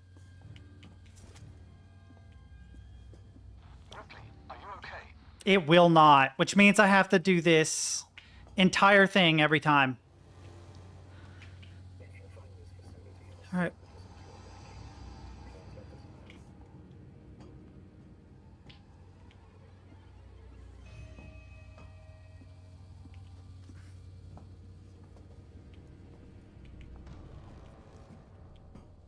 I'm just going to go ahead and zap this dude, get it out of the way, because I'm tired of it.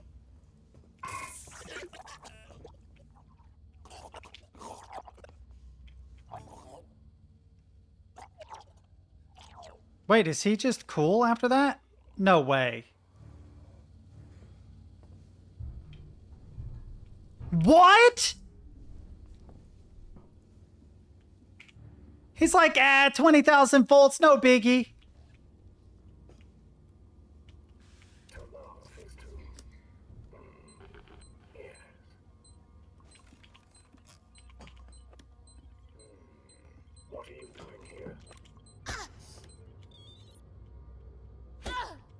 He's just getting free damage in on me, dude.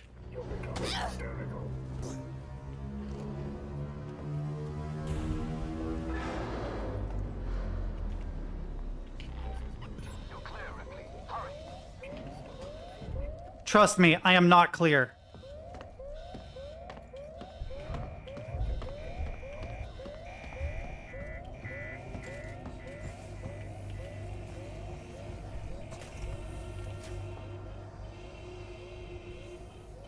How do I get around that?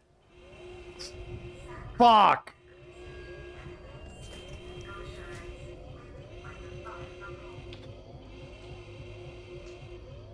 Oh.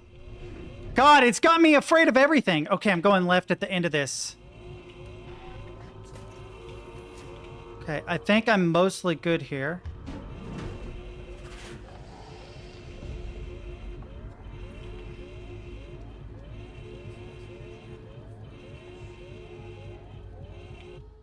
I'm going right. Okay, fuck it. I'm running.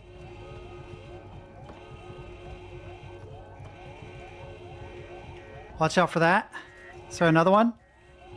No, we're good. We're good. We're good. We're good. Cutscene. Really?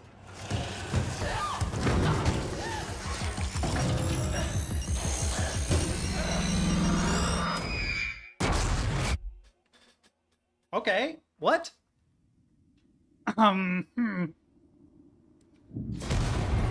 Listen, man, if I used a cattle prod on my computer, it would be game over for my computer.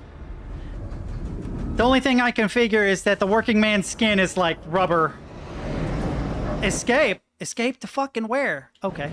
Well, that helps a little bit. Ooh. Yeah! Getting stuff. Wait, where am I going? Hang on. There, okay. Escape from where, Tarkov? Hang on. Smoke bomb is probably what I want to have out. Collect bonding agent. Oh, yeah. I'm a writer covering Sevastopol's decommissioning. I was hoping to interview you about your experiences on the station. You know, the limited medical resources. Where the fuck am I going? Oh, no. Space, that kind of thing. But look, Doctor, I've heard Vent? there was some kind of incident in the hospital recently. No one seems to know anything. Yeah, it's very disorienting, but I don't know. Here on Sevastopol, people need to know. Am I in the right place? No. I need to get out of here. Unbiased. I don't have any Okay. corporate affiliations. Ah, here. To you. Call me. Door is locked. What?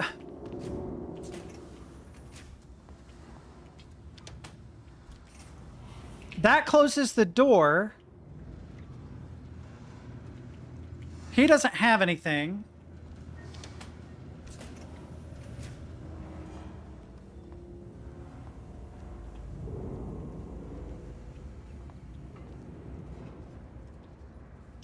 Behind me, what? What?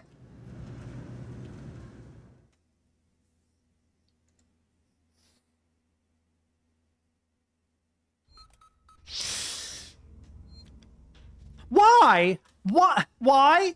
Can I, fucking why? What? Hey, there's a door that just says locked with, an area you're supposed to go to behind it, but I didn't even know that I could die. I thought I was cool. I thought I was like, okay, just look around for a... So, I'm a fucking dumbass, I guess, apparently. I don't understand. The game is just being obtuse, it feels like.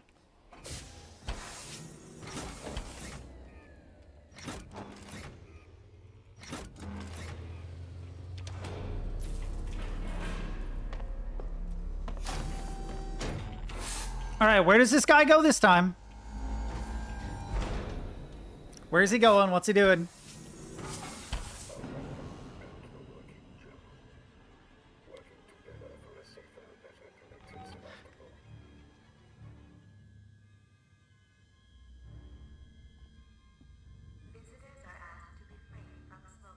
Like, I also wish I knew how to take care of the working Joes. Yeah, I'm fine. Just annoyed. Which way does it go? Which way does it go? Which way does it go? Oh, it won't. Yeah. Which way you going, homie? He's not coming this way. He's going around the far side. Oh, he stopped moving? Why?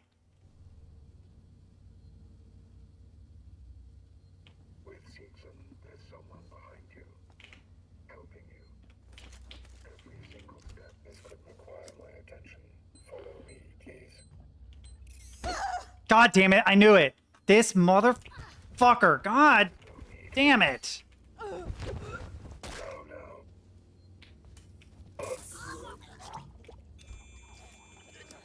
He's random too. All right, so we're doing this guy right here, then this guy, then... Ah,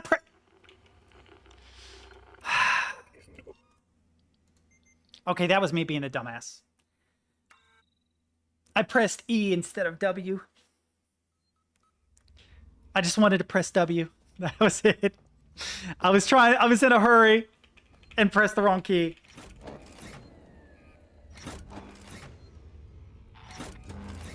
Slow is smooth, smooth is fast. Instead, I get a big rush and fuck everything up.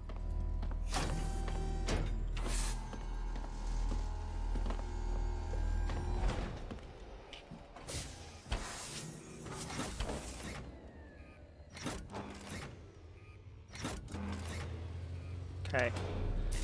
Let's see what the RNG does this time. If he sits on the computer, that's annoying. Is there a good way to destroy the working Joes?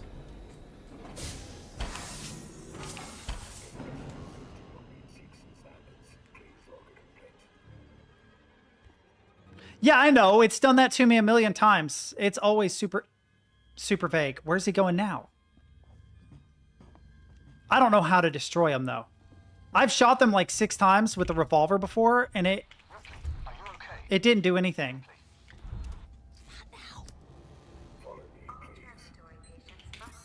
He's coming for me. He's coming for me. Let me out, please. Yes.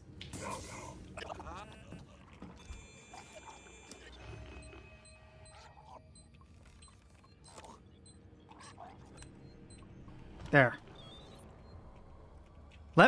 End the animation, please. Okay. Bro, I'll run if I want to. Fuck you.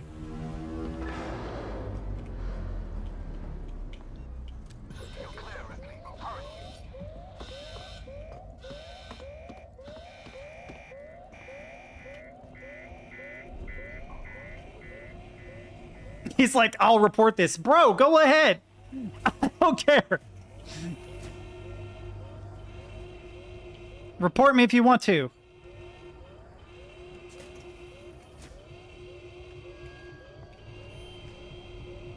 Oh, there's so many of those fucking things.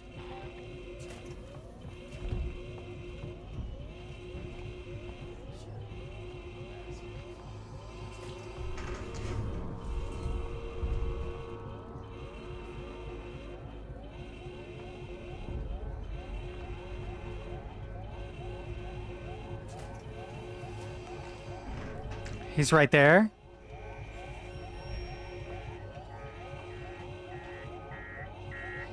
Bro is waiting for me. Clear? Clear.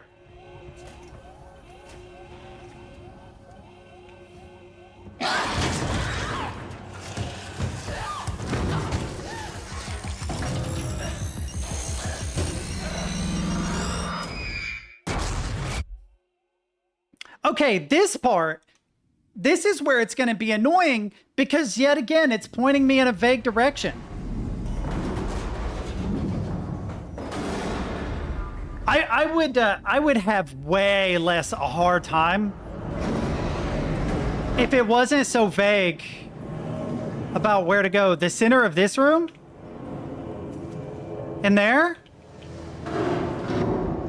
I can't get in there. Up here?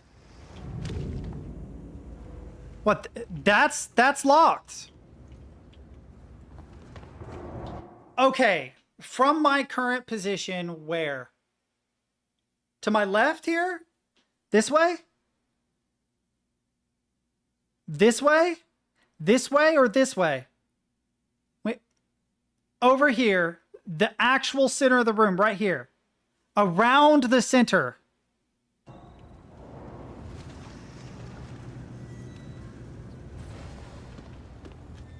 Look for... Oh.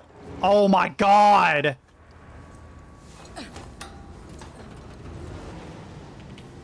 Are you serious? Oh, now I can move. It makes me miss the QuickTime actions of Still Wakes.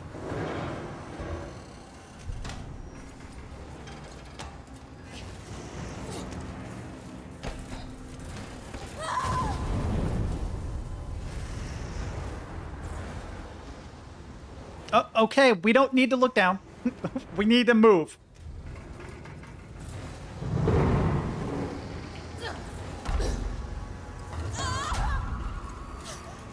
Dude, Still Wakes QuickTime events were better in my opinion.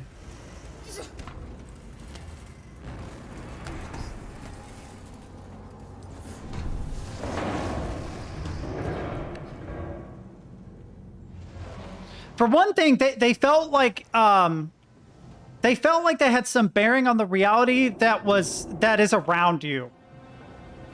Nah, I really do like this game is great, but the like weird QuickTime things it does aren't anywhere near as good as Still Wakes'. Still Wakes' QuickTime events were better because they actually felt grounded in the reality that you were in. Not just that they were like more intuitive, but like if you were gonna fall forward, pressing back. Right? If you're gonna fall backward, pressing forward. If you're going to fall to the left, pressing right, that sort of stuff, where it actually made some coherent sense within the context of the world around you. It does not do that in this game. It's like you press E to jump or whatever. That's just odd, which there is no jump in this game. So I guess it kind of is fair.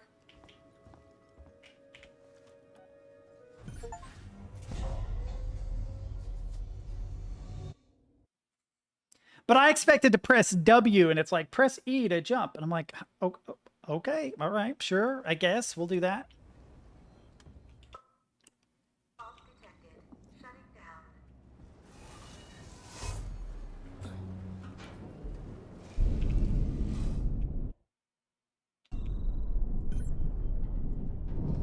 Ah, you're right. That's fair. Game looks really good for something that came out in 2014, though. Like, let's be real. This game looks amazing for a game that came out in 2014 going right.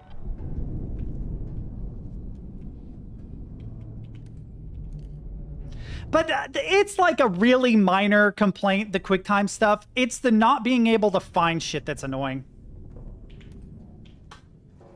And I don't mean paint things yellow. I mean have the shape, please be a save somewhere. Okay.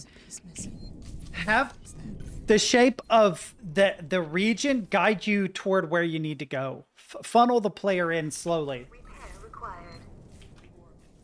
You know, don't give them 6 different rooms that they can explore when they have to go up a ladder. It's like, okay, what do I need to do? I need to find a compression cylinder to repair the elevator, but I gotta deal with these guys, which is gonna be difficult. Do I have any more noisemakers? No. I have a flashbang though. Should I maybe flashbang these assholes? I did just save, fuck it.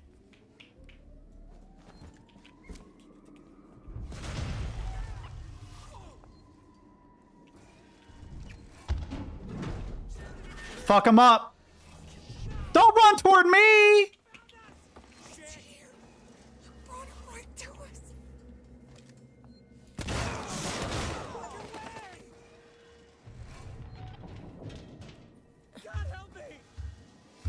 Don't come here!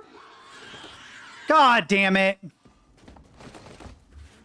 God damn it. Fuck. Oh, dude, no, I was touching the dude. Smoke bomb, like I mean maybe,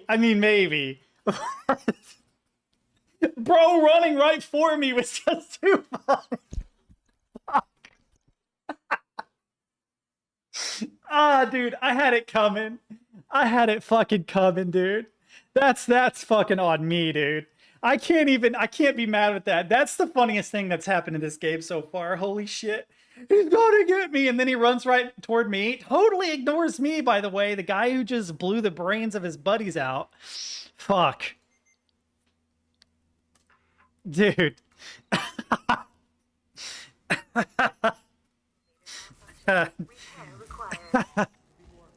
This is all extra. I didn't need to do any of this.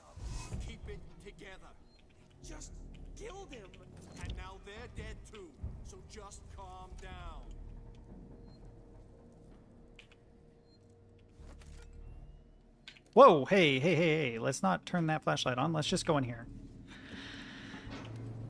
Yeah, I didn't need to do any of that. I could just go around these guys.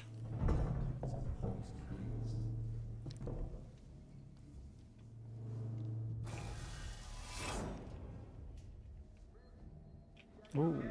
Mahoney, thank God. We got jumped. Looters.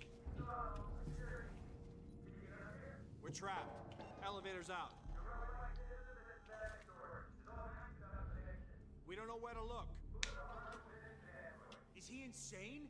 Peterson wants to know if you're fucking insane. Those things have started attacking people.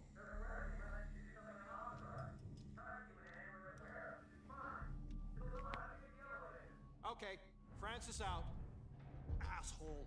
Should be fine. Well, I'm sure as hell not making new best friends with one of those things.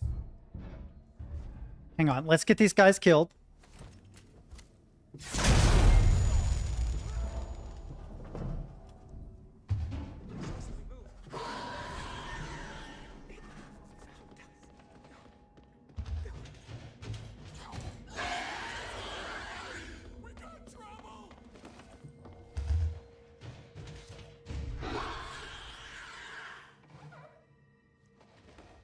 Thanks, Mr. Alien. I appreciate you.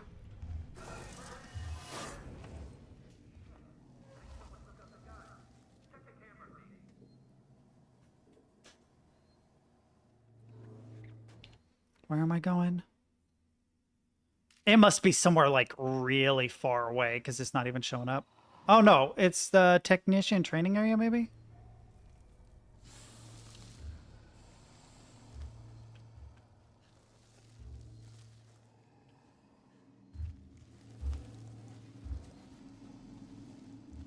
Did I fuck up?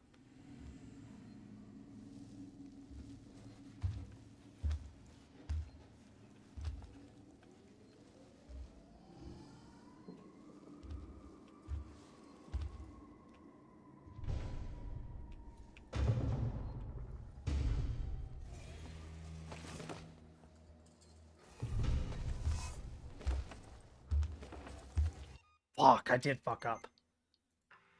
What was the sound? So is there more than one alien? Because it definitely sounded like a dude went up into the vent, right? Am I tripping? Did I imagine that? Just killed him. And now they're dead too. So just calm down.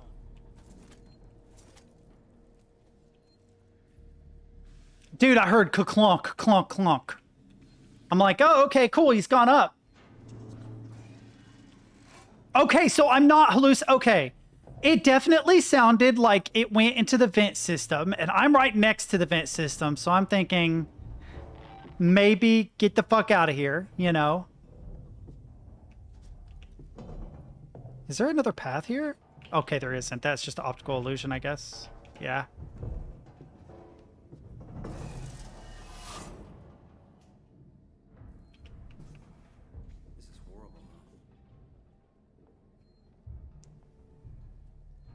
Maybe I need to get around them somehow without triggering them at all? Mahoney, thank God. We got jumped. Looters. We're trapped.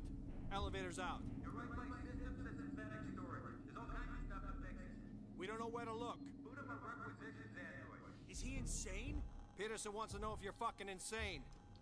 Those things have started attacking people.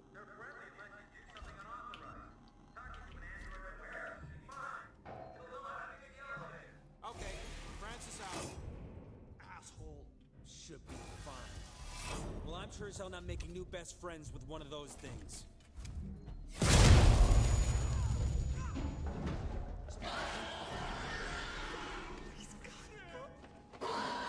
I feel kind of bad.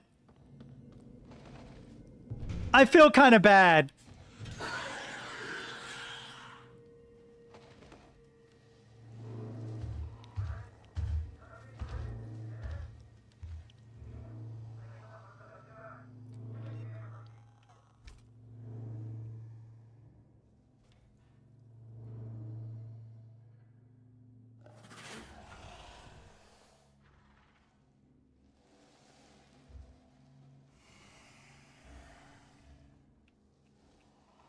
Come on, buddy. Go up in the vent. Get out of here. Get out of here. I ain't got no more noisemakers. I can't make no more noisemakers. All I got's the flashbangs. Maybe this is a bad strategy. Maybe this is a bad strategy. Maybe bringing the alien around is actually worse for me. Dude, you could have told me to, like, spoil it. What are you sending me?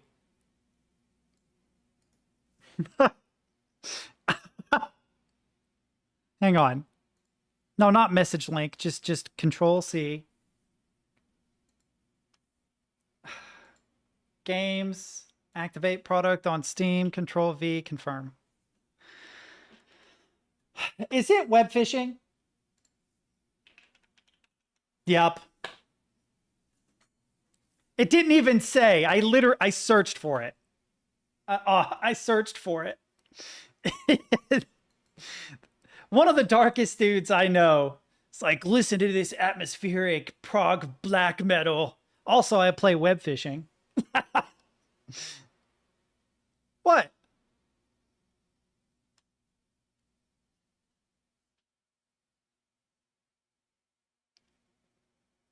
Yeah, it was. It was web fishing. What'd you think it was?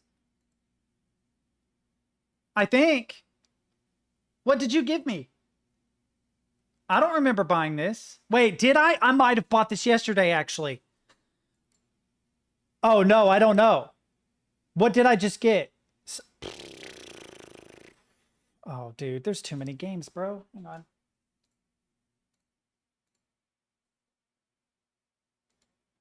Unplayed. Scorn. Did you give me Scorn? That can't be right. I already had this game.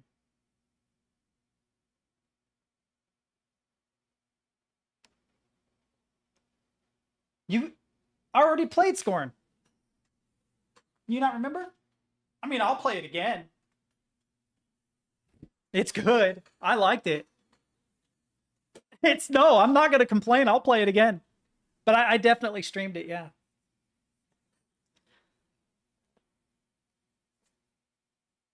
I think it was through like Xbox Game Pass or something, so it kind of tricked you. But I'll play it again. It's been a minute since I played it, and the fucking art is great. That's another reason why I like Forever Winter, though. I mean, if I refund it, will you get your money back? Because if it will, I'll just get you your money back. Dude, I have everything. Come on. I did. You guys are slow on the uptake. I did play it. Yes. He just gifted it to me, though. Oh, okay. All right. But I'll play it again if you want me to, because I love the artwork. That's another reason why I like Forever Winter. You can tell that Zdzislaw Beksinski was an inspiration in a lot of the things.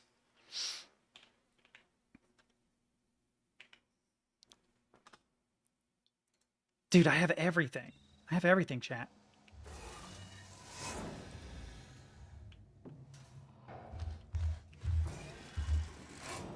I made a mistake doing this, chat. How do I get around the fucking alien now?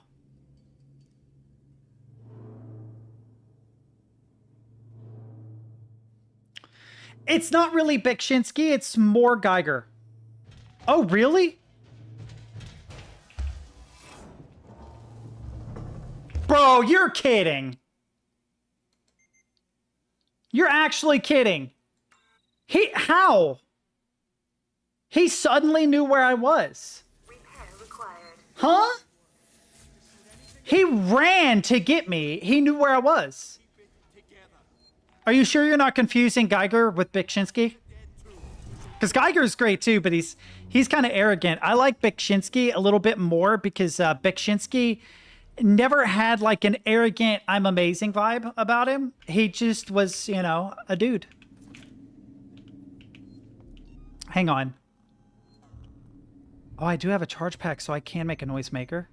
I really want to make an EMP. The problem is I can't get enough charge packs to do it. And I pretty much, oh, I should actually use a med kit. Hang on.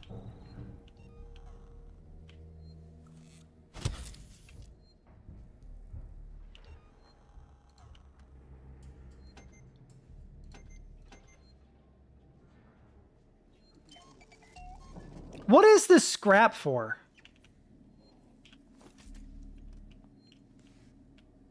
All right.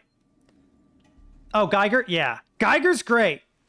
He is a great artist. I love his work. I love the sexual innuendo in his artwork. I know that sounds weird, but there's like something about the sexually provocative blurred into the grotesque makes it really interesting. And there is some of that in Beksinski, but to a way lesser deal, mostly in his photography. I loved Scorn. Okay, here's what I'll say. Scorn was so beautiful and unique that I really enjoyed it, but if we're being honest, it's a short linear game. I was left wanting more. I was left wanting a lot more. I don't know if we're talking about the artwork specifically, though. Maybe I can just sneak around behind these guys and not trigger them at all.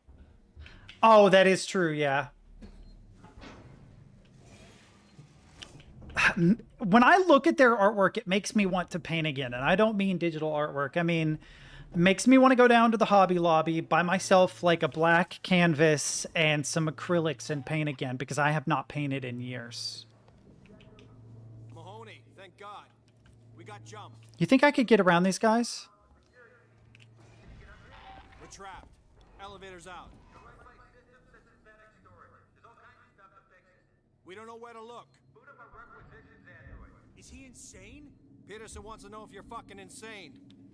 Those things have started attacking people. They're friendly unless you do something unauthorized. Talking to an android in the warehouse should be fine. It'll know how to fix the elevator. Okay, Francis out.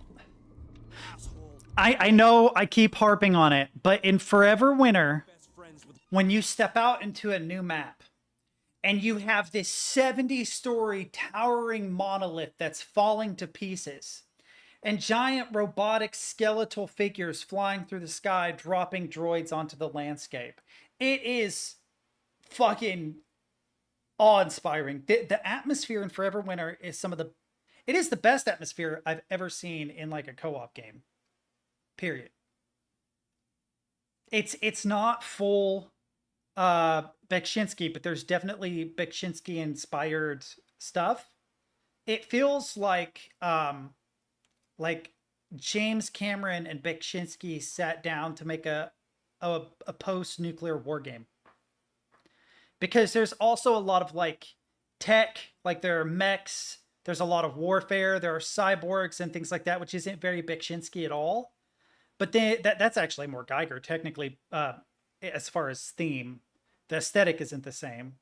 But the fucking the actual landscape is straight up just Beksinski, and Cyberpunk had a baby.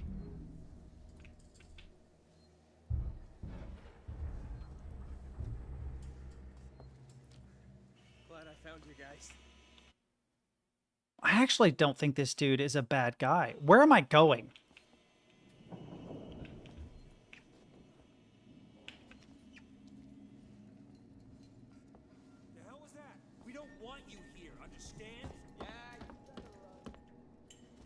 Are they coming for me?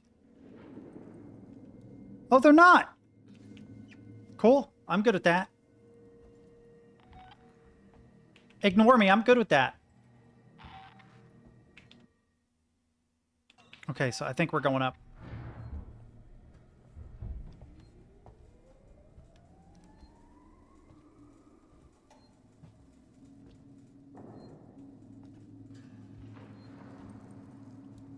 Forgot what it is that I'm supposed to be doing technically. There's a thing on the ground I can get. Ooh, another save spot. Okay. Yeah, let's do this and then save. Working Joe spiel. Welcome, gentlemen, and welcome to the buzzing heart of the Sevastopol, blah, blah, blah. Yeah, okay. I see.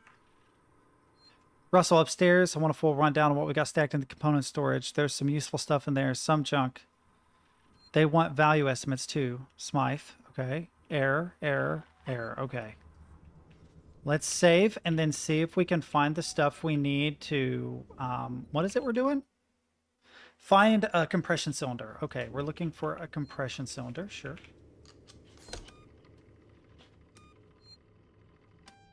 I'm going to try and get past this and then wrap up, because I've been streaming for 5 hours, and I'm not going to lie, I kind of want to jump on Forever Winter and try to get more weapons.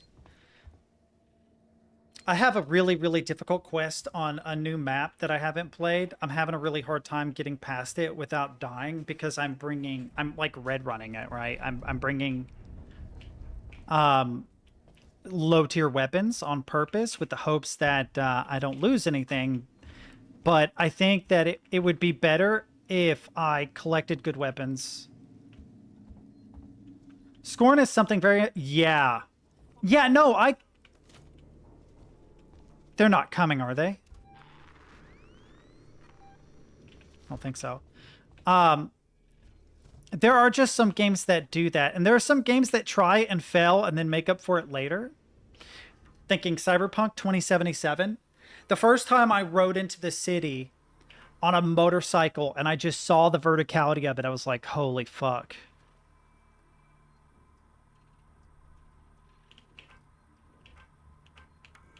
Smythe, I've been looking over your report on the Wayland-Yutani androids and your proposals for improving the working Joes. Now, I appreciate the work you put in, but understand we live in different worlds. Yours is full of extrapolations and estimations. Mine has an executive suite and $8,000 suits. Find him, shout. Bottom line is, I gotta look after the money, buddy. I hired you because you were the cheapest, not the best. Find a way to bring these costs down, huh? Send them out. God damn it. I didn't know they were coming for me. Apparently they were following me that whole time. Mini games are great, but don't do... Yeah. There are definitely games where you can tell that... that it was, like... that either the design team, right? Or the development team was stronger. Like, you play a game with really good mechanics, but mediocre art, really strong development team, right? You play a game that's absolutely stunningly gorgeous, but the mechanics are lackluster. That right there is a case where the design team shined. It's very rare when both of them come together, and even rarer when they come together synergistically, where it becomes greater than the sum of its parts. That happens sometimes. Sometimes you have to go back and fix it. I don't think Cyberpunk was there until they went back and fixed it. I don't think No Man's Sky was there until they went back and fixed it. You know, they went back and made their game better than the sum of its parts. But every now and then, you just get that magic perfect. And when I think of that, I think of...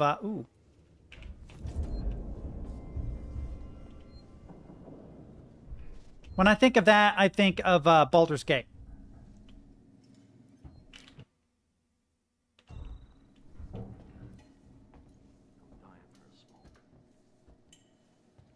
Baldur's Gate is one of those games that somehow magically just had everything it needed. Infra, you're right. You're right. The mechanics aren't crazy, and the art isn't fantastic. It's just, you know, I will say mid. Not even in a negative way. It just is. It's just mid. But yeah, you put it all together, fantastic fucking game. What knocked that down? Fantastic fucking game. Completely agree. Wait. Smythe, I've been looking over your report on the Wayland-Yutani androids and your proposals for improving the working Joes. Now, I appreciate the work you put in, but understand we live in different worlds. Yours is full of extrapolations and estimations. Mine has an executive suite and $8,000 suits. Bottom line is, I gotta look after the money, buddy. I hired you because you were the cheapest, not the best. Find a way to bring these costs down, huh? Ransom out.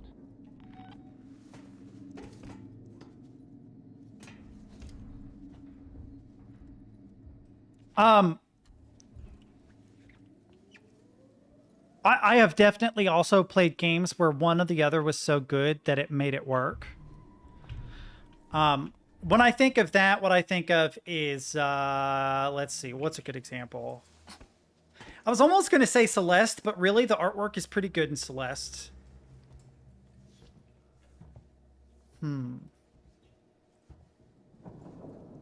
What is a game that had incredibly unique mechanics that made it stand out in spite of its artwork? Soma is basic, but it works. Yeah, but the artwork is pretty good. And the plot is very good. See, that's kind of the missing thing, too. I thought of that when I thought of Infra, is good story. Right? Yeah, the mechanics in Soma and Infra are both mediocre, right? I would say that the artwork in Soma is better than the artwork in Infra. No hate. It's just, it was trying for something more fantastical and it worked. But the plot is what made both those games really good, I think. I don't think that a good plot will stand on its own, though. Otherwise, something like Kentucky Route Zero would have been more fun. I affectionately remember Kentucky Route Zero. Like, there were parts of that story I will never forget, but it was a very slow burn game. You know what I mean? I did not feel... I wasn't having a ton of fun playing it. Not trying to be mean, I just wasn't.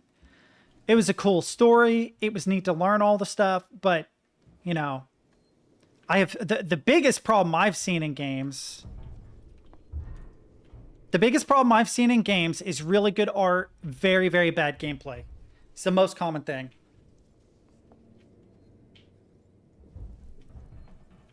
It's rare that, like Cyberpunk, when it first came out, immaculate art, gameplay was mediocre, you know? I can't think of a game where, like, the gameplay was amazing, but the art was mediocre. My brain, I swear to God, my brain keeps saying chess. I don't know why. It's like, no, dummy. Chess doesn't have graphics. It's in the real world. Did I miss something on this?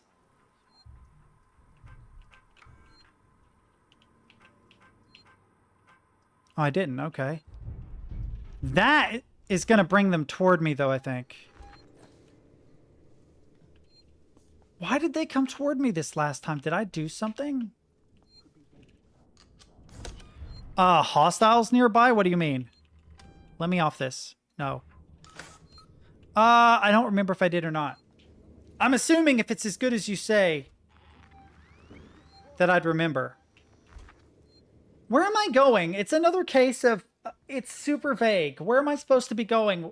I'm looking for a cylinder, but where? There's not even a circle here. Right? I remember one like that. I remember one like that. Maybe. Was there a scene where you had to walk in a single file line, and when the light was on you, you had to do what the other people did, like jump at the same time as them, turn at the same time as them? Yeah, I remember it. I don't remember the story, though.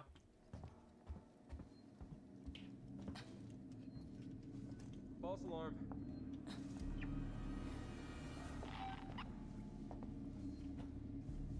Is it a false alarm, though? Sounds like they're coming for me, bro.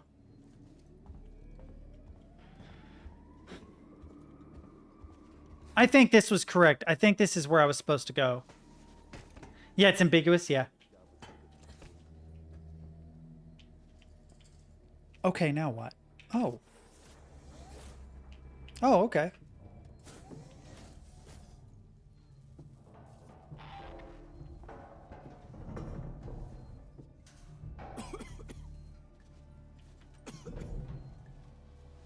Okay, I'm underneath the guys.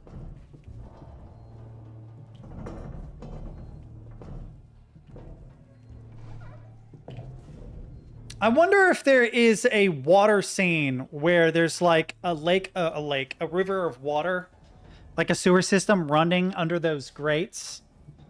That would be cool. I think that's where I'm supposed to go, but I'm not sure.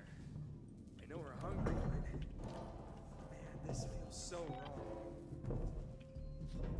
Are they eating people?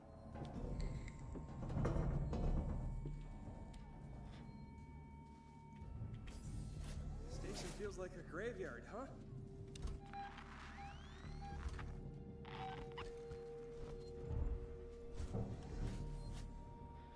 What am I accomplishing by moving around like this? Oh, am I trying to get to that? No, that's where I came out before, right?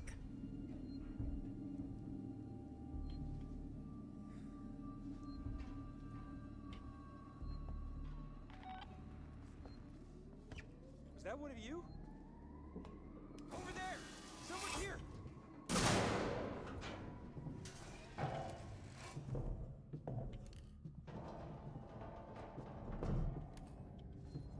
sure came from over here.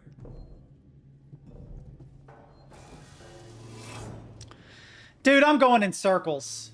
Where the fuck am I going? Where the fuck am I going? I don't know where I'm going.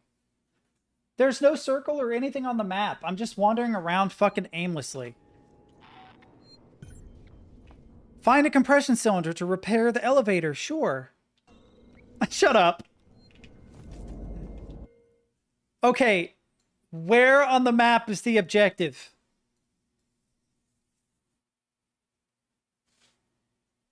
Right? You see what I'm saying?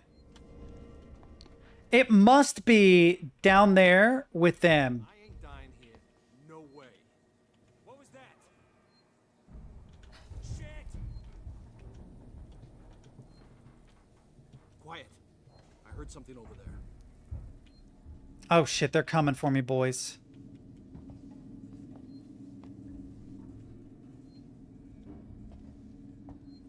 Maybe, I don't know.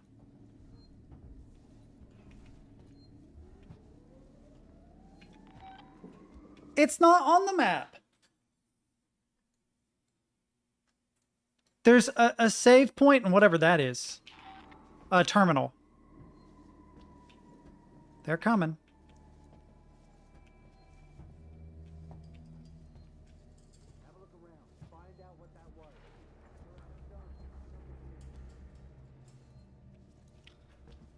It's yet another case of I don't know what to do because it's really ambiguous about where to look for a thing.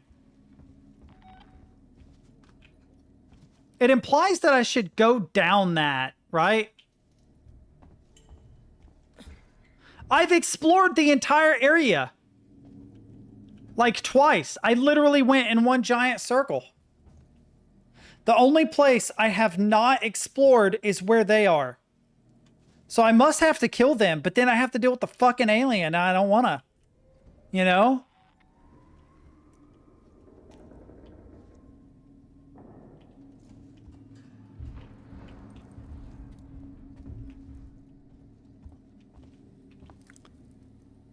I don't see anything down there.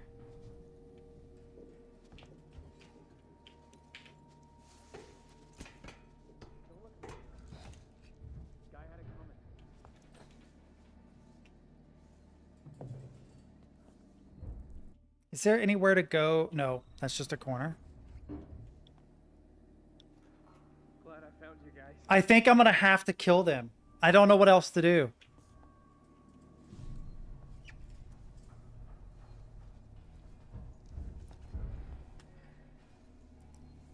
Yeah, because as soon as the alien shows up, looking for anything becomes almost impossible, is why. If my goal is to find something, having a thing hunt me down that is damn near impossible to kill, well, impossible probably in the game, right, kind of gets in the way of me be able to look for a thing. I'm just making it harder on myself if I do that. But this just makes a big loop. This just goes on the other side.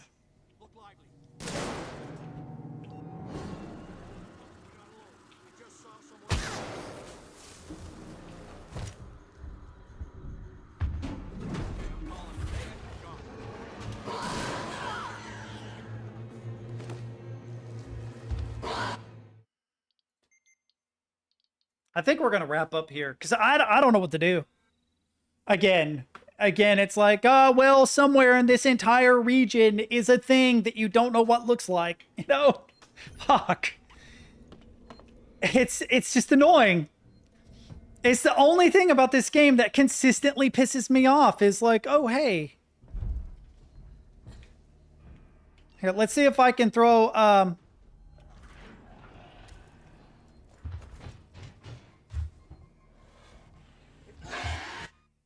well, I can't run. That's on me. I did that. Enable room. No, I'm good. That was on me. I ran. I shouldn't have. I'm gonna throw a noisemaker down in the bottom, and then maybe the alien will leave me alone. I don't know. I'm gonna go with the flashbang because I have two.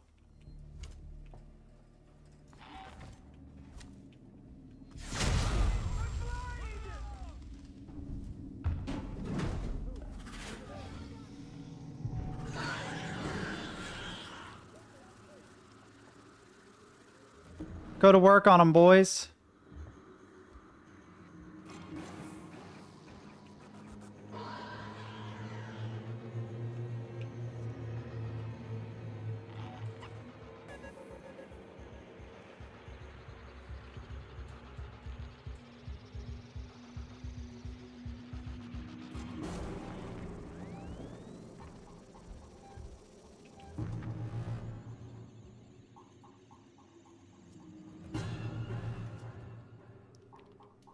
All right, I think he got all the guys.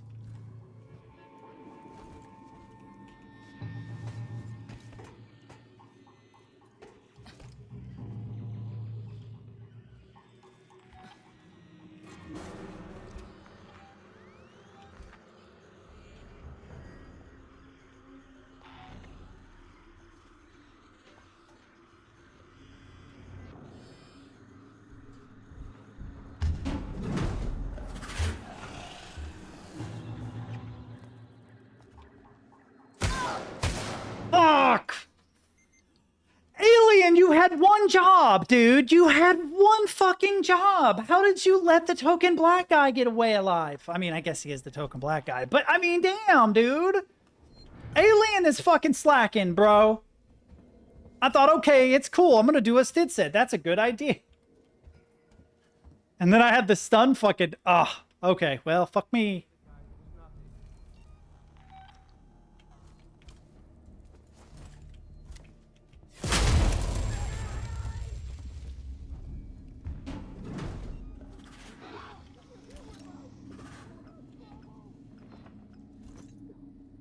Please don't let anybody live.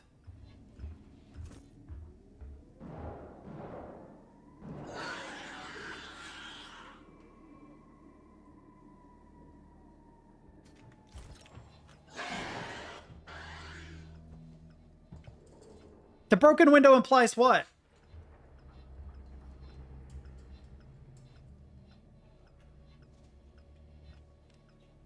That they killed one of the working Joe, and the working Joe fell into the window. That's what it implies.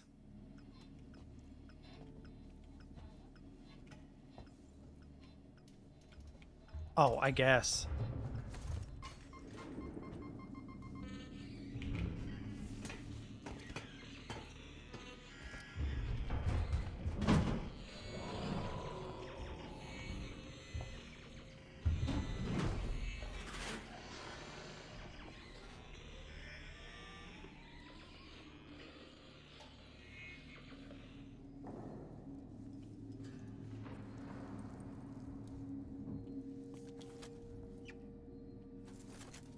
Okay, this is the entrance.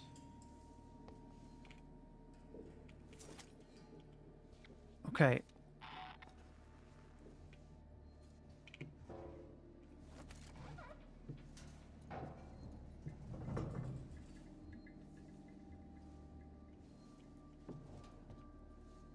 Oh, is this where I'm supposed to go? Okay.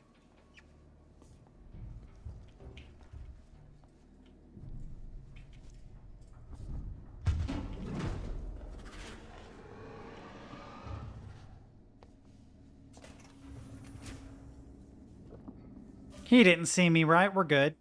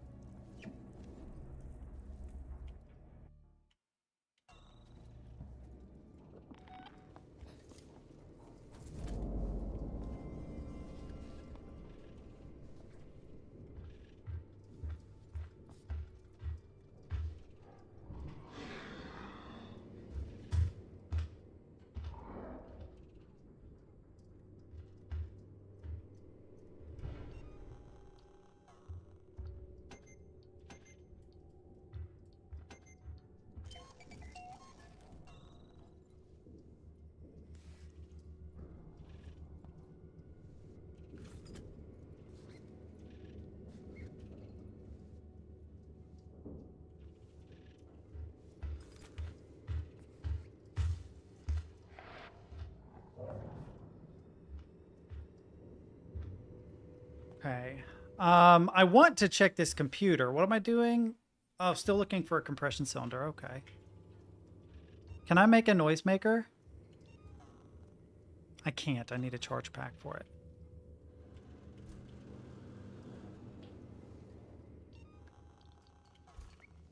I can lane, yeah.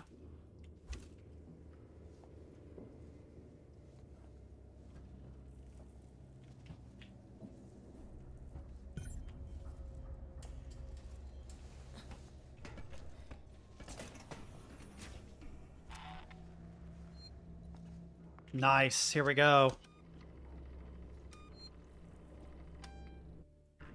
Ah, no! Damn it.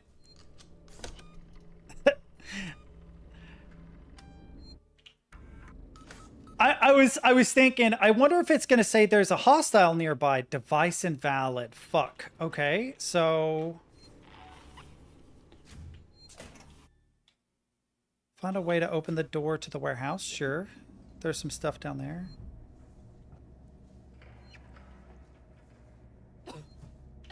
Oh. I can't go in there. Which means I've got to trigger something. Oh, he is right below me.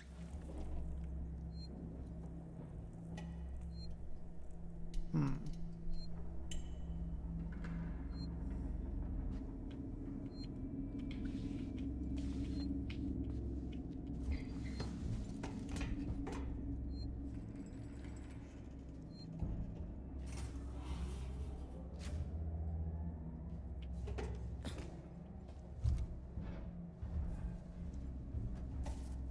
Sounds like he's in vents.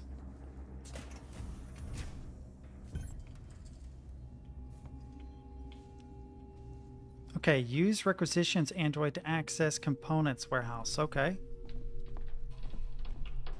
Restore power. So there must be a power restoration thing around here somewhere. What time is it? 8:43? Okay, I'm gonna go until... Oh, another save thing. Okay. Sure.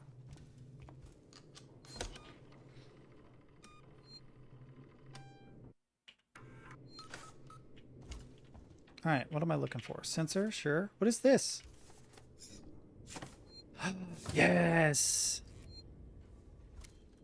Okay, that will let me go back upstairs and do the things, I think.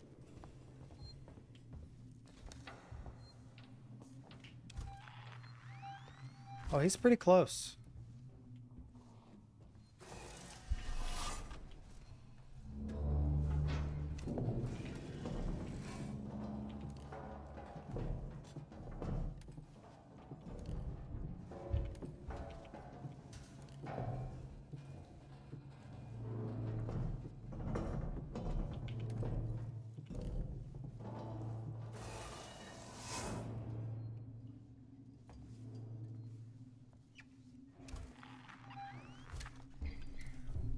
Well, he's behind me in the vent system.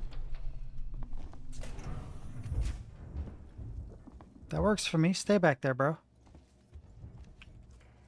All right, can I use it on this guy?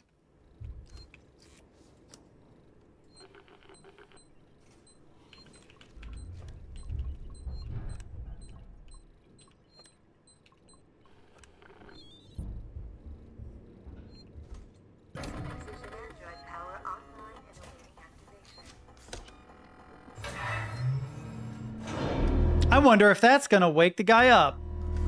That's not loud at all.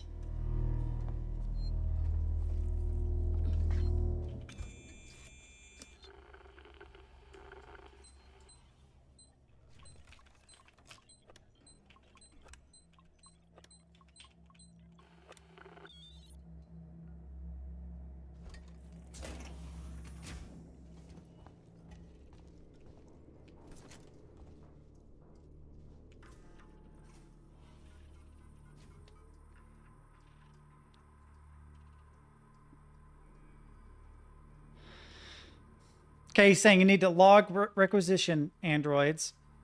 Saying that the elevator's out, right?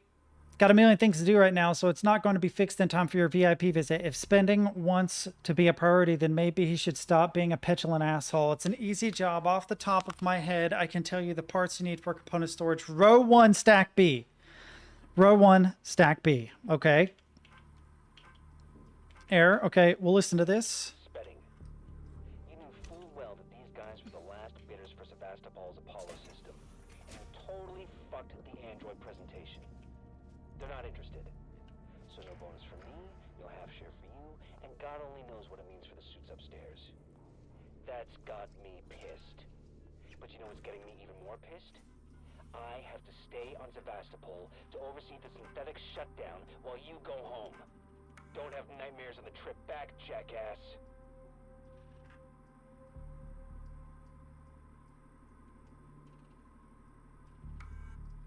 Just got another message from Spedding about the busted elevator outside the android examination theater. My guy's got a million things to do. Right, it's an easy job. Off the top of my head, I can tell the parts you need at component storage row 1, stack B. If you can't find it yourself, after ask at the requisitions android. Right. I already knew that, though. That's what I'm doing. I'm going down there to that android using the tuner to gain access, right? Yeah, I had to upgrade the tuner, I think, to be able to get access to the android. This is being glitchy. There we go. But no, I mean, that's not bad advice. If I didn't know that, that would be helpful. Yeah. Key card. Great. That's probably in that gassy room.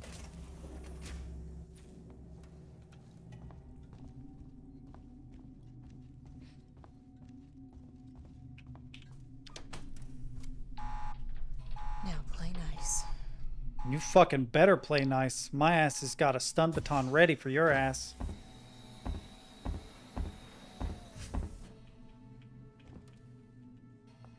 How can I help you? I need a compression cylinder. Components warehouse. Row 1, stack B. Follow me. Just keep the noise down, okay? I have a bad feeling about this. He's gonna start beatboxing here in a second. He's gonna go and fucking alien. Yo, Xenomorph's gonna be coming out. He's gonna do a little dance for a minute, you know, and then he's gonna kill us all.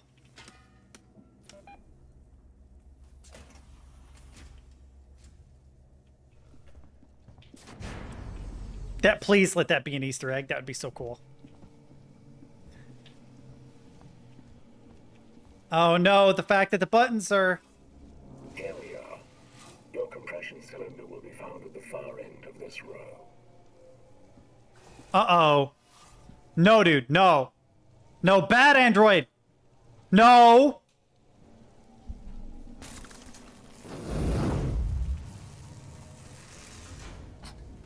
Fucking dummy. What did I need a sensor for? Oh, I don't have a charging pack. Okay. I need a sensor for this, though. So ethanol, sensor, bonding agent. Oh, won't let me craft because I have too many of them. EMP mine. I need more charging packs. Molotov. Ooh, ethanol. Sensor. Oh, it requires 2, 2, 1. Yo, let's go. I got a Molotov. And I can pick up the sensor. Cool. All right, now I got a Molotov. Oh, going in here is... What?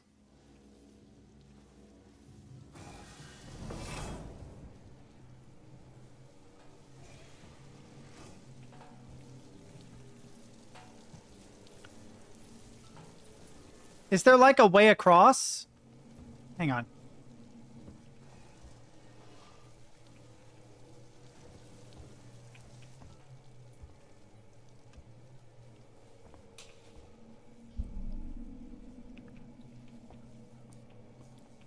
Huh. Okay, so we got a puzzle. All right. It's row B, right? Oh, this all says A. Okay, fuck it. Let's just take one of these up and see what happens.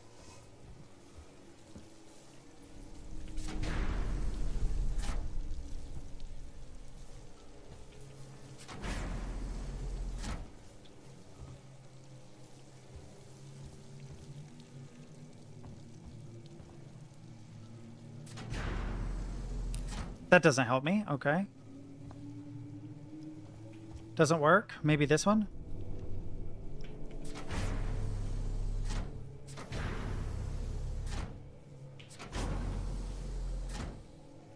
Locked. Okay.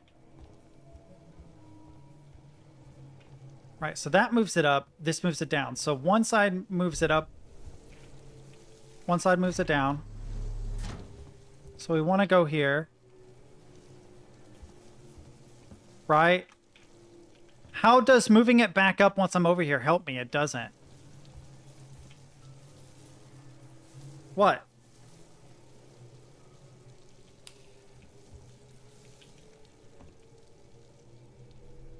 Oh, same. I thought you were saying Sam.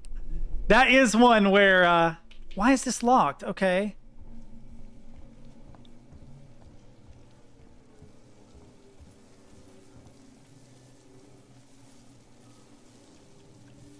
What am I doing? Moves it down, right? This moves it back up. But what good does that do me?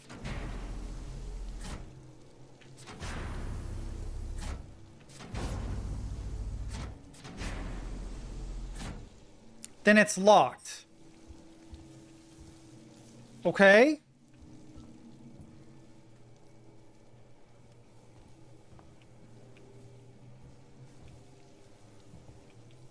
What am I missing here?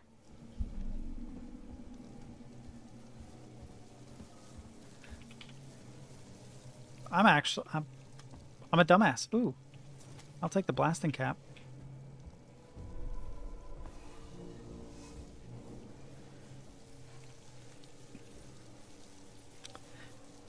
There must be a reason that I can move this down, right? I can't squeeze into it.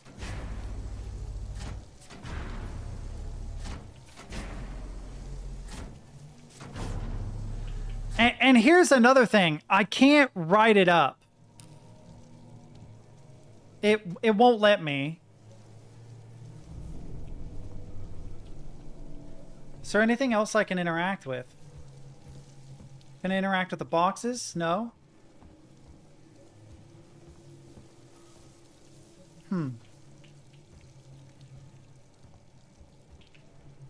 Is there another vent? No.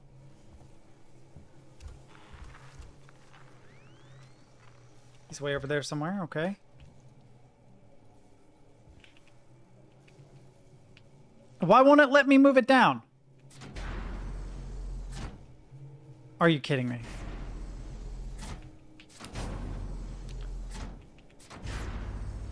Okay, so I am kind of a dumbass because that would have been very helpful.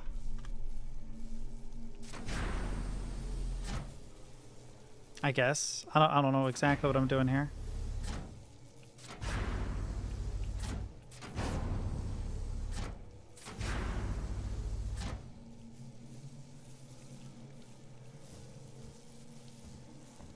Okay, what am I trying to accomplish exactly? There's this thing here, right?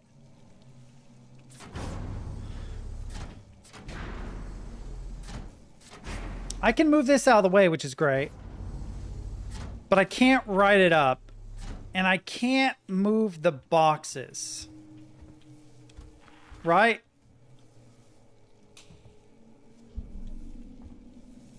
I'm a fucking idiot. Shut up, chat. Shut up. Shut up, shut up, shut up, shut up. I hate you all. I thought it extended all the way to the end. I didn't know.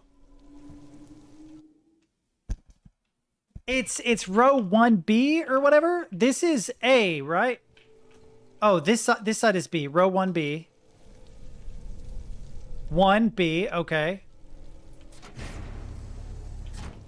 Compression cylinder, let's go. Why did I run? Why did I run? Why did I run? Why did I run? Of course it's going to introduce me to an alien here.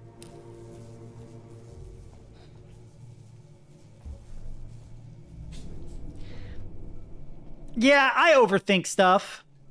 That's really what it is I overthink stuff. I thought it was going to be this complicated thing where I was going to form a bridge by adjusting them up and down. And that is way overthinking it. Do I need to go back where I can? You know what? I'm going to save. That was legit what I was thinking is, okay, well, I'm going to have to move these to form a bridge, not that I'm just clearing a way so that I can get behind them. So I just overthought it. I overthought what the solution was. All right, can I get back? I'm curious how I'd get in there.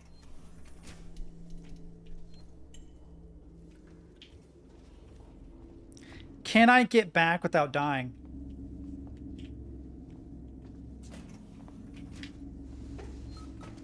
I just have to get back to the elevator.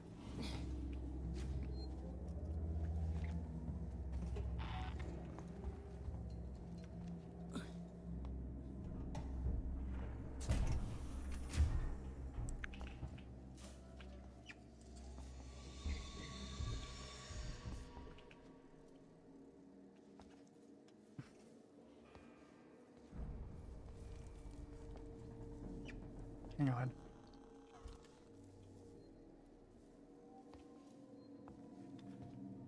Do these guys?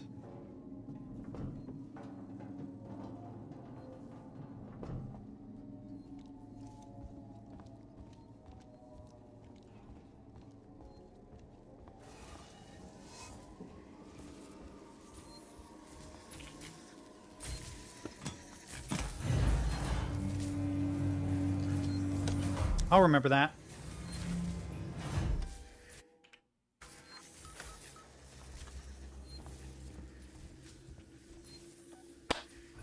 And that will be it. That will be it for today. I need to go look and see what homework I have, which it's already late, so I probably won't do it tonight. Tomorrow's going to be an early stream of Undertale. But I need to look at homework and stuff tonight and see what it is that I need to do.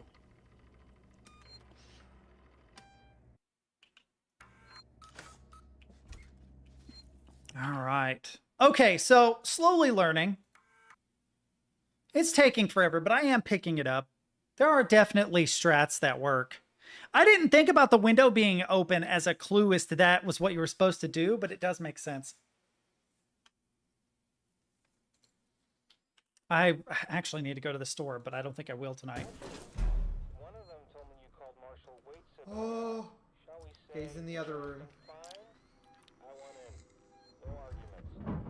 After all, how much does Waits really know about You know what? Fuck it. You can hang out in your vents, and I'm fucking getting out of here. Okay.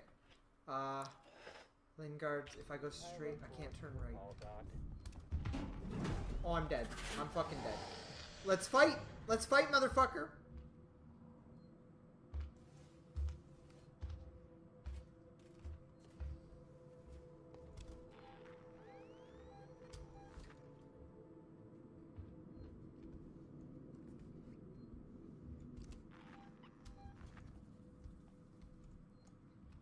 Wait, it just ignores you if you're here?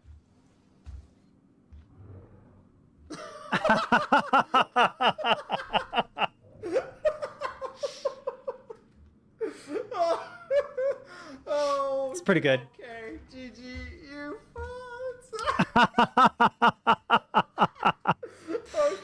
Okay, I'm done. I'm done. Oh my god, what the fuck? Okay, that's good.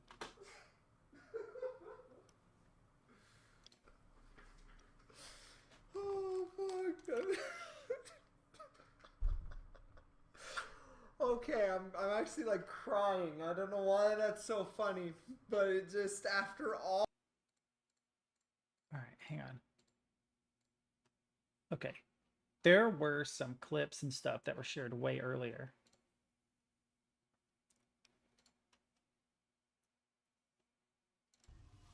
Oh, yeah. Fuck him up. Don't run toward me. It wouldn't let me crouch here, by the way. I'm spamming control.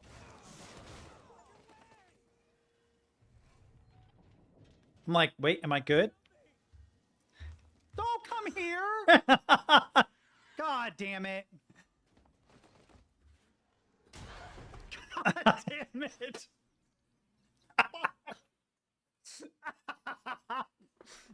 Oh, dude, no. There's no way out of it. I mean, I guess I could have smoked, but dude was right on me. He was right on top of me. Go the back way, which means I'm going to go around through here. So I'm going to go through the double set of doors. Right, left, right, and out through the back door. Okay. All right, let's hope this works. God damn it. All this time is wasted, and I miss a fucking vent. Every vent is primed. I thought, well, if I go the back way, I don't have to worry about it. But yeah, I have to do this shit every time? All right, we'll have to go the back way. Oh, okay. To be fair, that is funny. You guys both clipped the same thing. You guys, but yeah, I see why that was funny, though. I didn't even realize how close it was to me. Like, I'm working it out, man. Fucking letters are floating in the sky, mathematical equations, and then just get sucked into a fucking vent. The vent mechanic is kind of garbo, though. I think it's every vent, too. So, I could be wrong, because some vents, you could see indications that it was there. But it just seems like it was an event that you walked directly under. You had to walk directly under it. If you kind of went around it, you were okay. Even if you were technically under it, as long as you don't walk through that, like, it's like there was a little ray cast going right down the center from the vent. And if you touch that ray cast, you're fucked. But as long as you didn't, you were groovy. So, yeah. Yeah.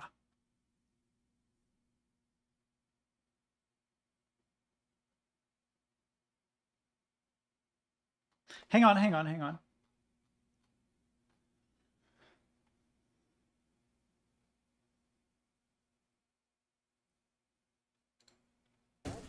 No, that's the Easter egg. I don't see it. I don't see it. Hang on.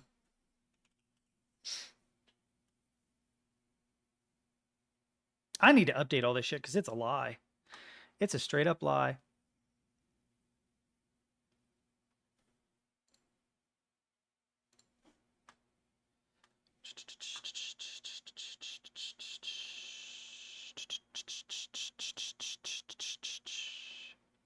Yeah, there's only there's only two, and they're both me just being. Who, you talking to me?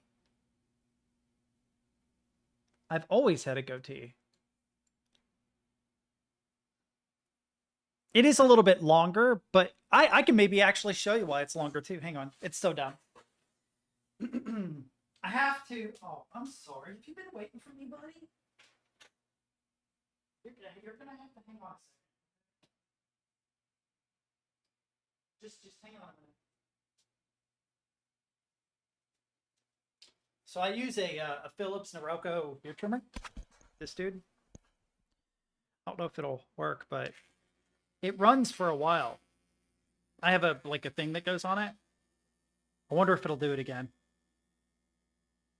It's charged all the way.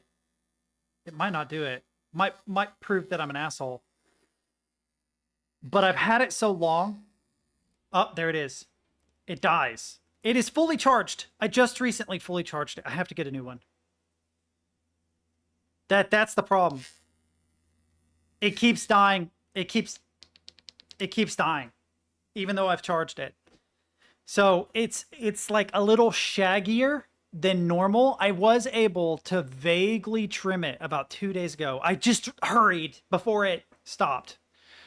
But I'm gonna have to get a new one. I've had it for like 6 years, since like 2018. And I've used it, 2 or 3 times a week, every week since like 2016. So fair enough. Or 2018. Fair enough. The battery's probably just getting old in it. Sad story. I've dropped it and all sorts of shit. I wonder if you can open the base of this, actually. Can you? Don't be weird. It looks like you can, but... oh well. I think that, yeah, I think it's just time.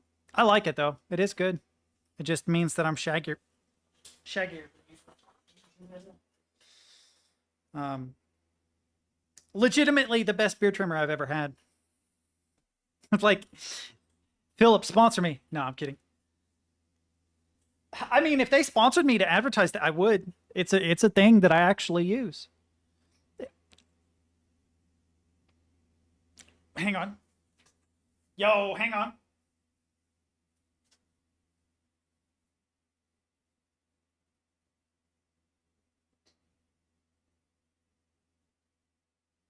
Hang on, baby boy. I'll take care of you. I didn't even think about that, dude. Philips Sonicare.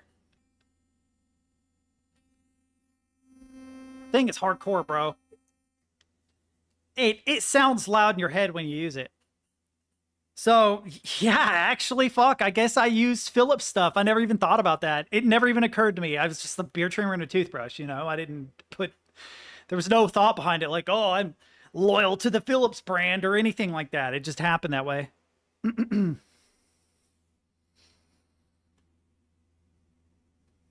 I don't... Teenage Mutant Ninja Turtles? No, Teenage Ninja Mutant Cats. Just guess. Just guessing. Yeah, let me switch this off. Teenage Ninja Mutant Cats.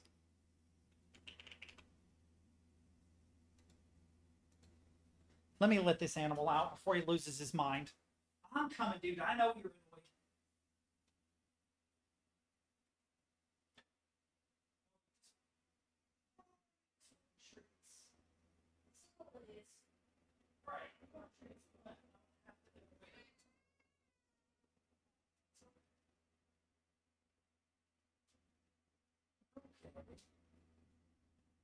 You're okay, Mr. Boyd. I just want to show you off. Oh, he is so mad. He is so mad. He's like, why aren't you giving me treats, bro? Oh, okay, fine. Go on. Go on. I'll actually get you something. Chill. Angry ass.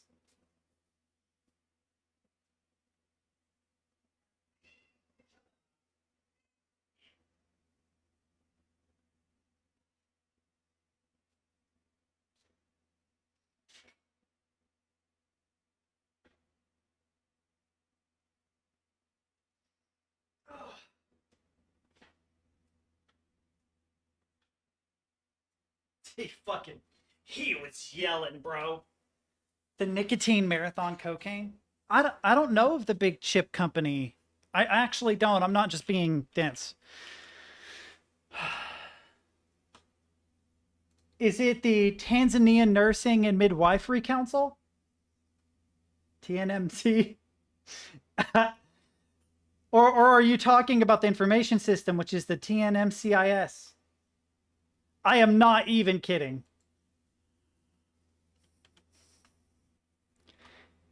The Teenage Ninja Mutant Cat Information Oh, sorry. Tanzania Nursing and Midwifery Council Information System. Dude, how easy do you think it would be to hack this site? It's in Tanzania. It is the United Republic of Tanzania. Right? I could be wrong, but I somehow have a feeling that they don't have like peak Tanzanian Nursery and Midwifery Council. What? So it's TSMC. The Taiwan Semiconductor Manufacturing Company? Bro, what are you talking about? Chips.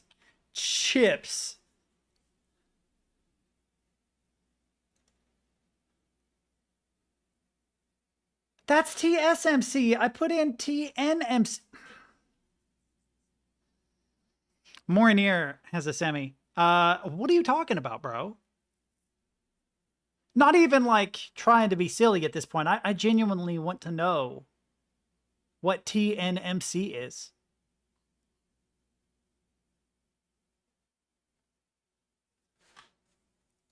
He's talking about the infamous semiconductors. He said, where is it? Chips. I was thinking like tortilla chips, computer chips. God damn it. My brain was like, tortilla chips. Let's go.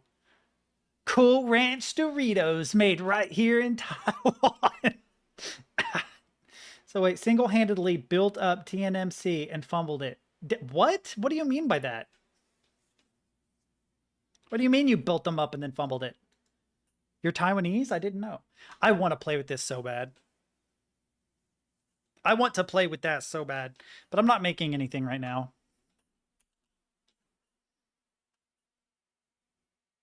I'm bookmarking this. I'm also bookmarking this computer science roadmap. I'm going to look through this and see if there's anything helpful in here. I've got like a hair on my face. Yeah, it's from the kitty. So we have a learning path, W3 schools, introduction to C#, C# tutorials. Cool. Why is Rust so big? The Rust programming language online book, Rust by example, Rust versus Go, why they're better together. That's cool. Rust by the numbers, Rust programming language in 2021. Explore top posts about Rush. Data structures, graphs, heaps, arrays, stacks, trees, linked lists, queues, hash tables. I feel like I've used a linked list once before. Arrays store elements in contiguous memory locations, resulting in easy calculable addresses for the elements stored, and this allows faster access to an element at a specific index. Right, that's fair. Linked lists are less rigid in their storage structure, and elements are usually not stored in contiguous locations. Hence, they need to be stored with additional tags, giving a reference to the next element. This difference in data storage scheme decides which data structure would be more suitable for a given situation. Interesting.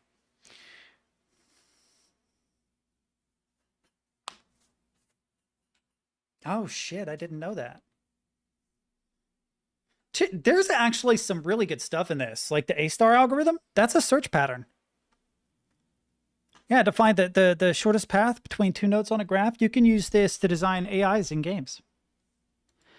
You need to make variations of this, but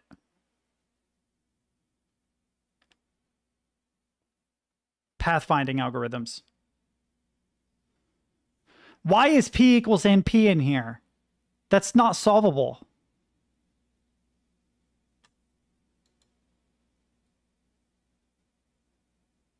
Are you talking about, okay, so there's a bit of delay. Are you talking about linked lists?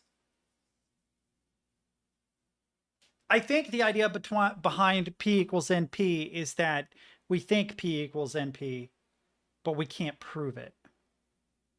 There's not a falsifiable proof, which is why it's considered like a famous unsolved mathematics problem. It's one of those things that can kind of be intuited, but that we can't prove. Are you talking about linked lists? Because I've never used them. I've never used them. And I was a Java guy once upon a time. Which I'm pretty sure linked lists are like a pretty big thing in Java. Someone else mentioned the two together. Java linked lists. Have a good night, Mornir. I'll be back tomorrow at noon.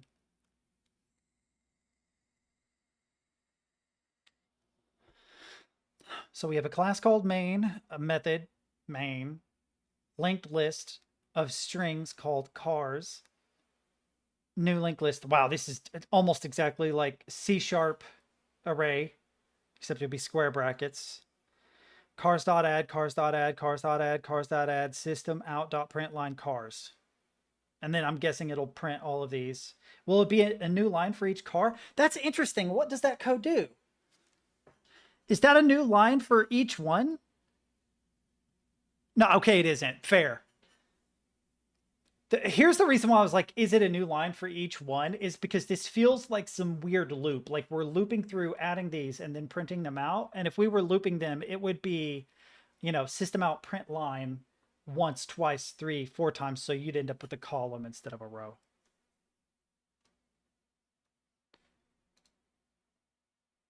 This makes me like the way Java looks, which is crazy, but that's because I've been steeped in fucking C# here lately. Similar. Anyway. I think I'm going to go and try to get more guns in Forever Winter for a little bit. And then I'm going to review what I need to do in my English class. What is today? The 22nd? Yes. So I might use the 23rd and 24th to write up something small for extra credit in my English class. I do need to check really quick and make sure that I don't have like any quizzes or anything tonight, because I've been on way longer than I normally have, and if I am, that's bad. I'll have to do it now. I won't, you know what I mean? I didn't see anything yesterday when I uploaded stuff. There wasn't anything. But it's possible. They do this sometimes. They'll just randomly add some shit. Module 6, programming projects. Due on 11/2, so I'm good on my programming projects. Exams. No exams. I'm good. I'm good. No quizzes, no exams, right? Yep. Okay. I'm good. I just got a couple writing projects and one programming project. I remember something about the pigeon cipher. I think I learned this once upon a time for funsies. You mean pigpen or pigeon? You mean this? Pigpen is what I was thinking. I used to use this. I have an extra credit paper due on the 25th. I have a programming assignment due on the 2nd. And I have, like on 11/8, let me see. It might be 11/4, actually. I have an explanatory synthesis due. And then we're supposed to be past arrays this week. I expected him to post an extra module, which means that arrays must be 2 weeks. So there must be a second array thing on this week, or we might be moving to methods. I don't know. But I used to use these very artistically for the giggles, like, right? So like you have A, right? But you could do like really artsy shit with this if you want to. And like have this neat alien looking language if you want. I've done it before. Just for giggles. But no, Pigpen Cipher is fun just to mess around. Especially if you combine it with a Caesar Cipher. Then it can actually be legitimately confusing for people. Right? So like me and you can just agree on a number like 7, right? And then we iterate once, twice, 3 times, 4 times, 5 times, 6 times, 7 times. So now this shape is A, and this shape is B, and this is C, D, E, F, G, H, I, J, K, L, M. You see what I'm saying? You combine the two, you can actually have something that's kind of a pain in the ass for people to decrypt, but it's not serious. You know what I mean? The NSA is not going to have any trouble with the fucking Caesar ciphered Pigpen thing.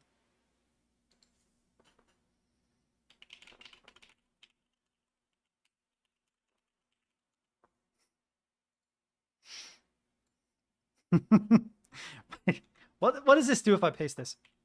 It pastes. It's an exclamation point. It doesn't know what to think of it. It's cool that they have this though. I didn't know this was a thing.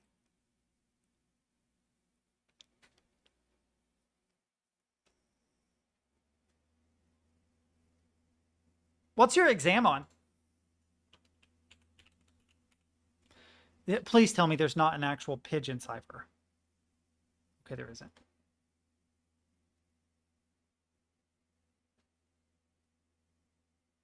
Okay, hang on. I can actually explain the Zodiac thing to a degree. Let me let this animal out. There's a reason why it went uncracked for so long.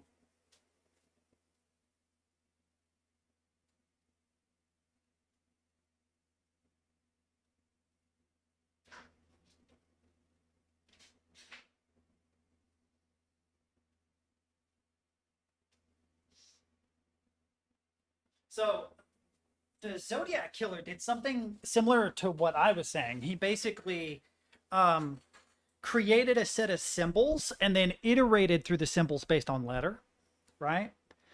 And by not having a one-to-one, right, from like A is this symbol, B is this symbol, because there was like they were being iterated through, or they were offset is maybe another way to think about it. It made it very difficult to crack, and a big reason why some of them were cracked pretty early on.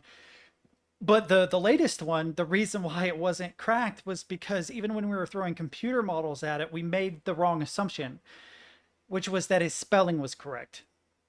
And he had actually misspelled some things. And because he had misspelled some things, the machine learning algorithm that was trying to decrypt his cipher kept saying, we can't figure it out. We don't know what's going on. We get like really close. It seems like we can figure out words, but then we get to this thing and it makes no fucking sense. And it's because it was misspelled. It was looking for exact matches to correctly spelled words.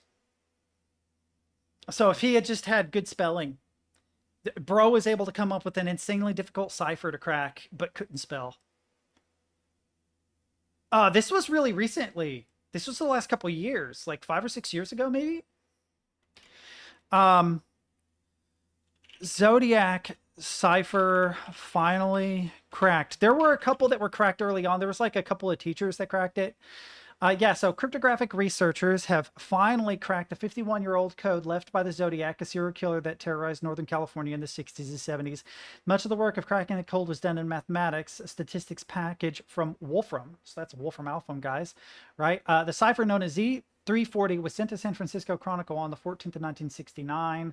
The cipher was cracked by an international team of researchers. These guys, the researchers used software to help them break the cipher. They discovered that the cipher was transpositional, which is what I was talking about, offset, meaning that the message was rearranged in some way. They also found that the message was broken into 3 smaller blocks of text. The researchers used a key to translate the cipher alphabet into letters and words, and the FBI confirmed the solution. It's interesting that they don't mention the misspelling, because there was a word he misspelled.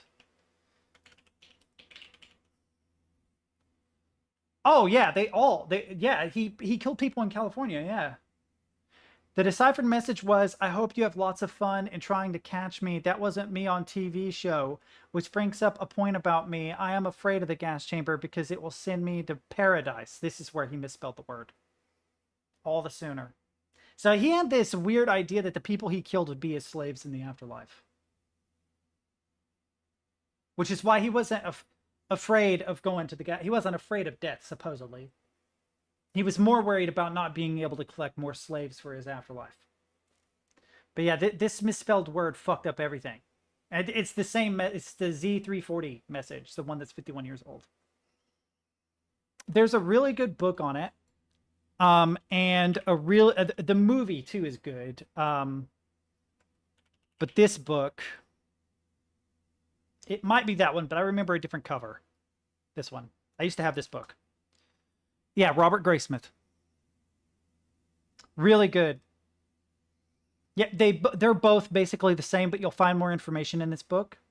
So if you're ever interested, go buy this book and read it. It's really interesting. He's one of the most interesting serial killers to ever exist in the U.S., period.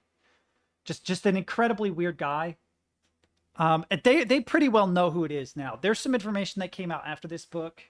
I don't think it was the same guy that Robert Graysmith thought it was. Robert Graysmith thought for sure that he knew who the guy was. That he even went so far as to go meet the guy. The guy had like moved out of town.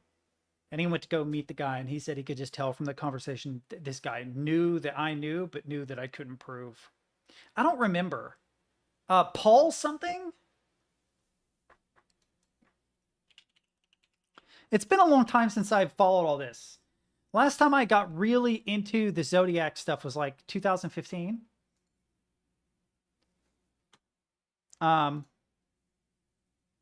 Okay, so to be fair, the guy that Robert Graysmith thought it was like a Paul something, if I remember right. Okay, so a group of more than 40 independent investigators called the Casebreakers have identified Gary Francis Post as the notorious Zodiac killer. Okay, I don't know anything about this. This is more recent than I was looking into it, though. Who did Robert Graysmith believe the Zodiac killer was? Arthur Leigh Allen. Oh, you know why I said Paul? Fucking Paul Allen. That's actually the name I heard in my head was Paul Allen. Like, let's see Paul Allen's card, American Psycho. That goes to show how my brain works.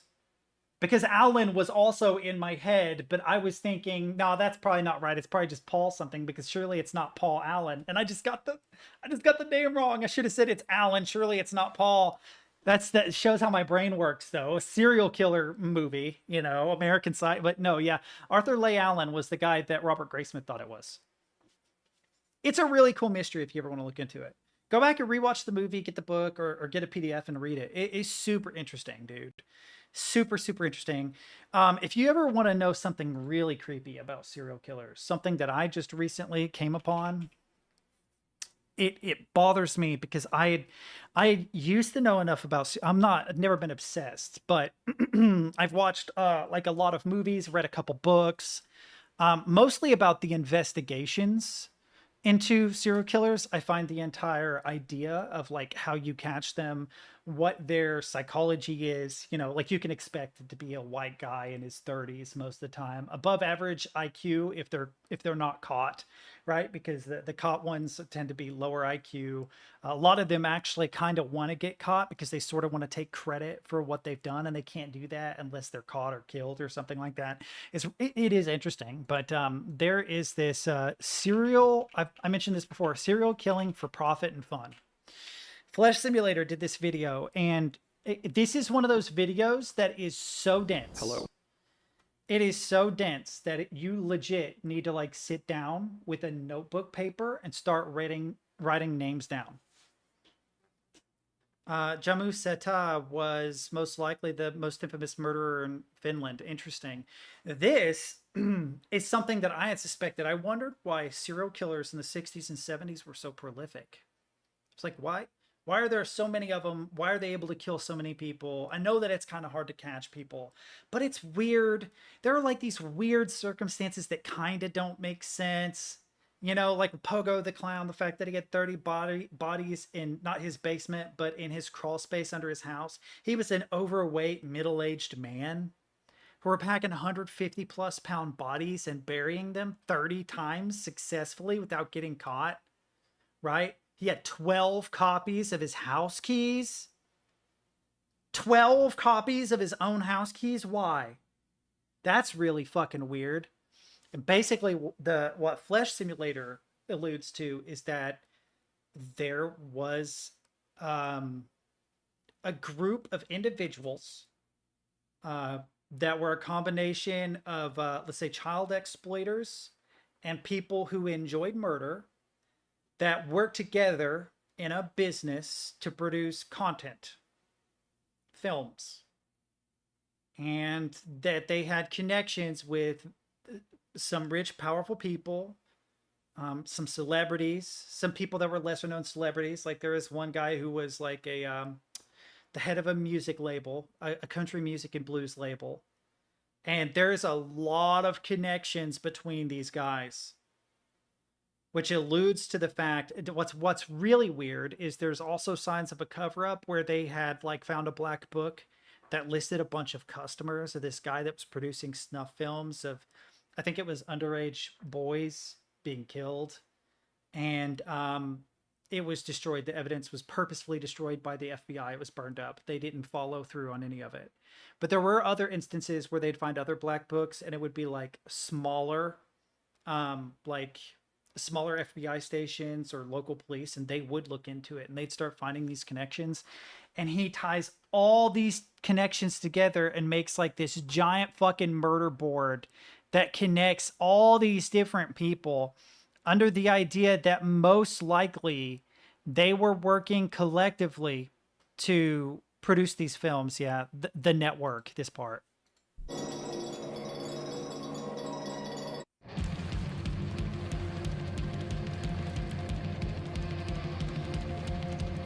So he covers every single one of these people over the course of the video.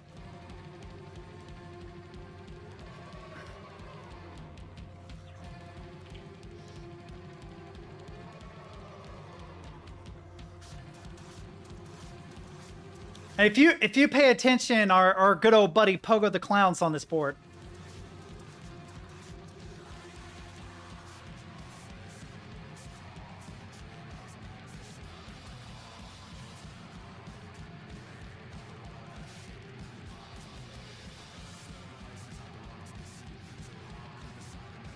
Wow.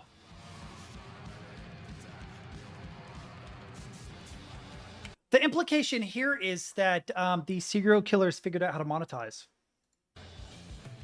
And that not all of them were serial killers.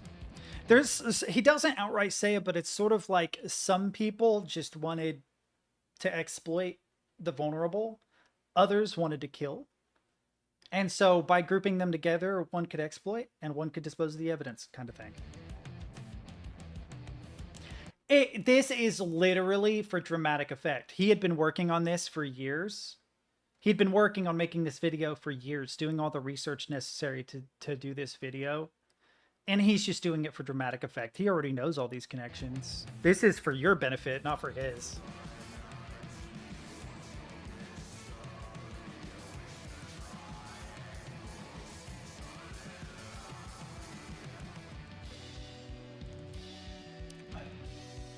Yeah, you guys got a problem if a serial killer got released. Was there like an appeal or something? Yep, there's our boy Gacy. Senor Pogo.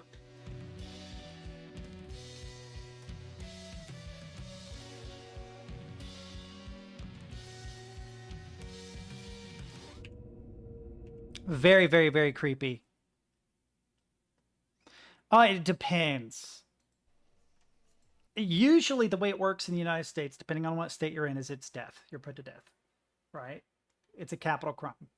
But what a lot of serial killers do is if they've collected enough people, it's usually he, they will be like, oh, I know where the body of so-and-so is buried, right? And it will be somebody that he's not even charged with. And he will go on this wild goose chase to uncover a body. And then he'll be really close to be put to death again. Oh, but I know where this other body is. And they will repeat this for years to stay alive longer. There's also been cases of serial killers making claims to other people's kills for the purpose of extending their stay, basically. Making an OpenGL C++ game engine and open world game. Cool. I don't know why this is, but yeah. I find it interesting. Zodiac's one of my favorites. This sounds so fucked up to say. It's one of my favorite stories, not one of my favorite people. It's one of my favorite stories because it's a case of somebody who had just like a really weird mind. The idea that, you know, the people he killed would be slaves in the afterlife, and coming up with all these like really convoluted ciphers, and the fact that, you know, he let one get away, and you know what I mean, was toying with the police. It's an interesting story, but there are others that are like that too, like the God, who was the sorority girl? Sorority girl killer. What was his name? Not Ted Bundy. Tall serial killer. I can't believe I forgot this dude. Yep. Okay. Edmund Kemper. Edmund Kemper is another interesting one. Like 150 IQ, incredibly smart. Co-ed killer is what it was called. He was actually friends with the local police and would go to the bar, and the police would be talking, man, we got this fucking serial killer he's just killing all these women. And he'd be like, that's me, man. Drink to that, you know? And they would be like, Ed, that's fucked up, but that's funny though. That's so funny. And then years later, they're like, holy shit, no, he actually was the fucking co-ed killer. And he told us that he was the co-ed killer, and we just thought he was kidding. The dude was huge too. He was like 6'5" or something, 6'5", 6'6", close to 300 pounds, incredibly strong and incredibly smart. Fucking weird dude. Weird dude. You ever want to watch a good serial killer movie? It's a good, other than Seven. Seven is probably the best serial killer movie. Portrait of a Serial Killer. Is it Henry? Portrait of a Serial Killer is another really good one. But I think my favorite like supernatural serial killer film is Subject Zero. Subject Zero is great. It's so crazy. It's about a guy who goes to work. He works for the FBI, and he has these insane migraines, and he can see things. And he's chasing after a serial killer. And the more he learns about the serial killer, the more the serial killer seems like Dexter. He's a killer of killers. And it turns out like the dreams and things he sees are not, they're important. They're actually showing him things that are important. I don't want to give away the plot. It's good. If you can find Subject Zero streaming somewhere, dude, it's on Pluto for free right now. Go watch it, for real. A very fun, supernatural horror serial killer film. One of my favorites.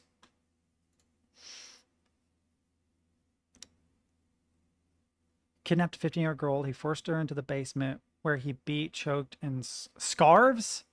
Oh, choked with scarves and threatened to grape. Right. Wow, he was just killing people his whole life, right?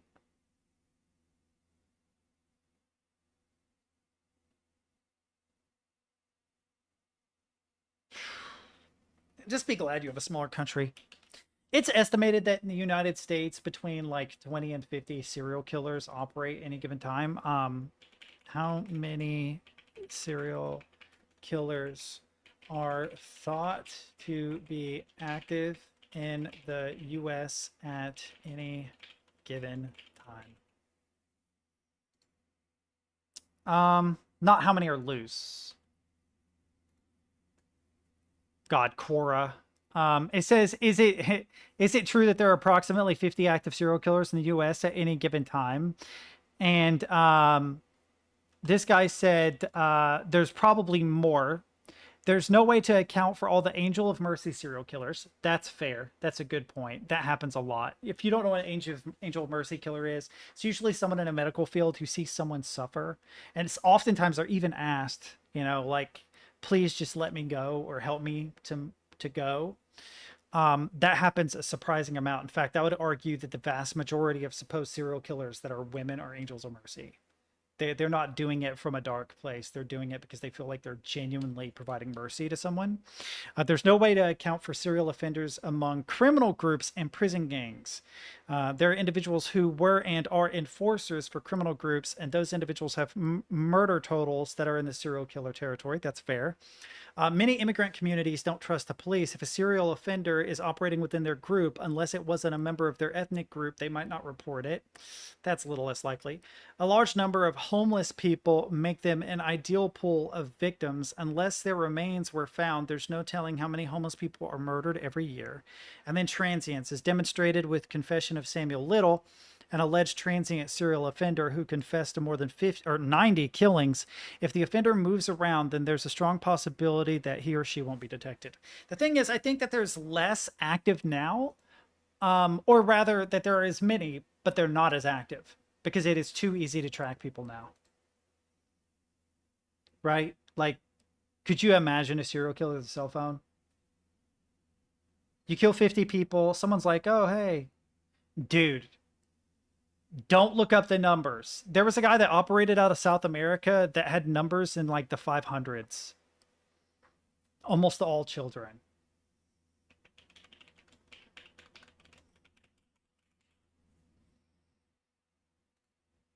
It's crazy. The thing is, you have to look at the time. Luis Garavito had between 194 and 300 children, known as the Beast. He confessed to 140, right? He is suspected of more than 300, mostly street children. There's another one, Pedro Lopez, the monster of the Andes. He claimed to have killed hundreds. Javed Iqbal, a Pakistani, also children, claimed to have killed 100 street children.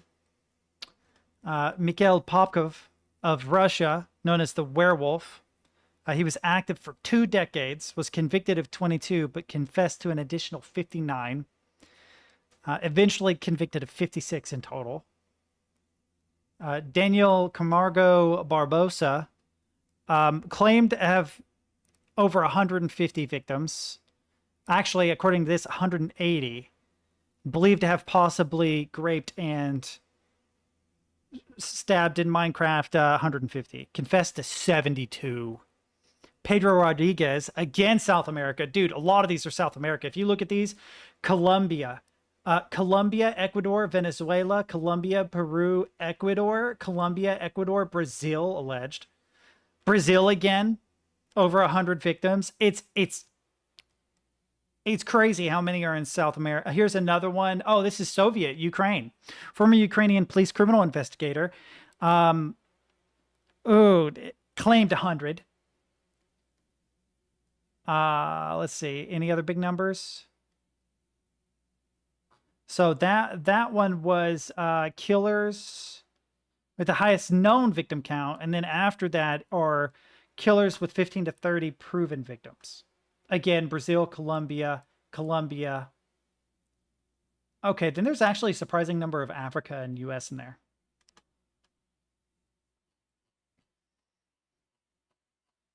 Well, when you think about vulnerable people in poor countries, I think that's why South America was so bad. Because there was a lot of political turmoil in South America in the 20th century, which meant that there was a lot of poverty and a lot of street children, right? So if you're an evil son of a bitch with those proclivities, there's no internet there. Most people don't have a phone. No one has a smartphone or a camera, right? You get television over antenna if you're lucky. You're in a densely packed, populated area. It's just fucking shooting fish in a barrel for you if that's what you wanted to do. That's super creepy to think about, but yeah. Yeah, I'm not like super into the subject. I'm not one of those guys. I'm not like a big true crime person, but I do find some of the cases interesting.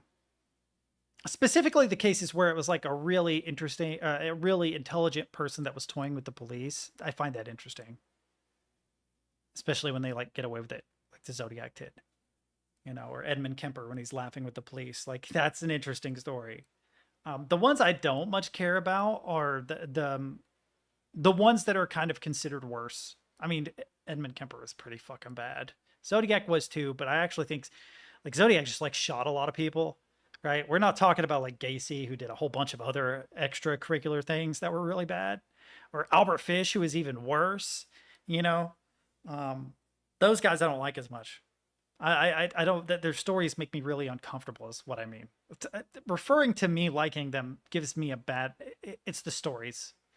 Their stories genuinely creep me out a lot more than someone like the Zodiac. Because the Zodiac, yeah, he was awful. He killed people, he shot people, you know, strangled a few, I think. But he wasn't doing a lot of the extracurricular stuff that people like Gacy and Fish and them were doing. I read a letter that Fish wrote one time, and I will never forget that letter in my entire life. I wish I had never fucking read the thing. It just is rent-free in the back of my head. I will never fucking forget reading that letter. It's like he went to apologize to someone and I guess got excited over the course of writing it, and the entire tone of the letter changed. It got really dark really fucking fast. It's just, man, the things humans are capable of, it's nuts. It's actually scary. I think about it sometimes. Like, I'm not the most likely target, you know, but if you have like, if you live in the United States, you've got something like 50 active serial killers at any given time. That means that there's one probably here. Probably right here. In my state, within 100 miles of me. Dude, I am not surprised. An incredibly, incredibly dark guy. Really, really evil human being. I don't know that you could go all the way to say he's a psychopath, though. I think he was weirdly capable of empathy. It was like he had a dark half. And so he had this one half that genuinely felt remorse, and this other half that enjoyed it just way too much to care. And so he was constantly at a battle with himself, but he always lost. The part that had those proclivities always won. You kind of get that impression from his writing. You're like, oh, this guy is fucking weird. He's like two people bottled up into a single person. That's part of what makes him so fucking creepy. Is he did like it if you think about like the kind half of him, you're like, oh, this is somebody that just seems like a sweet old man. And then you realize what he did and you're like, holy shit. This sort of thing happens a lot though. Like Gacy was the same way. He was like a pillar of his fucking community. You know? Ted Bundy.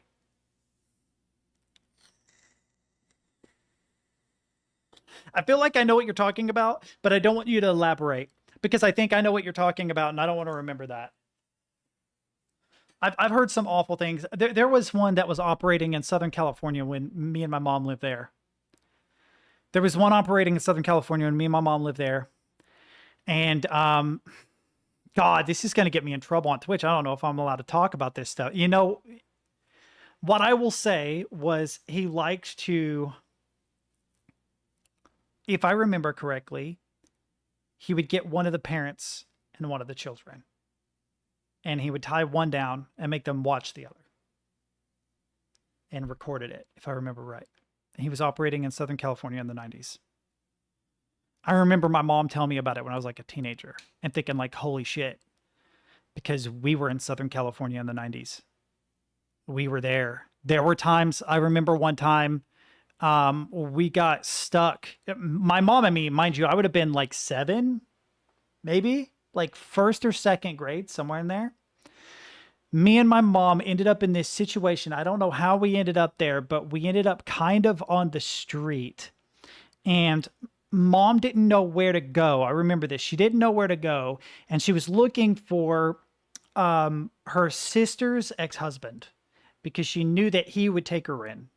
He had a kid of his own. And she was thinking, well, he might not like me, but he's not going to let this kid stay out. You know, that's not going to be a thing.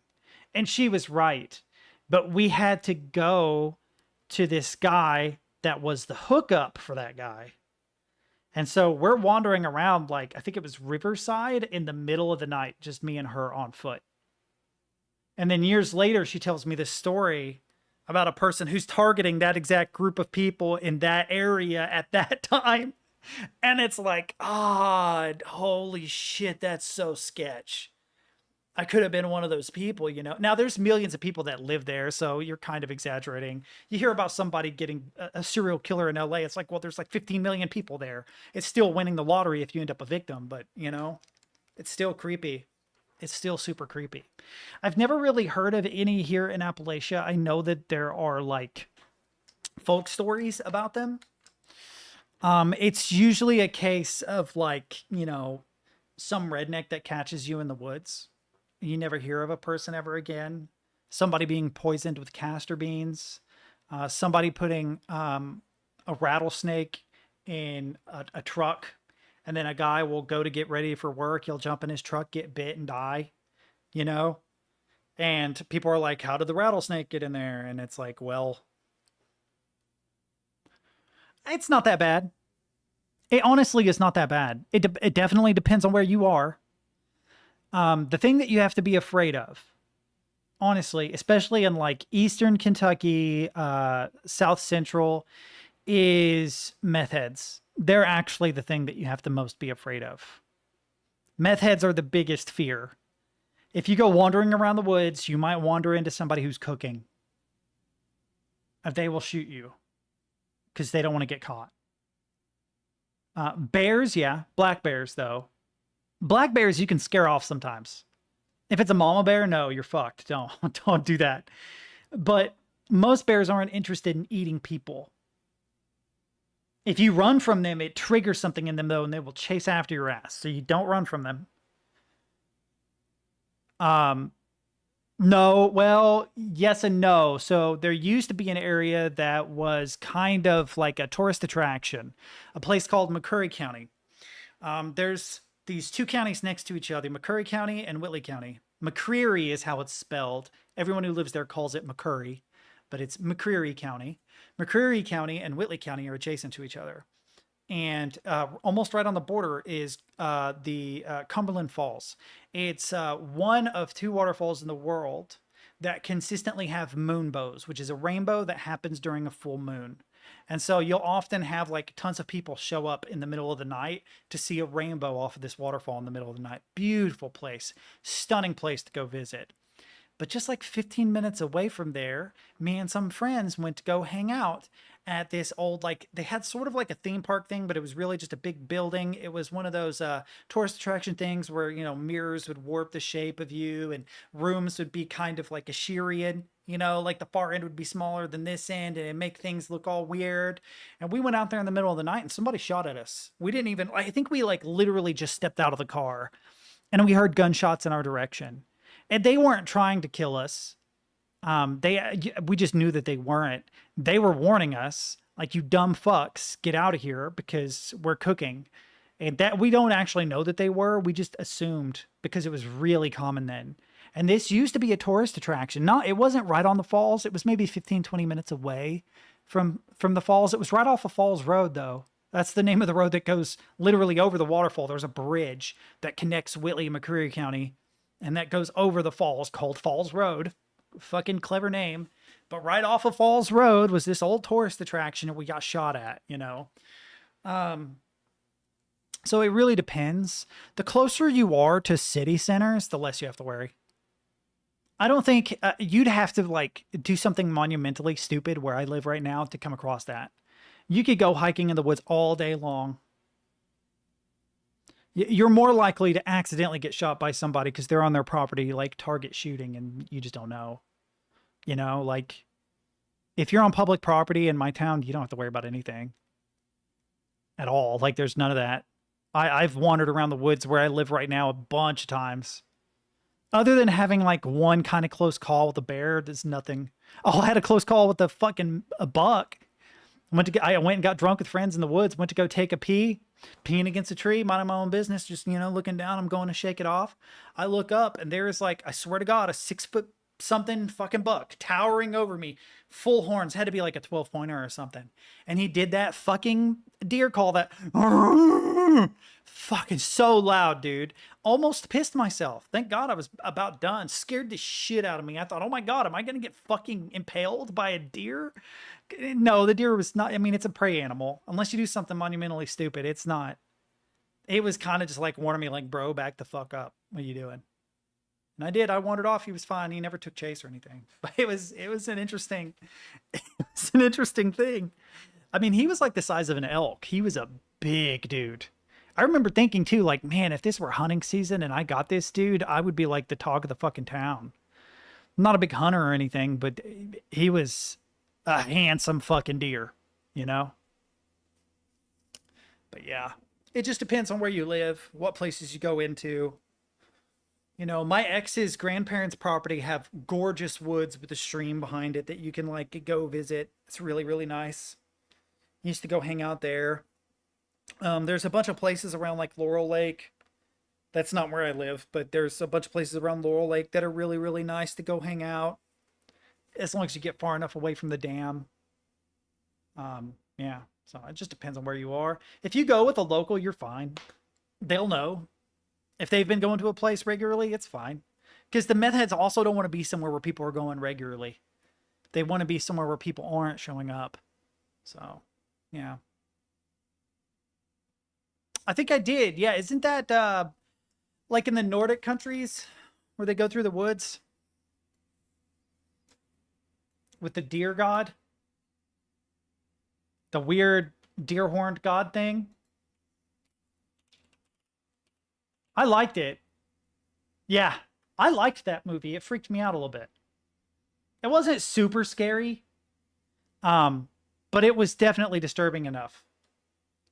So the thing that got me, and I know, okay, so the scariest thing was coming up to the effigy and not knowing what the fuck is going on. You know, like the shape of the deer god thing. The close encounter with the deer god was kind of disappointing.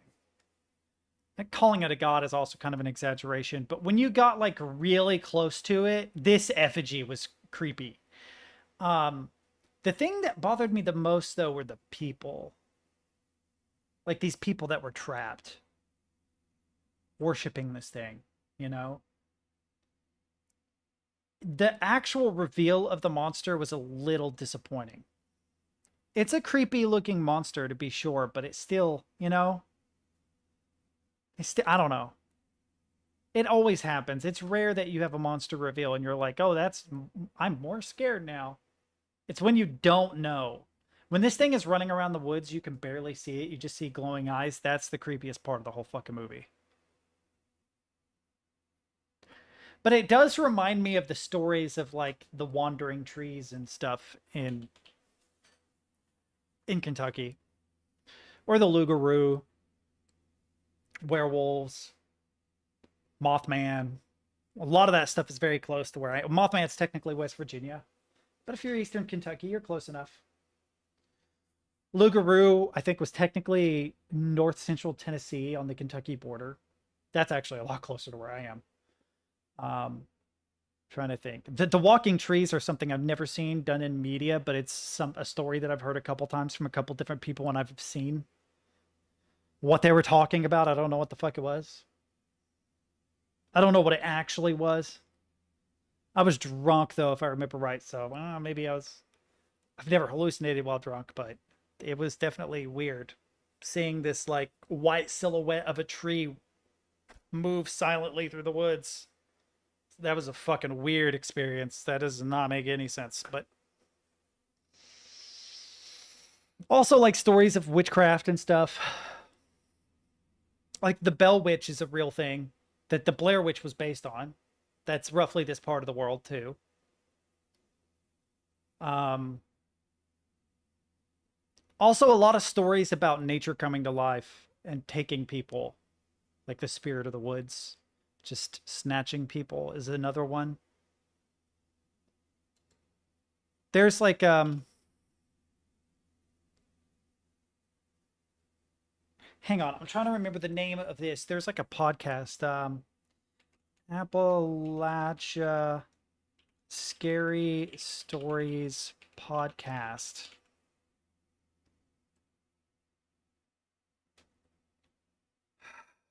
Man, what was the name of this? The Old Gods of Appalachia. Yeah, the Old Gods of Appalachia. Unfortunately, they put a bunch of stuff behind a paywall, which is why I stopped listening. And a lot of these are just modern fiction stories. But if you've ever been around to hear the folk stories, you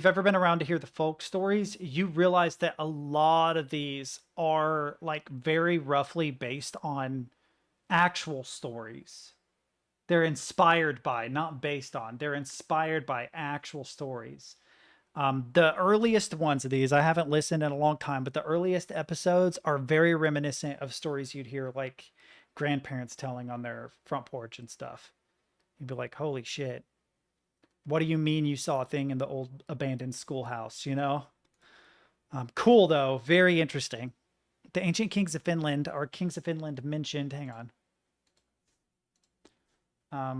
Mentioned in historical sources, the word kuningas, Finnish for king, is an old Finnic word derived from the ancient Germanic word kuningas.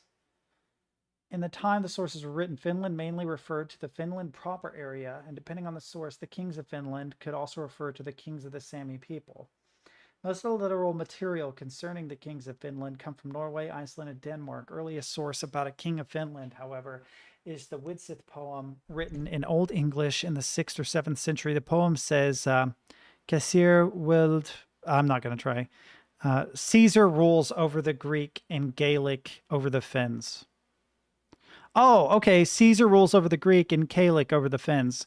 Gaelic is seen referred to as Kaleva, but nothing can be said about this for certain. What is this about?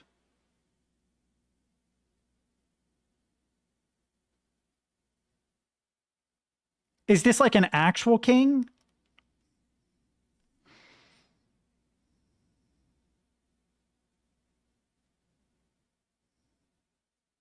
Interesting.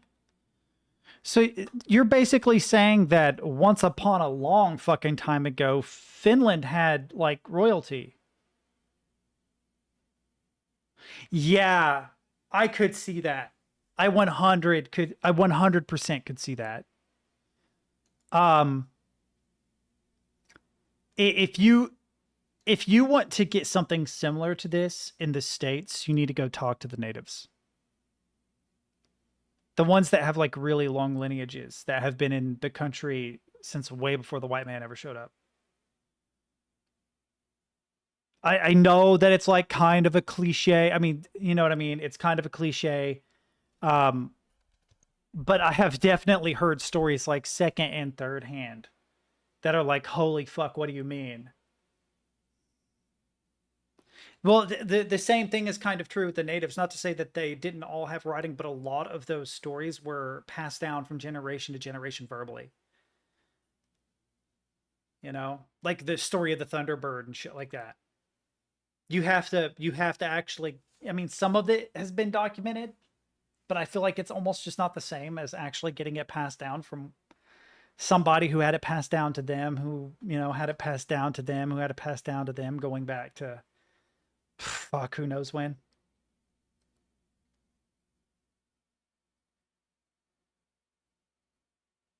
It's actually kind of one of the sad things about what happened to the natives and how they were treated by Westerners, because there's a lot of story that's just gone. Poof. You know?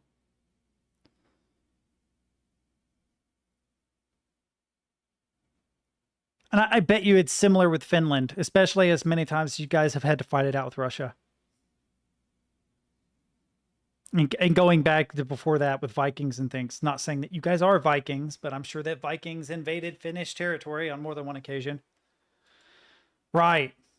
You end up losing stories over time.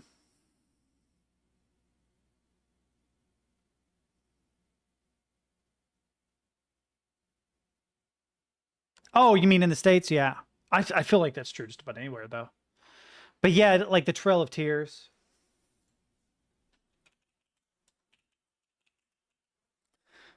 The Trail of Tears was the forced displacement of approximately 60,000 people of 5 civilized tribes between 1830 and 1850. So this is roughly where I am, right? This region. And a lot of them were moved through Kentucky and ended up over here. It's interesting. This shows it as a lot further south than it really was. I mean, these were probably their territories, but there were definitely natives displaced out of Kentucky that ended up on these trails. And in fact, Hopkinsville is Kentucky. This right here is a portion of Kentucky. This is the lower left hand. This is mostly flat though. All right. This is the edge of the Cumberland Plateau. The Cumberland Plateau kind of like is the edge of the Appalachian Mountains. And then once you get deeper, you actually start hitting mountains, especially as you go through like this right here is West Virginia. This is Virginia, North Carolina, South Carolina, the north portion of Georgia, portions of Tennessee. Yeah, there's I would argue that probably stories from Finland and Russia go back further than almost anywhere else on the planet except maybe Africa. There's a guy, hang on. I've shared this before, but the oldest story in the world, this guy, Crickenford, he was able to trace this story of the Wild Hunt going back as far as Russia, something like 70,000 years ago.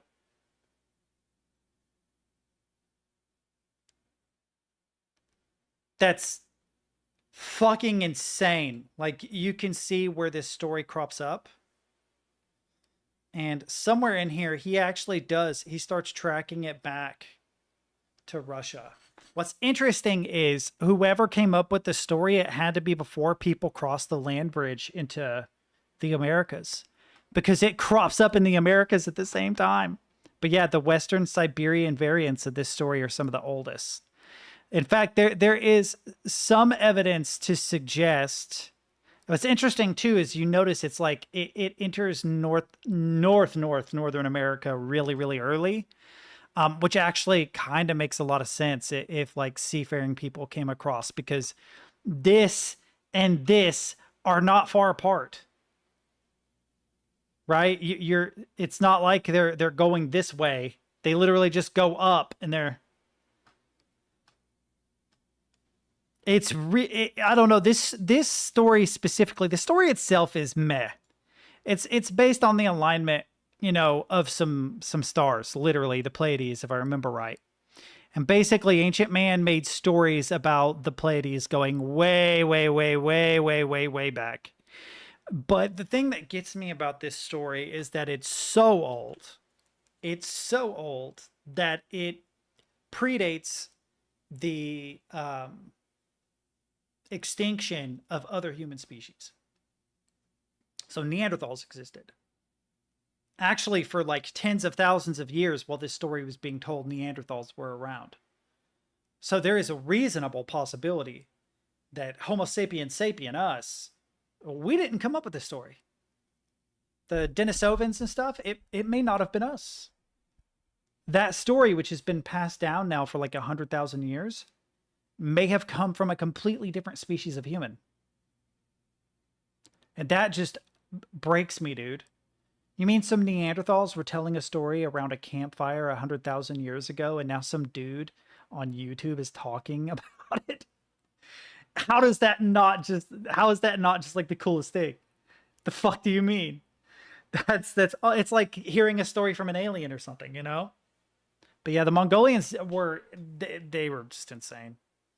They reduced the carbon footprint of the fucking world in a time when the carbon footprint was almost nothing. They're like, sorry, no more campfires for you. We're just killing everyone.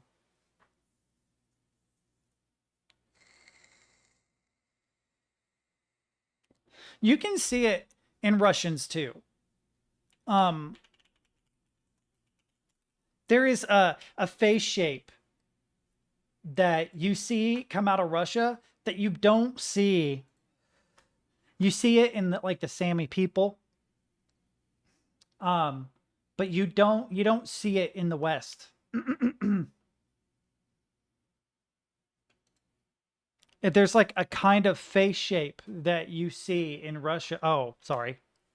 There's a kind of face shape that you see that comes out of Russia that you don't see pretty much anywhere else in the world. And I would bet $1 million that what it is the fucking Mongolians. The Mongolians contributed a lot of their genetics to what is now Russia. And so you end up with these face shapes that you don't see in the West hardly at all. I've looked at people and just been like, that person is Russian. Without any other indicators, I just somehow instinctually know. And it just has something to do with their face shape. Their face shape gives away like their genetic lineage or something. Nothing wrong with it. It's not like a bad thing. It's just a thing, It's almost like there's like some Asian phenotype way back there.